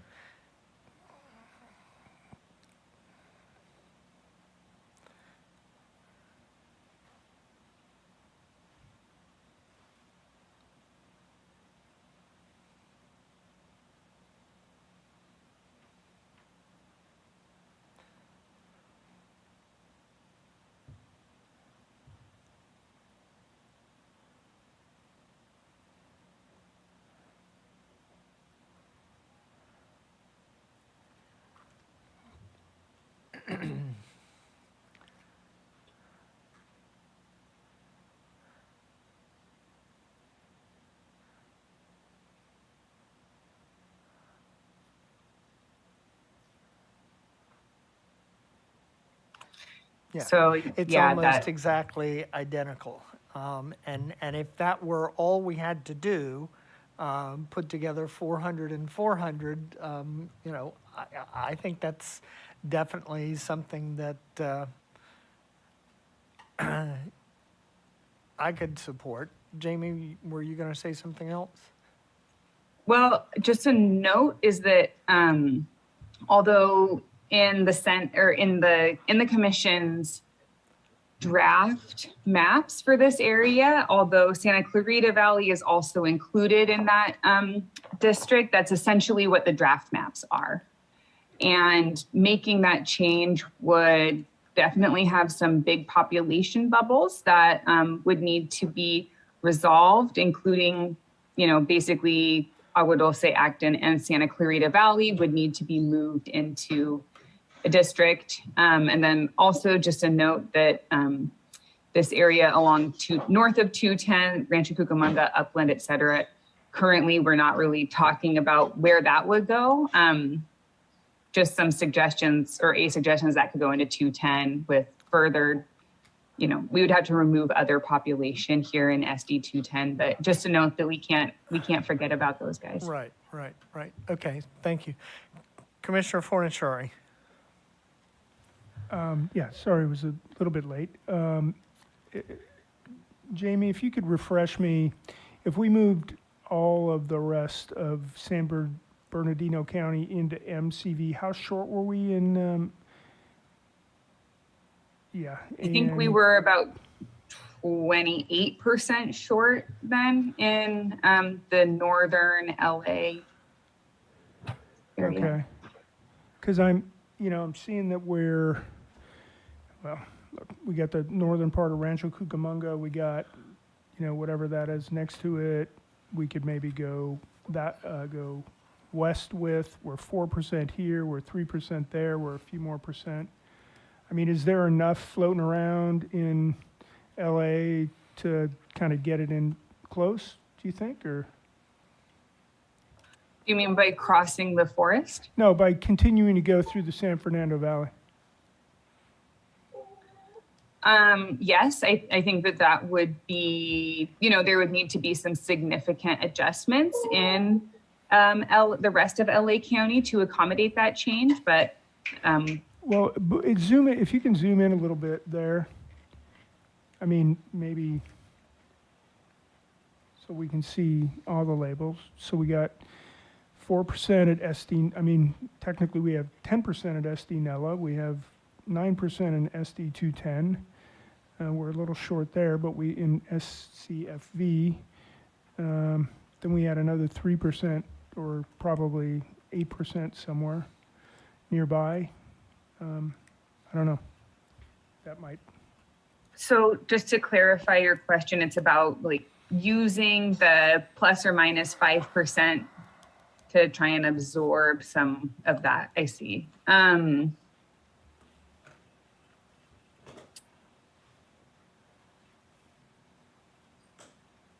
Maybe, I think. Maybe this is probably a question that requires more thought than we have time to do live. Okay, Commissioner Toledo.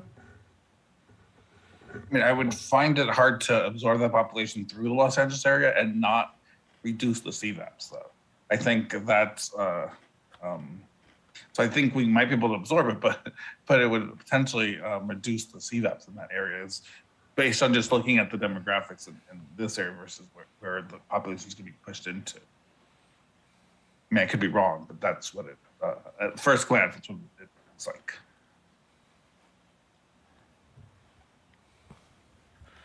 Commissioner Fornaciari. I'm seeing we've got 8% in SD 60. Instead of going, maybe we can go to the west with that and bump up the CVAP there and then move up. I mean, I don't know, because it's probably going to break a bunch of coys, but might be something to think about. Commissioner Toledo and then Commissioner Sadwani. Yeah, I can see that going south. I can also see that going portions of that SD 60 going into SAA to help us bring that up to a 50% minority district, given that it is VRA. And so, and an area that we'll need to focus. So I can see it going this way. I can also, that one does worry me because it's below the FIT 45, and I don't see a lot of, any other than Los Angeles, I don't see other places to get the CVAP to get it to the 45. I mean, to the 50. Thank you. Thank you, Commissioner Toledo. Commissioner Sadwani. Yeah, so two things. One, yes, I think that 8% that's hanging out there, I mean, even when we drew that district during the draft maps, we drew it in such a way as to localize the changes in Orange County, but we had actually said it would probably make sense to bring La Habra into this district. So I think that would actually pull from SD 60, 605 and pull it into SAA. So I think I'm less worried about that. And I just wanted to recenter us, because I think where we actually were focused was on this question of the Antelope Valley, which at present we have a lot of population to shift. And I think the key question on the table for the commission is whether or not we feel comfortable grouping a portion of Victor Valley with the Antelope Valley in an attempt to push this population through the map and eventually down into Riverside, so that we can populate that VRA district that's further down, which is currently at a -35, right? I just wanted to keep us focused on that goal, because all of this was really to create stronger VRA districts. And so I think that that's the key question right now, is the appetite to do that. And if that's not the appetite, I don't know what the solution really is to resolve this massive population imbalance that we have right now, because as we looked at the Victor Valley was, what was it, Jamie, like close to 500,000 people or something? 400, right? So I think that we need some decisions to be made on that. So again, so that we can just nail down the architecture here and continue moving. Thank you. Thank you, Commissioner Sudwan. And Commissioner Toledo? I think that's what Agents Advancing Justice and the Black Hub do, right? I think in their community maps, they push the population towards the San Bernardino into the Riverside area. I think those are the two, the Black Hub and the Agents Advancing Justice maps do that. And the question becomes whether we want to adopt that architectural approach, not necessarily their maps, but the architectural approach to achieving population balance. I'm not opposed as long as it helps us further our goals. Right. Thank you, Commissioner Toledo. Commissioner Fornaciari, and then Commissioner Yee.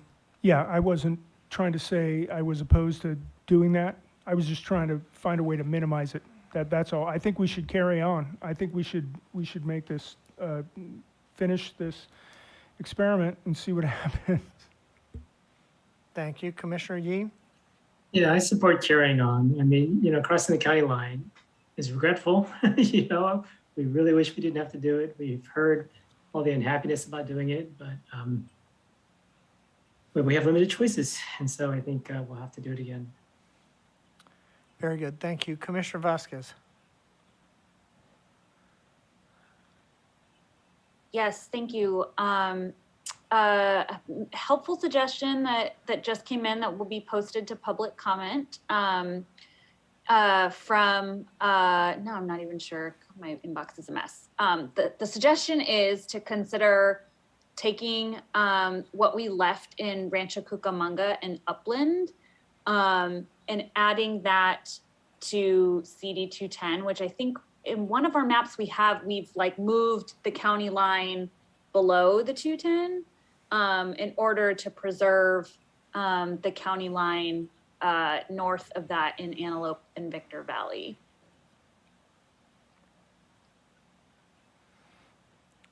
Okay, is that the first step in a multi-step process?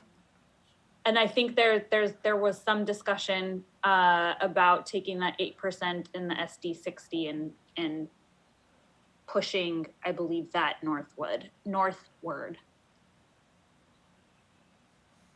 Okay. Commissioner Anderson? I'm sure there's another way of doing this. I have not seen it yet, which is why I've been really quiet. And I think we should finish this off roughly so we can see if we can even get there, like Commissioner Fornaciari said. I still think it looks like there's probably another way we can do this, and I just haven't come up with it yet. So if anyone, let's keep on thinking outside the box. But I think we should pursue this so we have it, that it would work. Okay, so then our next step would be to take the Antelope Valley and bring in what we need from the Victor Valley to tie that up as a district. Thank you. So if I may, I think I might start including some of these other areas into MCV, and then we can keep an eye on the Antelope Valley, Victor Valley percent deviation to understand where that district is at in terms of population. Very good.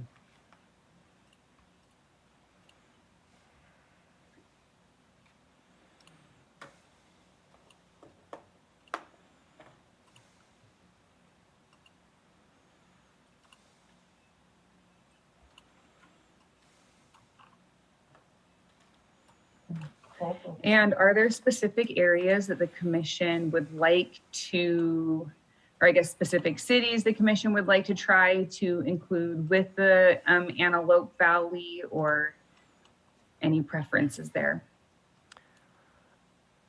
My initial reaction is to say, to try to mirror assembly and/or congressional maps as far as what has been grouped together. Thank you.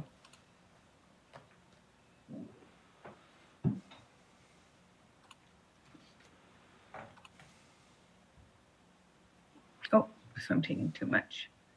Okay.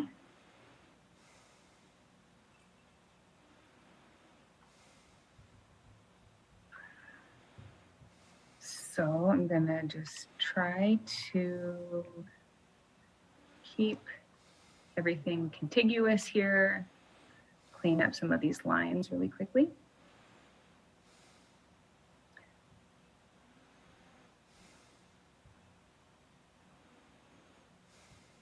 And I'll try and include Oak Hill so that it's whole. There we go.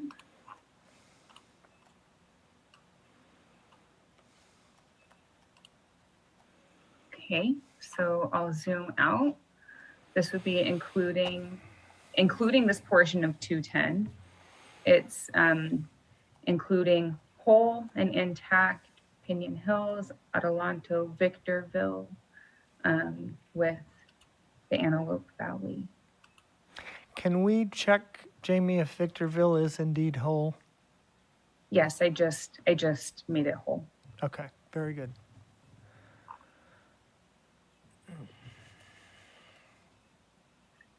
And this area in Rancho Cucamonga and Upland is still included in the Victor Valley Base District. Right.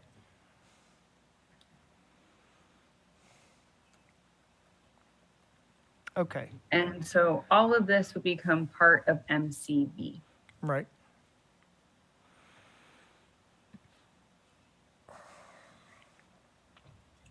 Should I make this change? Yes, please.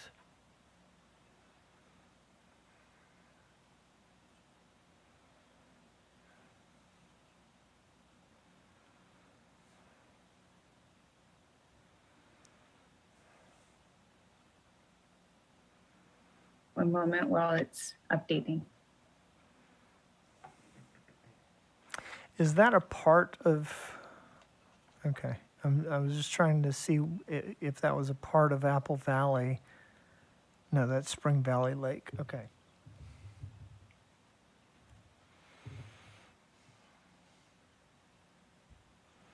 So now balancing, MCV is also overpopulated, or is currently overpopulated.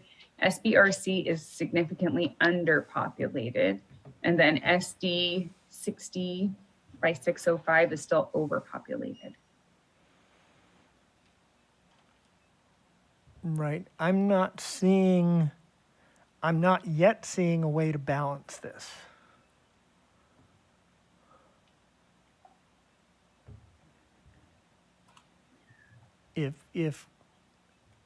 If SBRC is roughly 350,000 people under and MCV is roughly 125,000 over, we're still way off. So we could definitely use some of this 8% here to work with that. And then, you can use your percent deviations here to pull population to this area. Right. Okay. Are we at a point, colleagues, where we give general direction and ask Jamie to work on this offline, and then we begin working with Sivan on Orange County, San Diego, Imperial? Okay. So, general direction. Earlier about the parts of Rancho Cucamonga that are hanging out there. But yes, I would agree with, I think, what people were saying, and please confirm if this is what it was, of pulling that into SD 210 and again, shifting more population around. And then, yeah, I mean, I think that the SBRC is our VRA district. And so it's about creating that district. And, Chair, earlier you had talked about having it mostly Riverside based, which I really liked. We have a lot of COIs in this area as well. We worked on it a lot in the assembly. So I think the general direction is building out that district to equalize the population and build as strong of a VRA district as we can. Generally following the guidance of the COIs that we had worked so hard on in the assembly maps, where possible, right? And at the end of the day, it's a VRA district. So if we can't get them all, we can't get them all. And then from there, I mean, I think that there's swaps in the Los Angeles area that we're going to need to contend with. I don't know if we want to give general direction on that now or take care of this architectural piece and then come back and work on those smaller swaps that might need to be made. There were a number of districts, for example, where, some small shifts in Mila, for example, or in some of the other districts, the SPCC, could shift the nature of some of those districts. And, I think it sounded like that was a general direction that the commission wanted to move in. But I'm not sure if we want to wait and kind of take that on after this architectural piece is done, or if we want to just name that now and Jamie can work on it. Yeah, I think we want to name as much as we can right now. And that should give Jamie, better understanding of where it is that we're trying to go and how we're trying to get there. Commissioner Toledo? Yeah, I would agree with naming it now so that as she's rotating population, she'll have to rotate population throughout Los Angeles and throughout this whole region. She has she's able to at least get us something that we can opine on. And I mean, we may end up making additional shifts, but I would name maintaining and expanding the minority majority districts where possible, and increasing CVAPs for the VRA and VRA districts as population allows throughout this area, especially in the Santa Ana area, but even in the Los Angeles districts as possible, because I mean, we're talking about 1 million people per district, so it's going to be tough. But as we rotate population, if there's a way to shift those, that'd be important. So that's additional guidance. And I think it reconciles nicely with what Commissioner Sadwani had said. Thank you, Commissioner Toledo. Jamie? Thank you. Just a note about this offline work. This would be general direction for Sivan. These are Sivan's areas, and she's, has been working with them throughout this process. She's very familiar with the COIs and trade-offs in these areas. So of course, I think she's been watching, and we will, pass on all of the direction that you've been given to try and meet your goals. And in terms of direction in LA County, I definitely welcome as specific as possible as Commission can get, giving direction, and I can work on that offline to try and make all of your dreams come true for LA County, and work with Sivan just to get all the populations here balanced. Okay, thank you. I guess one just further quick and easy bit of the exploration that I would like to see is if we went ahead and made the city of Riverside whole in SBRC, what does that do for our deviation? Because that would be theoretically, you know, the main point of having that district is to have Riverside whole.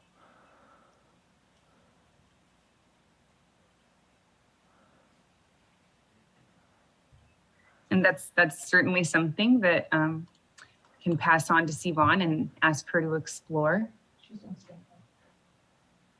Okay. Commissioner Sadwani and then Commissioner Fornashari. Yeah, so just to be a little bit more specific then, I think some of the areas, you know, for some general swaps and changes as we're making some of these changes, we've certainly heard a lot from some of the working class communities and essential workers in that SCSFV district in the San Fernando Valley. So I think we have some additional swaps probably to make there if we bring in the Rancho Cucamonga and those other pieces from northern San Bernardino. So to the greatest extent possible, keeping those communities together. Also in Mila, I think a couple of us have already mentioned that. I mean, I think, you know, looking at Mila, I think that it's an interesting place because we're pairing, you know, working class communities of East LA and Boyle Heights with, I think, parts of West Hollywood. So that might be just if possible, a small swap there to preserve kind of the character and nature there. And then I'd be curious, I believe portions of 710 to water are those VRA protected areas, as well as potentially portions of SPCC. So perhaps just working with council on that to make sure that we're meeting our any and all obligations that we might have. And then I do actually have a general question. I totally hear you and agree that the Riverside components are Sivan's areas. How would you and Sivan like to work? Because we do need to clean up the SAA district. And my thought on that is by pulling some of that population out of SD60. I don't know where everyone lands, but certainly when we were working on this at the draft stage, we had talked about La Habra in particular. So I just wanted to see if that's a swap that we should make with you or with Sivan, and what is your preference in terms of how to work? Yeah, is that something you would like to try right now? I'm certainly open to it, but I also see Commissioner Fornashari has his hand up, so he might have some more specific directions as well. But yeah, I'm happy to do that. I was just wanting to get specific clarity on this point for the line drawers on what we wanted to do, and I think you just gave it to him, so thank you. Thank you, Commissioner Fornashari. Commissioner Toledo? I would just add that I think People's Redistricting Alliance did send some guidance on how, not guidance, but some suggestions on how to do this. And I think it goes along with what Commissioner Sadwani was saying around the La Habra, some swaps in LA County that will help us get to the 50% mark. And so that might be helpful just to take a look at it if Jamie, and it's in our, it was sent through public input, and certainly if it specifically around this Orange County area, so might be helpful. So in this next step, would we be looking at bringing La Habra, La Mirada, Artesia, and Cerritos into SAA? I don't think we have enough population to do that. I think it would be La Habra and kind of pulling through Fullerton. Okay. But again, we should check the population there. Okay, Commissioner Toledo? Yeah, I think the alliance is La Habra, Whittier, South Whittier, East Whittier, and a portion of the southern portion of Fullerton that is a little bit more diverse into, or maybe diverse is the wrong word, a little bit more Latino, and into the Orange County. And then they do shave off around the sides to get it up to the 50% mark. Okay. So Commissioner Toledo, are those the areas that you would like to include in SAA? And if so, could you just review that one more time for me, please? And you're muted, Commissioner Toledo. Sorry. So those are potential areas. There might be better areas, but you know, Whittier, South Whittier, East Whittier are some of the areas that they look at, as well as the southern portions of Fullerton. And they bring those into the district to get to the 50% mark. And is that connected to this SAA district through Fullerton or Through Fullerton, Amarada? so yes, they connect the western side of Fullerton into, they have a little neck right there, yeah. Which I think we've had COI testimony in the past that there's a Korean American community in that region. In that area that spills over into Buena Park.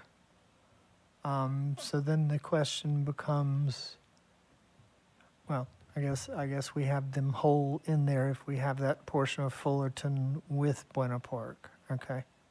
And they do split Buena Park in the alliances, in the people redistricting alliances map. We probably would want to take a look and see what makes sense for us, but Okay. That's how they do. Just another observation. We're significantly underpopulating SD 60 now, and not along the edges. We're right in the middle of it.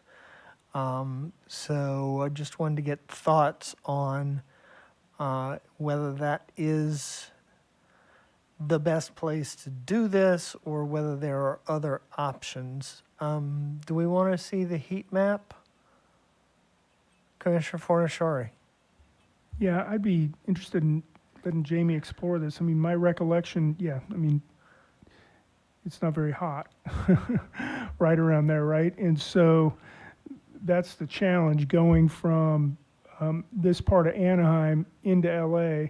You've got a lot of area that's not densely populated. Right. I mean, as far as CVAP, you know, I can certainly see there's a bit of a dividing line in Whittier. There is some population in South Whittier and La Mirada.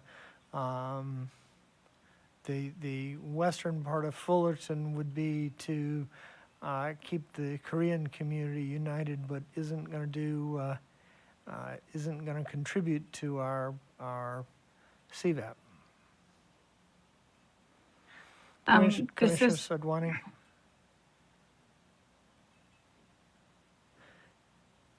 Jamie, go ahead.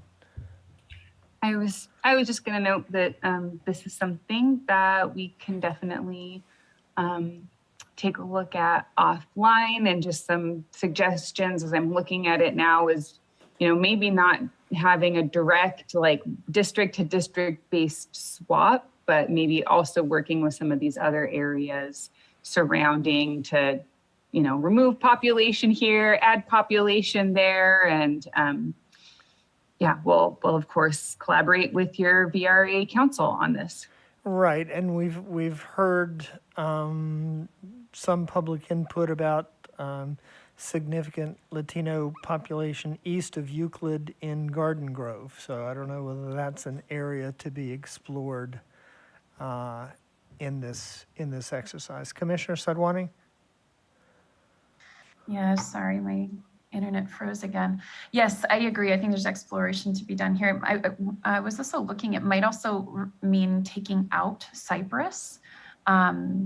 Maybe keeping it in, maybe keeping it. I think it depends, but I definitely agree. Perhaps that eastern portion of Garden Grove, possibly shaving off on the opposite side of Orange. So I think there's things to explore here. Very good. Thank you, Commissioner Sadwani. Commissioner Toledo? Yeah, I'm fully comfortable with having Jamie work with legal counsel to get us a compliant district in this area. And so, and I also wanted to clarify that the alliance only takes a portion of Whittier, South Whittier, La Mirada. And so it's not the whole thing. And they did send some shape files as well. So those are available to us should they be helpful. Very good. Thank you. Thank you. I've been informed that it will take approximately 15 minutes to shift from Jamie to Sivan. So unless we have further instruction, Jamie, are you okay going off with this? Yeah, and that break would just be so that Sivan could also be working on the most recent version of the map since there are such significant changes. Right. Unless you wanted to start, for example, in San Diego County, where we haven't really touched, and the changes that are being proposed aren't necessarily going to bump up against San Diego County. So if you wanted to start there, we could do a much quicker shift.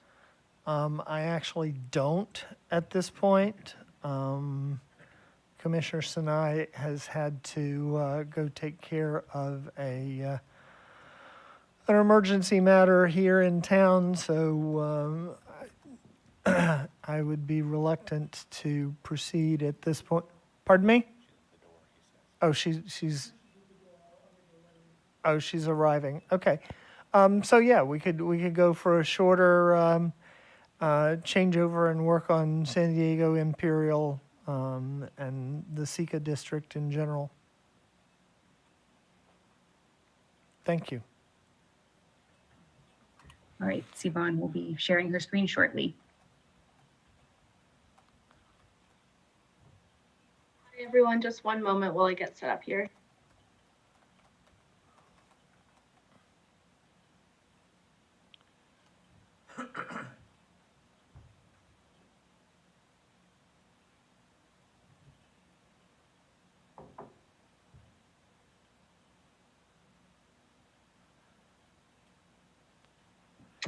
Hello, everyone.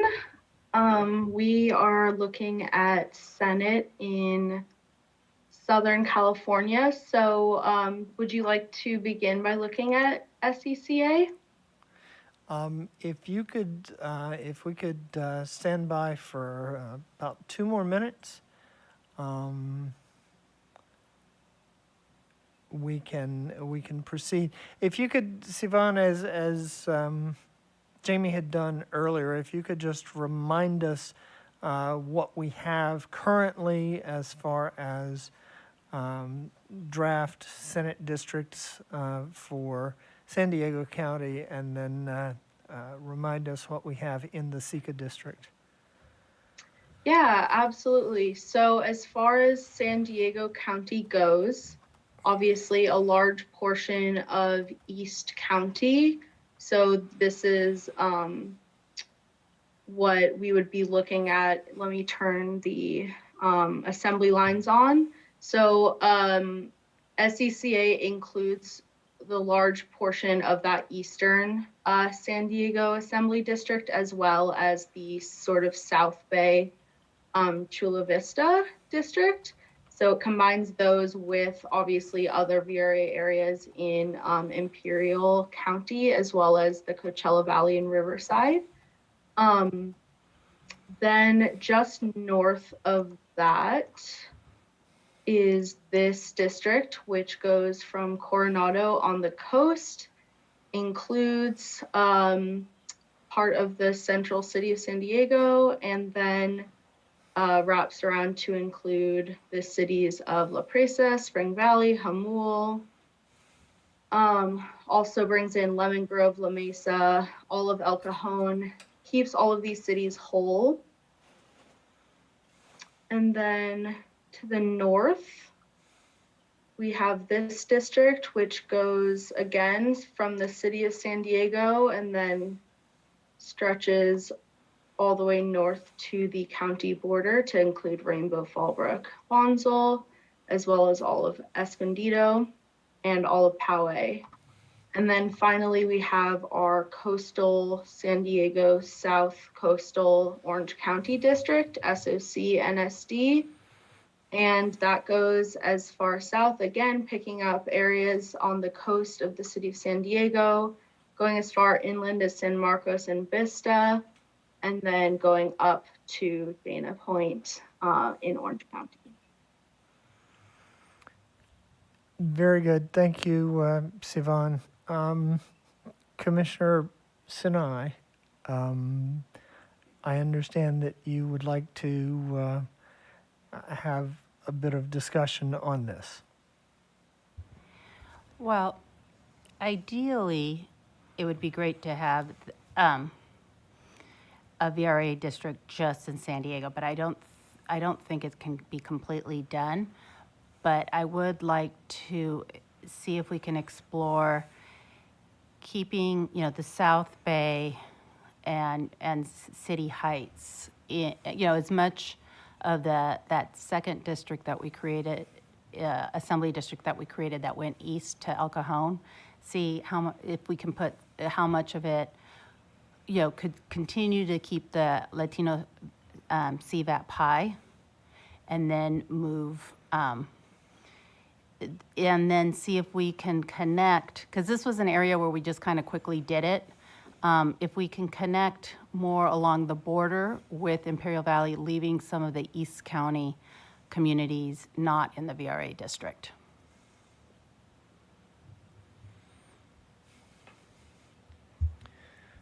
Okay, so the first step then would be to define the area along the border going towards Imperial County that we wanted to keep together with Chula Vista, San Isidro. And then did you say there are other areas in the South Bay and Southeast San Diego that you would like to add to that? Yeah, I think we have most of the South Bay, but looking if we could connect the City Heights, maybe going through Golden Hill in that way. Okay, could But you? David, yeah, I was going to say, Mr. Becker has his hand up, so. Mr. Becker.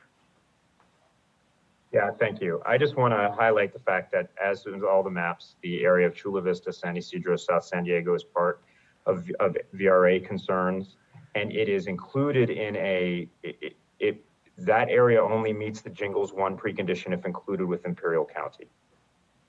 It would raise concerns if portions of that area with significant Latino populations were excluded from the SECA district, which right now I think quite nicely unifies or keeps the Latino community that is protected by the VRA together, so they continue to have the opportunity to elect candidates of their choice.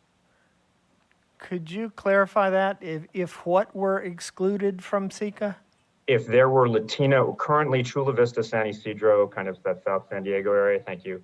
That is a VRA area. It's been a VRA area in every map. Similarly, the Imperial Valley area is a VRA area in every map. If you remove significant Latino populations from that VRA area in South San Diego, that would otherwise be protected by a map like this, that could raise Voting Rights Act concerns. The idea, as I understand it, would be to connect Chula Vista, San Isidro, that area to Imperial County. It is. Am I wrong? That isn't already what's happening? Am I reading this map wrong? No, it is happening, but it's also doing it with a lot of predominantly non-Latino communities in the East County. And there's some Latino communities within the city of San Diego that have not been included, so. Okay, I heard talking about the Chula Vista, San Isidro, and the area around the bay. If you're talking, the East we're County keeping it all area is together. not an area of significant VRA concern. You can do some population swaps as long as, I just wanted to warn before you started this that the area of South San Diego, including Chula Vista, San Isidro, is a VRA area. Right. We do understand that. So the idea is better stated as better grouping the other East County communities, Borrego Springs, Julian, Pine Valley, Descanso, Alpine, Ramona, with more similar communities and pulling them out of SECA. So could you, Sivan, what's going to be easier, to move those out of SECA first? Well, I was just gonna ask what would be connecting it. So it would basically be like a hard line down at the Imperial San Diego County border, and then kind of just like a little I can't think of my shapes, rectangle to connect. Yeah, I mean, last time we southern found a areas. road and a long time ago, we found a road and we wound that road up and down. It wasn't the 8, it was another one. I think potentially we could use the 8 to the 94, but I think a rectangle connecting it will work fine. And then if we can then connect, some of the Latino communities, especially City Heights, because City Heights asked to be with the VRA, and I think that would help. So City Heights, Golden Hill, some of those communities. But I think that should be a good start for you. Okay, I do think that swap sounds like it makes sense. I think what might be the easiest way to go about this would be to unassign some of this area, also just so we know how many people we can move in from the city of San Diego, because obviously that's going to be a lot more densely populated than this East County. So I would just worry about grabbing too much and then not having enough folks to move around up here. So I'm happy to start visualizing that if commissioners would like to keep discussing, just so there's not a silence while you all watch me do this. Okay, thank you. Commissioner Toledo? Yeah, I'm just worried, maybe worried is the wrong word, but just just wondering about the potential of packing, given that we're looking at City Heights, which if memory serves me was a pretty population-rich area with a significant Latino community, and putting it into a district that's already almost at 57% CVAP. So just curious about that in terms of a potential risk in terms of packing. Mr. Becker?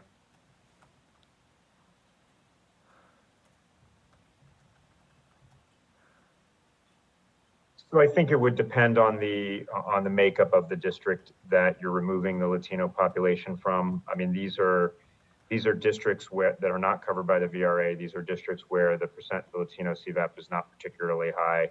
It would be a question of whether it could be perceived as intentionally packing. I think the risk of that is very low. Thank you.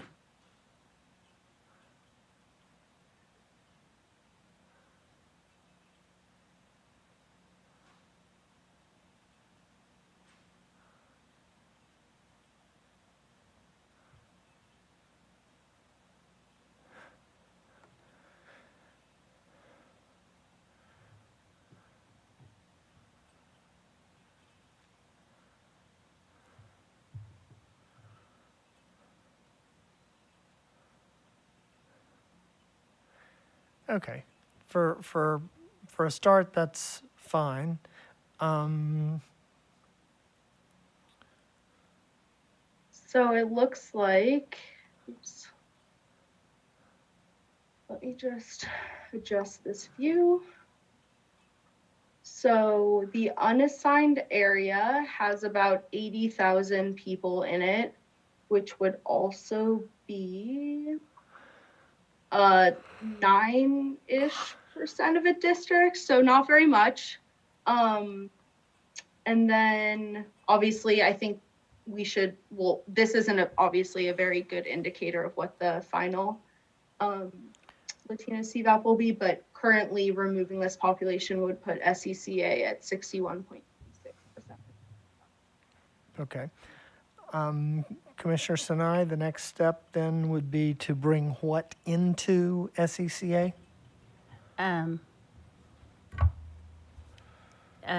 So should we accept this change first? Or? Yeah, this is just unassigning it. Oh, okay. So we can All right. I just easily wanted accept this. And then I'll zoom into San That'd be Diego great. so we can Thank take you. a closer look. Absolutely.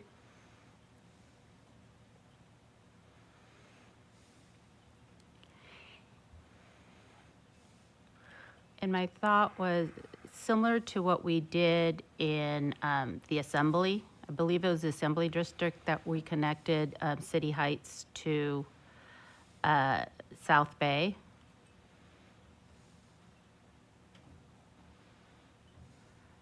Right.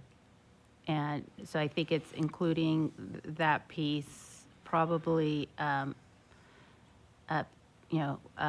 Southeast San Diego, all the pieces that just lead up to there altogether. Towards Bonita. Yeah. Yes, sorry. So I think just strategizing where we would like to add population, I think. Because it's going to be more than 90. Yeah, you're right. I do think so. And I think we're also going to have to take kind of a narrow, potentially roundabout way, breaking up neighborhoods in the middle in order to grab that City Heights neighborhood. Where's the 94 right now? Yeah, let me turn the major streets layer on. Because I'm thinking we may just want to start with connecting everything that's under the 94, and that alone may be that populated. I don't know. Yeah, let me start selecting population, and we can see how populated it is.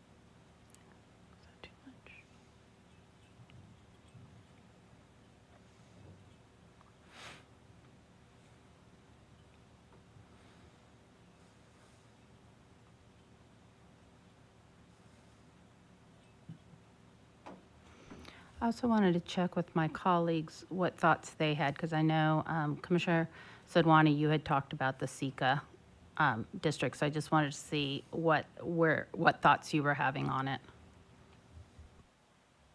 I don't have any specific thoughts. Happy to be along on the ride. I think my bigger concern is, SECA, of course, goes up into Riverside, and we have that other district that we're building out. So I think for me, that's kind of where my mind is how do we still build that out while maintaining this? So that would be my concern, my bigger concern.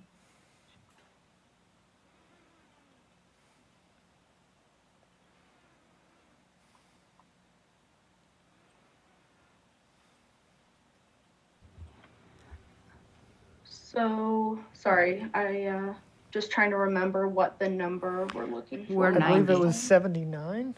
Oh, I had 90,000. 79,000, yeah. Yep. I don't know why I'm sorry, I just ran in, literally. So would it make sense? So I'm wondering if we don't cross, let's see, the 805, or we cross a little, because City Heights is right above in that triangle right there, right? Okay, so instead of continuing east towards Lemon Grove, once we reach the 805, go north? Yes. Okay. Wait a minute. No, we would be, hold on, Sivan. Commissioner Sinai, you want to include in SECA the area that is east of the 805 or west of the 805? Well, right now, currently, it's the area that's east of the, just to finish up going up to the 94, finishing up the west side. And then I think then City Heights is right above it in that triangle. Okay. But I may be incorrect, because. So I think actually it's higher up. Bigger triangle. Okay, it's this thank you. bigger area. Gotcha. Okay, sorry. These are the COIs that I have for City Heights, and you can see this is kind of the center where they overlap. Yes, Sorry, I was, Right, that's what I was. yeah, I was that's what getting there. recalling. I'm so, Okay, so in fact, we would exclude the currently selected area west of the 805, is that correct? well, that's the hard thing is that little triangle right there where her hand is. Right. That is part of Logan Heights, Sherman Heights. And then I get, oh, I see. So you What could, if we could unselect this area as long as we just didn't cut it off, it would still have to, it wouldn't be as down below. compact, but that would be another option. Okay, I'm also, I'm also okay with Southeast San Diego, Paradise Hill, all those being part of the VRA area if we can't get to City Heights.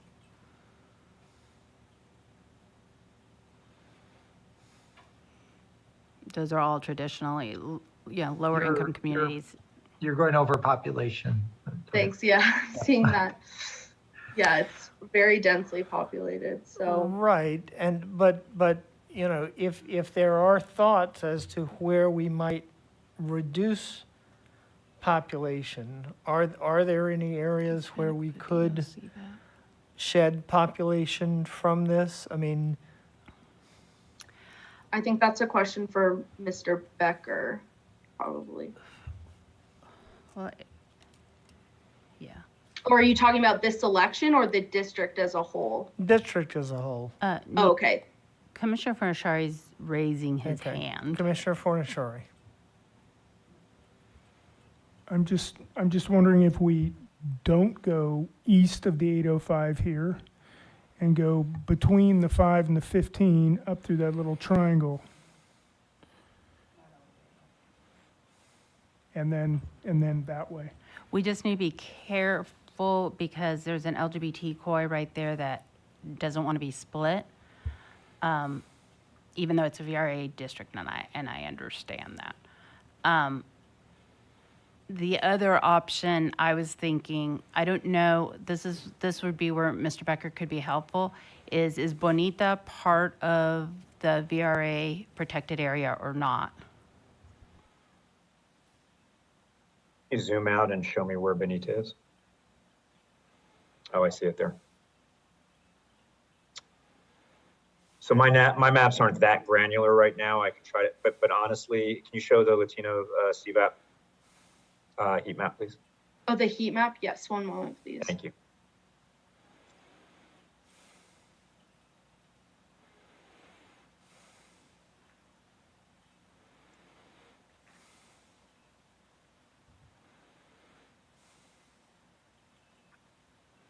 And zoom in on Bonita after you do, please. Yes.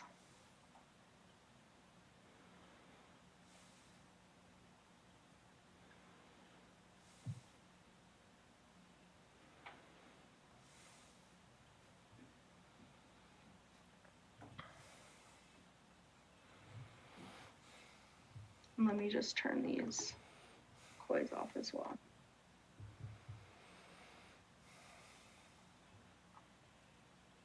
So there's shading here, but am I right that there's virtually, doesn't appear like there's much Latino population in Bonita?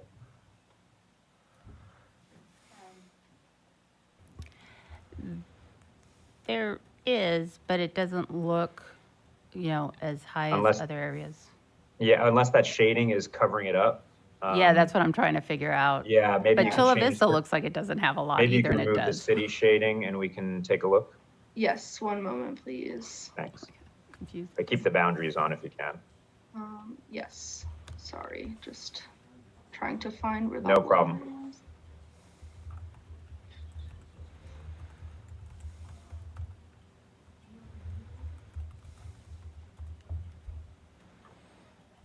So this light yellow color would be ranging from 0 to 30%.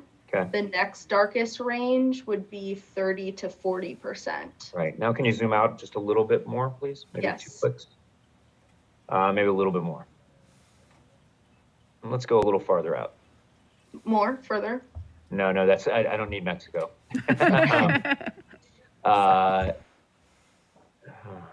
Now back in a little bit, please. Thanks.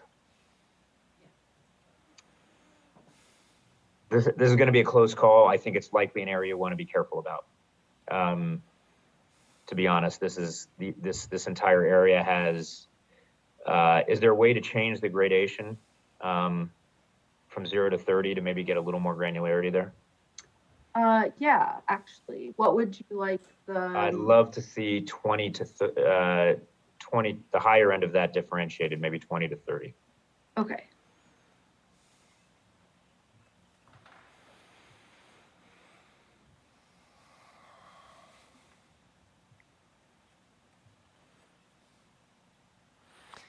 While this is going on, Commissioner Fornashari, did you have anything further? No, I just forgot my hand up. Thank you. Commissioner Okutagawa? My apologies if I'm getting this confused. Are we working on SECA, or are we done with SECA, or are you? I thought you were working on SECA, but now are you on to the other one? No, we're working on SECA. Okay, so then my question here is, I see that we have to. It looks like we're under 9% and some change deviation.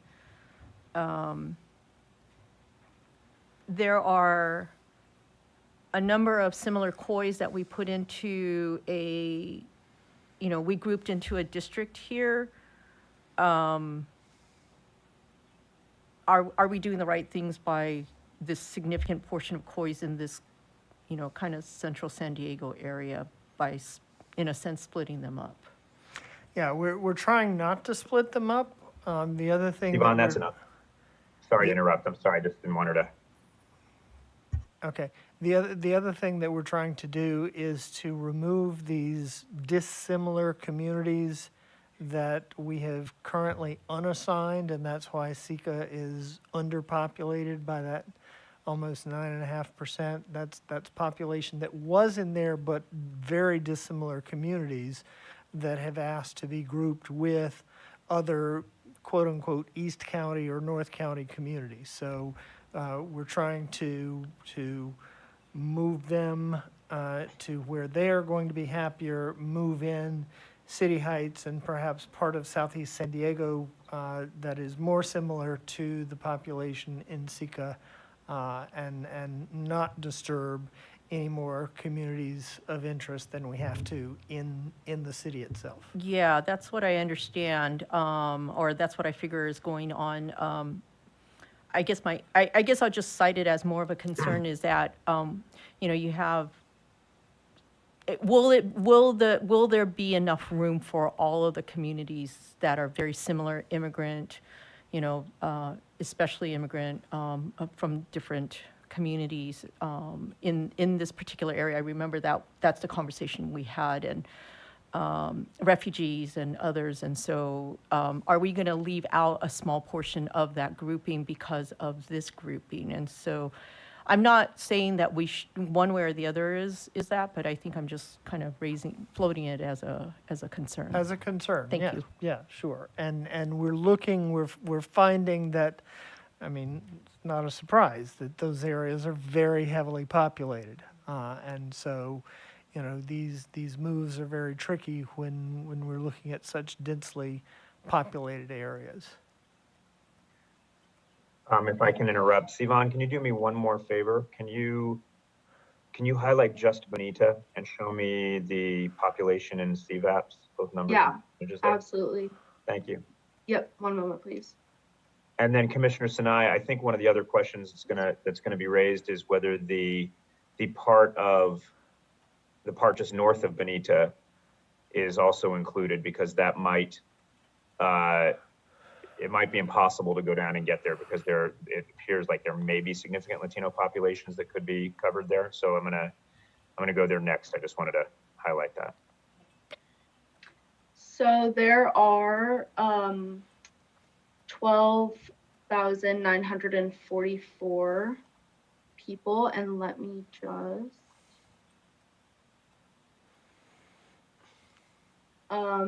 let's see, it looks like the percent Latino CVAP in Bonita is 19.85%. So 12,944 people in Bonita? Yes. And about 1 in 5 of them are Latino. Okay, could you go a little bit north of there, please?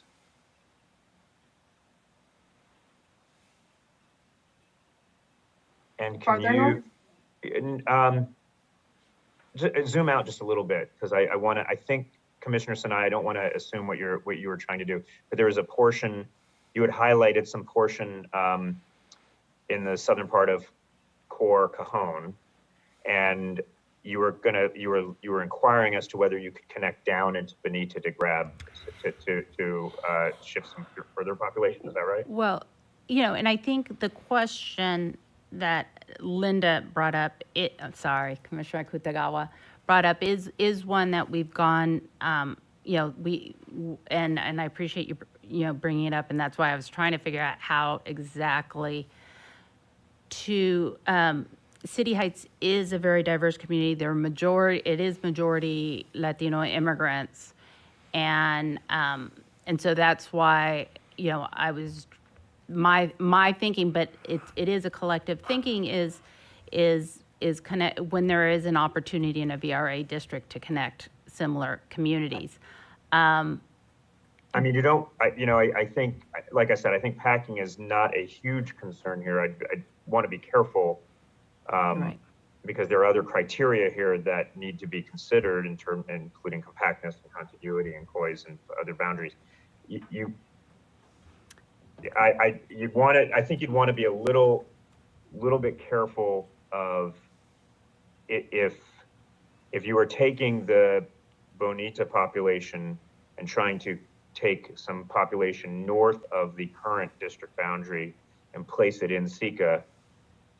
I'll just say legally, I don't think that raises Voting Rights Act concerns. Yeah, it would be, If you were trying to go down into Sika and take some population and add it into Core Cajon, okay, that's not what you were doing. Okay, so that would have made, that's starting to get into the area where I'd want to look at that very closely. I think putting additional population to some degree into Sika likely does not raise significant Voting Rights Act concerns. So my thought is that if we could at least put that sliver of the 94 to the 5, just to make sure Sherman Heights and Logan Heights, all those communities are together.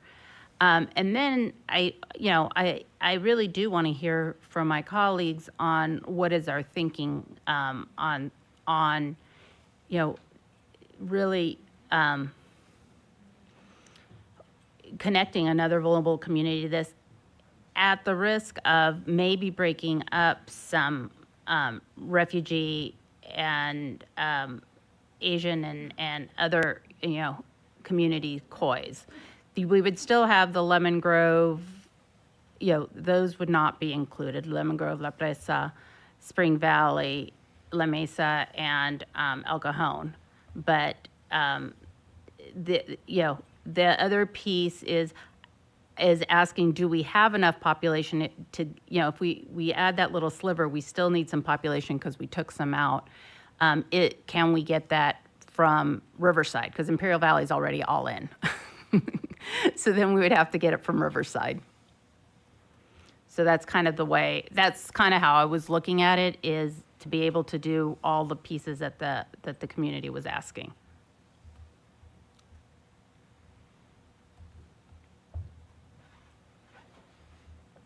Okay, so are we instructing Sivan to bring in that sliver below the 94 west of is it the 5? Yeah.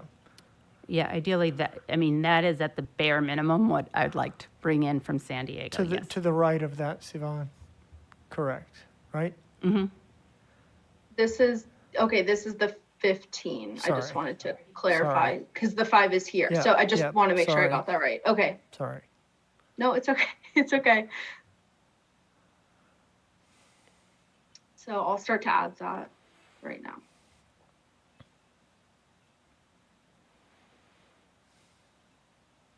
And Commissioner Sinai, is there reason to go east of that at all? Going east of that, you start going into Paradise Hill and southeastern San Diego, and those COIs, in the past, we've connected them with City Heights up into Lemon Grove, La Mesa to El Cajon. So it can go either way, but I'm just concerned. That's why I was trying to figure out how to connect them before without taking them. And I just think that what Linda was bringing, Commissioner Kutagawa was bringing up is something I would like to hear a response from all of you on our thinking up for the Senate. Okay, very good. Commissioner Fernandez? Yes, can you please, Siobhan, after you're done with that, can you please zoom out? Because I'd like to see what this looks like. And then also, having a difficult time following it, but it looks like might be pulling in rural with urban. So I'm just trying to figure this out because in the past, we were trying to keep them separate. So if you can just zoom out, that would be great. Thank you. Yeah, could I go ahead and accept this change, this Yes, population? please. Okay. Yes, please. And then I will zoom out. Okay. Commissioner Fernandez, did you have anything further? Yeah, Okay. Commissioner Fernandez, to answer your question, we do have rural with urban because we have to connect it with Imperial Valley. But what we did was we tried to minimize the amount of rural we were connecting with the VRA. Hopefully that makes sense.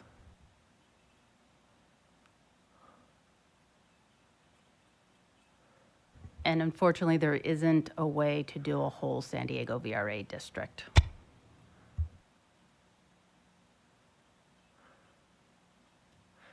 Commissioner Commissioner Sadwani, you're next, and then Commissioner Kutagawa. Yeah, I'm trying to wrap my head around the changes here. This is a tough one, right? Because we do have more urban areas in and around San Diego with Chula Vista. And this is a district that goes into the Coachella Valley and all the way up to Needles. So it's just combining a lot of different folks. That being said, I could go either way, but I'm kind of leaning towards what we had, filling out the rest of this county, and then centering ourselves like for that second district just north of there. I think as Commissioner Kutagawa had mentioned, we had spent a lot of time during Assembly and Congress looking at all of those COIs, thinking about, I remember in Assembly, El Cajon was split, and in Congress, I think it was whole, if I remember correctly, and I'm wondering if this is an opportunity, again, not directly nesting, but thinking about the COIs that we want to keep together and having a district that would allow us to do that. Because while they may not, I could see the rationale for bringing them into the VRA district. If that's just not possible, I think having a district where a different variety of folks could feel very well represented would make sense to me, especially given the, vastness of this SECA district. Thank you. I hope that's helpful. Okay, thank you. Commissioner Kutagawa? Yeah, thank you.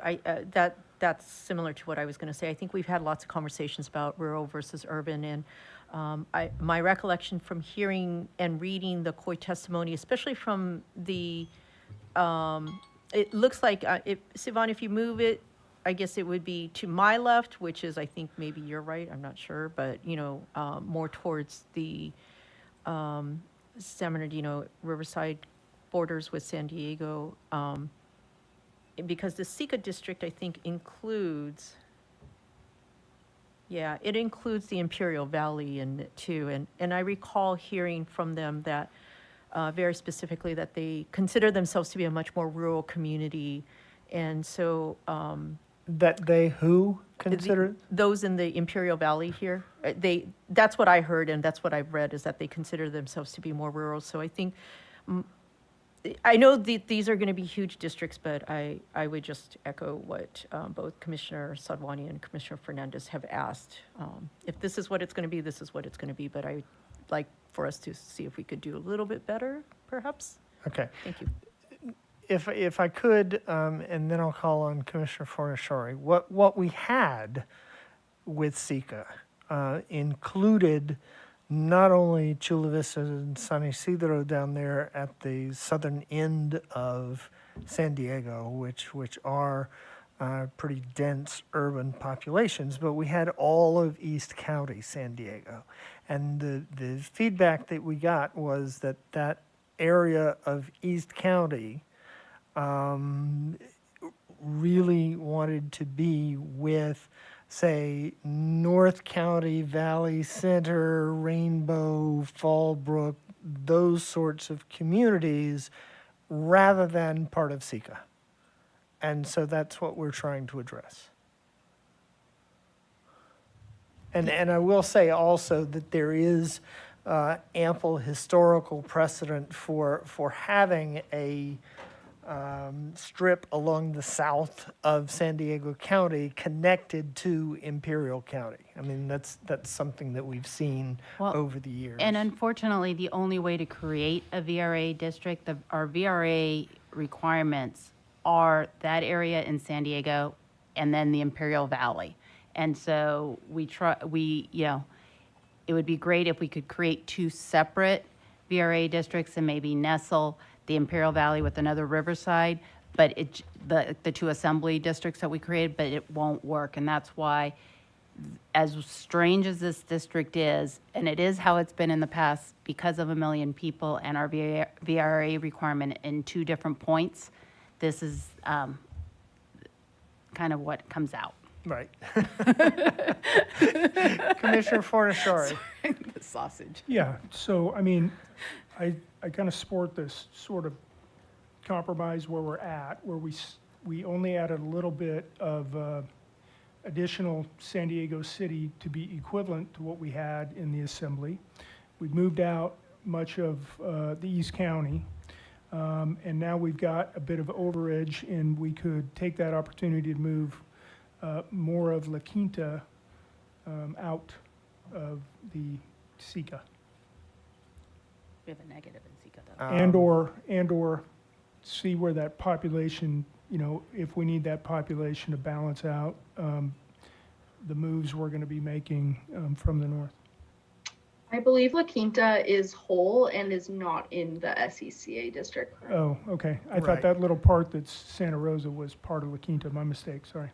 No, all good. It's hard to tell with the coloring off, so I can turn that on if we're done with the heat map, but let me know. Okay, so if you can zoom back out. Yeah. It's the biggest district. Yeah, Yeah. but Okay. it's the biggest diverse. So, we could conceivably leave it here. Oh, let me stop here. We need instructions for the phone lines. We will be breaking at 6:15 for 15 minutes, and then starting public comment at 6:30. Thank you so much, Chair. In order to maximize transparency and public participation in our process, the commissioners will be taking public comment by phone. To call in, dial the telephone number provided on the live stream feed. It is 877-853-5247. When prompted to enter the meeting ID number provided on the live stream feed, it is 859-3298-9398 for this meeting. When prompted to enter a participant ID, simply press the pound key. Once you have dialed in, you will be placed in a queue. To indicate you wish to comment, please press star 9. This will raise your hand for the moderator. When it is your turn to speak, you will hear a message that says the host would like you to talk and to press star 6 to speak. If you would like to give your name, please state and spell it for the record. You are not required to provide your name to give public comment. Please make sure to mute your computer or live stream audio to prevent any feedback or distortion during your call. And once you are waiting in the queue, be alert for when it is your turn to speak. And again, please turn down the live stream volume. And back to you, Chair. Thank you, Katie. We will be back from break at 6:30 to take public comment. So on this district, we've added a very small portion of population in San Diego to this. We've drawn this line horizontally from the Imperial County line to that gives us a population currently unassigned in Descanso, Alpine, Borrego Springs, et cetera, that we now need to find a home for. And whether that's north into MCV or west into SD, POW, ESC, that's what we need to be working on for the next 10 minutes. And thinking about what population we want to add Right. into SCCA. Yeah. Right.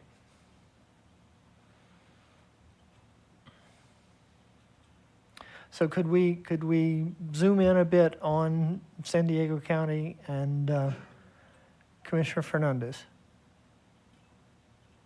Actually, I was thinking opposite, where it looks like maybe Coachella Valley would be where we would try to get the additional population. For SCCA? Mm-hmm. Yes. Yeah. Yes. And then I know that you've discussed this before, Chair Kennedy, but if Siobhan zooms out a little bit, you have that, what's that tail? Is that tail in San Bernardino? Is that where it is? That goes up? Which? Up to Needles? Sorry, let Yeah. me turn the Yes. heat map off.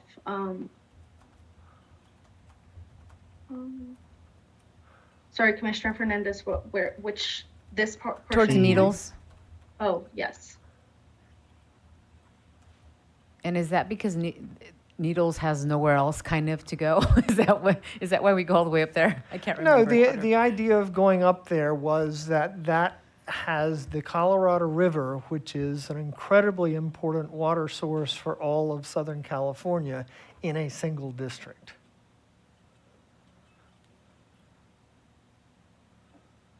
I guess my comment, it does make it a longer district. That's Right. yeah. Right. And just a reminder, this is the going up to Needles is what we have in the congressional and the assembly as well. So I just noticed we just need to match up the three lines Right. going up to Needles between the three. So that's something that we'll correct as well. Yeah, we're waiting for congressional to be finalized just because that's the most specific deviation. And then we'll make sure that the census blocks in this area are the same for all three plans. But there's so little population in this area that it's not going to impact the deviation of these districts. So I would just ignore it unless you are talking about removing the area entirely. Okay, thank you. Commissioner Anderson. I just want to say a little bit more about the reason why we went up there. It's the Colorado River Basin. And though that and then the Salton Sea cleanup are the large water issues in this whole area, and putting them in the same district because they are essentially related. A representative sort of needs to focus on sort of both of those. So that's why we put them in there. Thank you, Commissioner Anderson. So if we can go back to San Diego County then and look at where we want to place the 90,000 or so people that we removed from SCCA. Commissioner Sinai, did you have any thoughts on where to do this, recognizing that this is going to have some ripple effects? Yeah, I think I would put it with the San Diego Poway Escondido.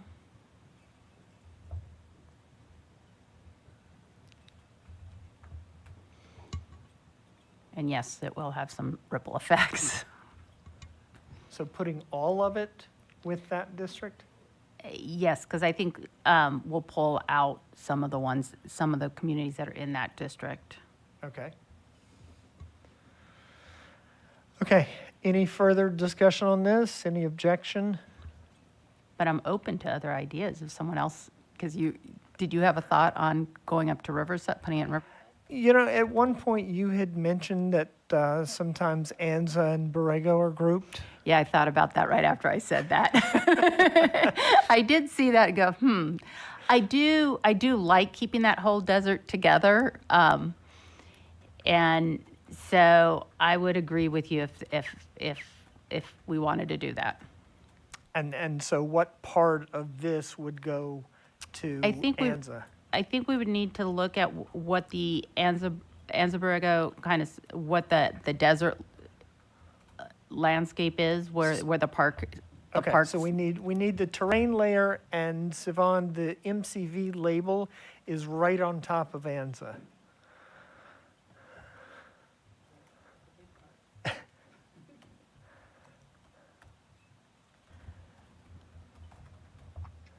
So was there a request to see how much population was there, or should I go ahead and accept this change? Wait, Neither. We're looking to see what portion of the current selection we might instead want to group with Anza, because Anza-Borrego is, an area, a community that is often It's a state grouped. park, so this is a good opportunity to put a state park together. Right. So can we unhighlight it? My thought is to take just that kind of from from the bottom. I don't know if I would take, all the light brown stuff Right. and add it to the one right above. Okay, can you roughly highlight the area in light brown around Borrego Springs and Anza-Borrego Desert State Park? Yes, one moment, please. Let's see if it shows up on this layer.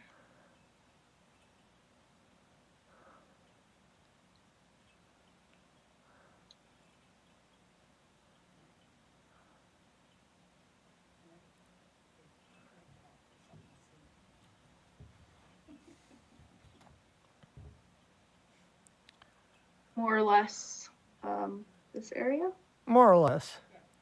I think this might be a small portion, but there's not going to be people living here, so we can just do this in the cleanups to make sure that the Right. actual state park is intact.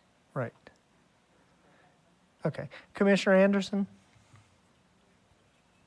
Yes, I have two questions. One would be, do we have a map of the state park? So we can just copy that in there.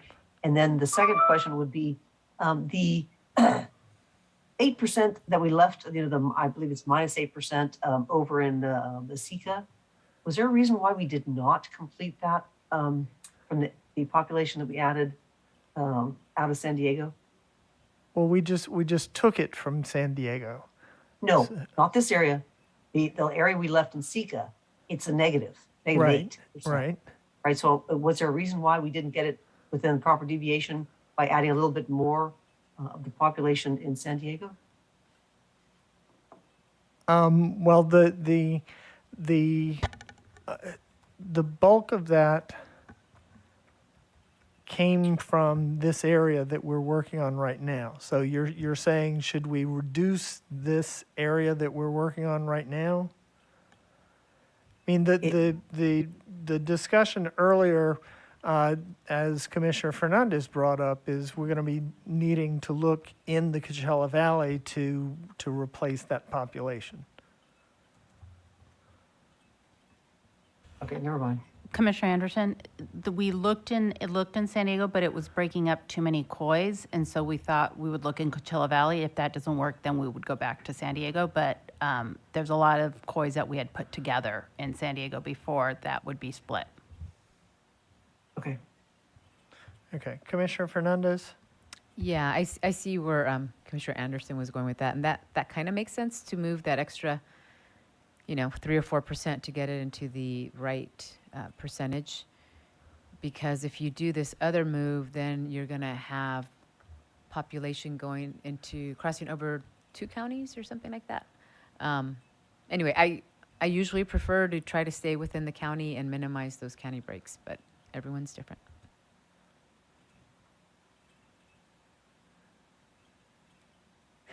Okay, I mean, the Sika district has portions of 4 counties. So we're just moving the lines in, perhaps 2 of those 4 counties, because one of the counties is whole and will always be whole in this district. Commissioner Sadwani. Yeah, thank you. 2 things. So first was just a clarifying question. Are we putting Borrego Springs into Sika? Is that what's happening? No, the idea is to put Borrego Springs in MCV. Okay, so I just wanted to suggest that perhaps we pause. And I wanted to just have a lesson learned from Congress. When we approached Congress, we came from San Diego up, and then we kind of felt like, we've done all this great work and we don't want to have to shift all these populations around. But as we were trying to contemplate, our VRA districts, we ended up feeling kind of stuck, right? And we kind of kept coming back to Long Beach and what can we do there? In many ways, but didn't leave open and flexible other places where population can go.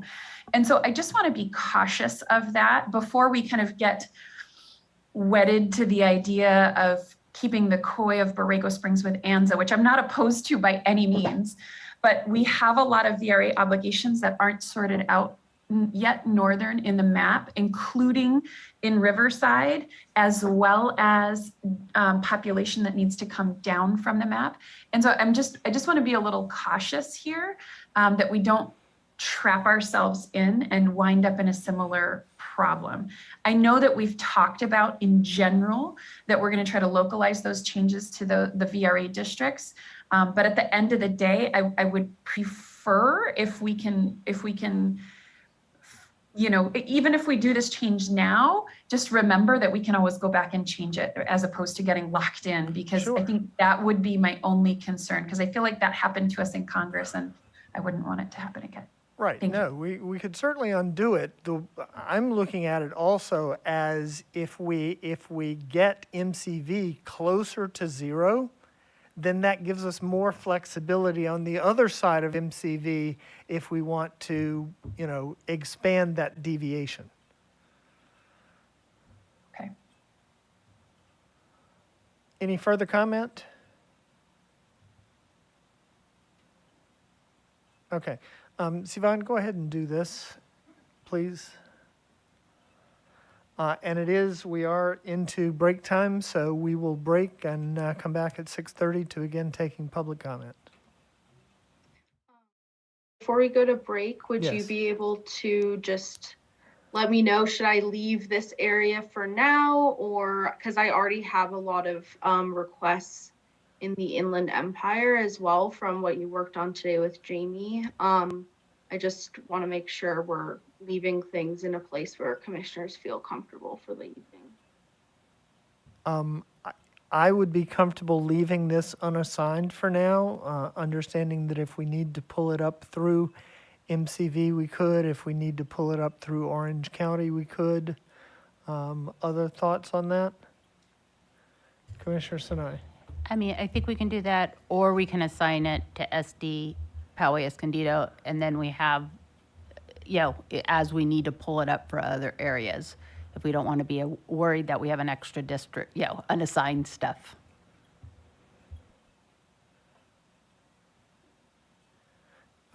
I'm seeing that currently it borders 2 different districts to the north, and if we move it into SDPOWASC, it only borders 1 district to the north. It does border the coastal district as well, but I would be fine leaving it unassigned for now.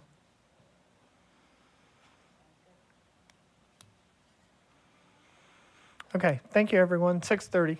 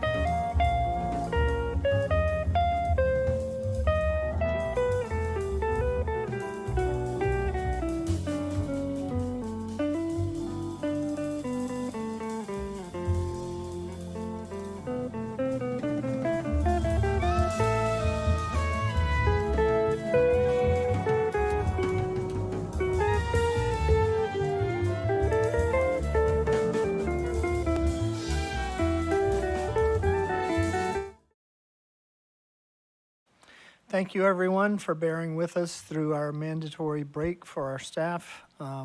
We want to welcome you to this evening's public comment segment of today's meeting of the California Citizens Redistricting Commission. And with that, I will turn it over to Katie, our comment moderator. Thank you, Katie. Thank you so much, Chair. This evening, we will be doing 1 minute and 30 seconds for public comment with verbal warnings at 30 seconds and 15 seconds remaining. I will be identifying you by the last 4 digits of your telephone number. Please be alert in the queue for when you hear those last 4 digits of your telephone number. We will begin with caller 0983, and up next after that will be caller 2931. Caller 0983, please follow the prompts.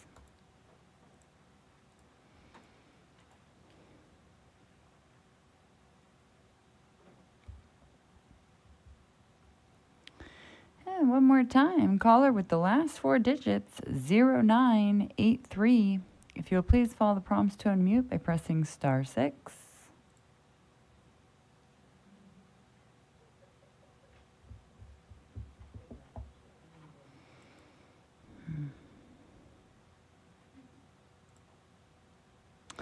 I do apologize, caller 0983, for some type of connectivity issue for you. I will come back to you momentarily.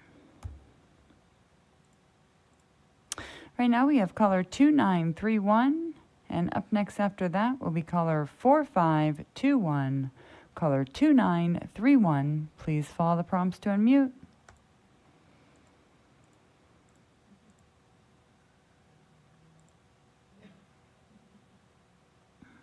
The floor is yours. Hello. Yes, hello. The floor is yours. Did you hear me? We sure can. Yes, hello, Commissioner. Thank you for all the hard work you have done. I am asking you to look at the Little Saigon Assembly District again. We are almost there. During the pandemic, I lost my job and I did not know what to do, and I was able to contact my assembler who can speak Vietnamese and have staff who can speak Vietnamese to help me. This is why it is important for the Vietnamese community to have a true representative who understand our needs, our culture, and our history. Adding on, North Garfield in Huntington Beach stops at 3 Point Street in the right move to make sure Little Saigon have two representatives. Remote sentence is up Garden Grove because we don't have anything in the common with them. We need assembler who can help our community, especially our unique culture. Thank you. Have a good night. Thank you so much. And right now we will have caller 4521, and up next after that will be caller 7716. Caller 4521, please follow the prompts.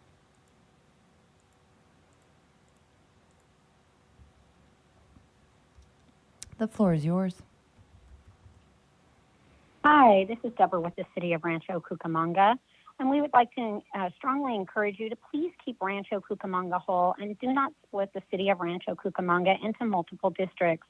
Rancho Cucamonga has a strong sense of identity and has historically been mostly in all one Senate, Assembly, or Congressionally district.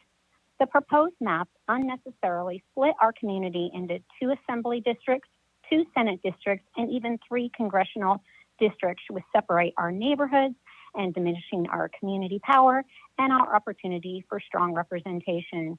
We do appreciate the time you spent today working on this area, and we look forward to some positive changes. Thank you so much. Thank you so much. And right now we have caller 7716, and up next after that will be caller 7860. Caller 7716, please follow the prompts.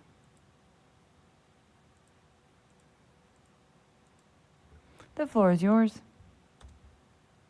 Yeah, my name is Floyd Bryan, FLOYD BRYAN.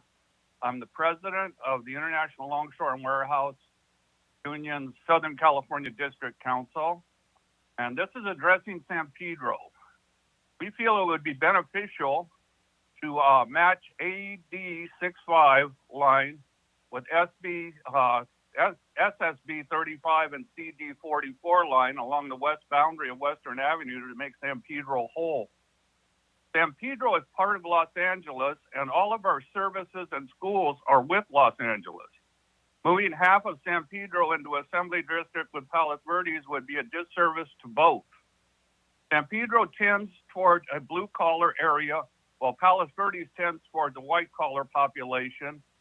And we in San Pedro have very different issues being part of the LA Harbor. Thank you. Thank you so much. And right now we have caller 7860, and up next after that will be caller 8224. Caller 7860, please follow the prompts.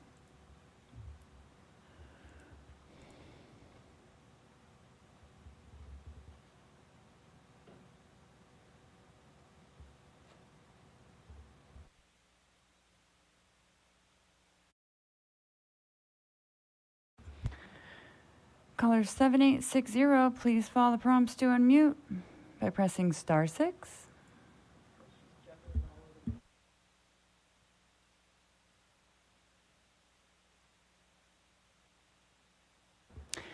I do apologize, caller 7860. You appear to have some type of connectivity issue at the moment. I will come back to you.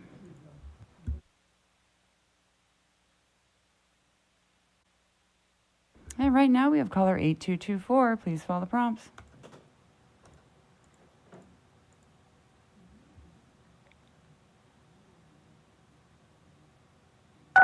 The floor is yours.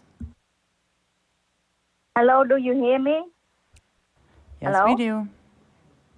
Okay. Hello, Commissioner. Hello. Okay. Hello, Commissioner. I called yesterday and will continue to call to make sure that my comment is heard because this is very important to me and our community. Yesterday, I heard that the Commission talked about add Huntington Beach to Little Saigon for the congressional map, which is a red suggestion. And a lot of the comments yesterday thank the Commission for considering.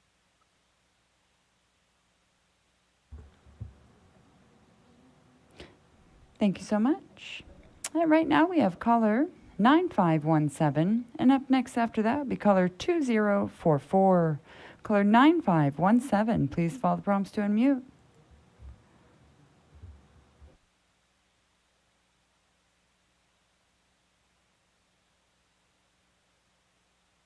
The floor is yours. Yes, good evening, Commissioner. A month I have heard my Vietnamese American community in Little Saigon calling in and making the populist comment, asking you to keep Huntington Beach with Little Saigon. Today I would like to share with the Commission again why Huntington Beach should be with Little Saigon. Here are the facts again. Vietnamese is the number one language other than English spoken in Huntington Beaches like Westminster and Fountain Valley. The largest minorities group in Huntington Beach are Asia America. Our young program like the Boy and Girl Club or Young Sports serve Huntington Beach, Westminster, and Fountain Valley. For the assembly, TGW, please include the inland part of Huntington Beach, which is all north of Garfield, together with Little Saigon. The congressional and Senate, please include all Huntington Beach.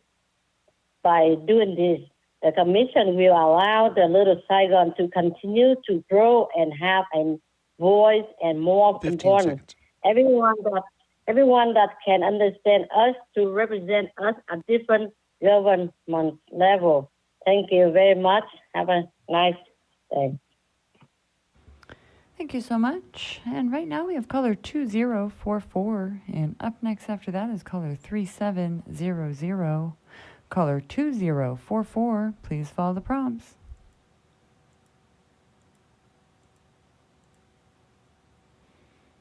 The floor is yours. Hello, this is Charlotte McKenzie. I'm a board member with the Citizens University Committee at the University of California, Riverside. And I'm calling to urge the commission to please adjust the California State Assembly district boundaries that encompass the California Riverside UCR campus located at 900 University Avenue.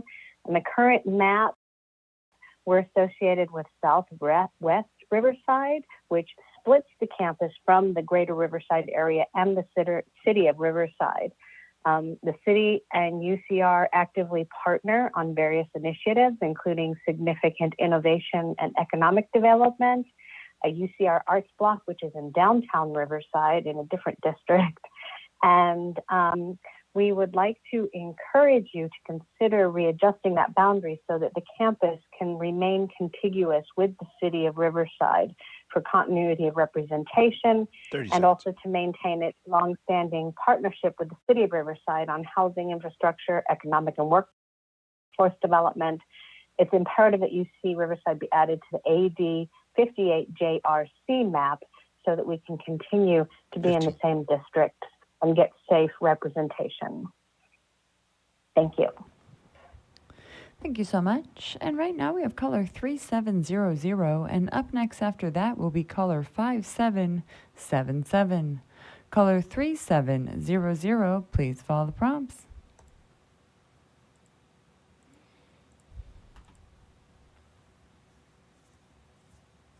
The floor is yours. Hi, my name is Betty Wilson. I'm calling in for our coalition partners, Zone F, San Joaquin County. I am sure you have received the numerous emails and letters regarding the most recent iterations for the congressional district changes. Our county is probably one of the most diverse in the state, and we have worked hard over the years to build partnerships and relationships with public, private, and nonprofit groups to tackle our issues. Please allow us the chance to continue this progress. Please consider draft maps dated 11/10 or the congressional map FY2 SSAC San Joaquin. Please do not surgically split our communities. I would respectfully request review of submitted maps 1006, 202, 1112, 1006, 202, 1123, 1007, 202, 1124 also. Thank you for all your hard work and dedication to this very important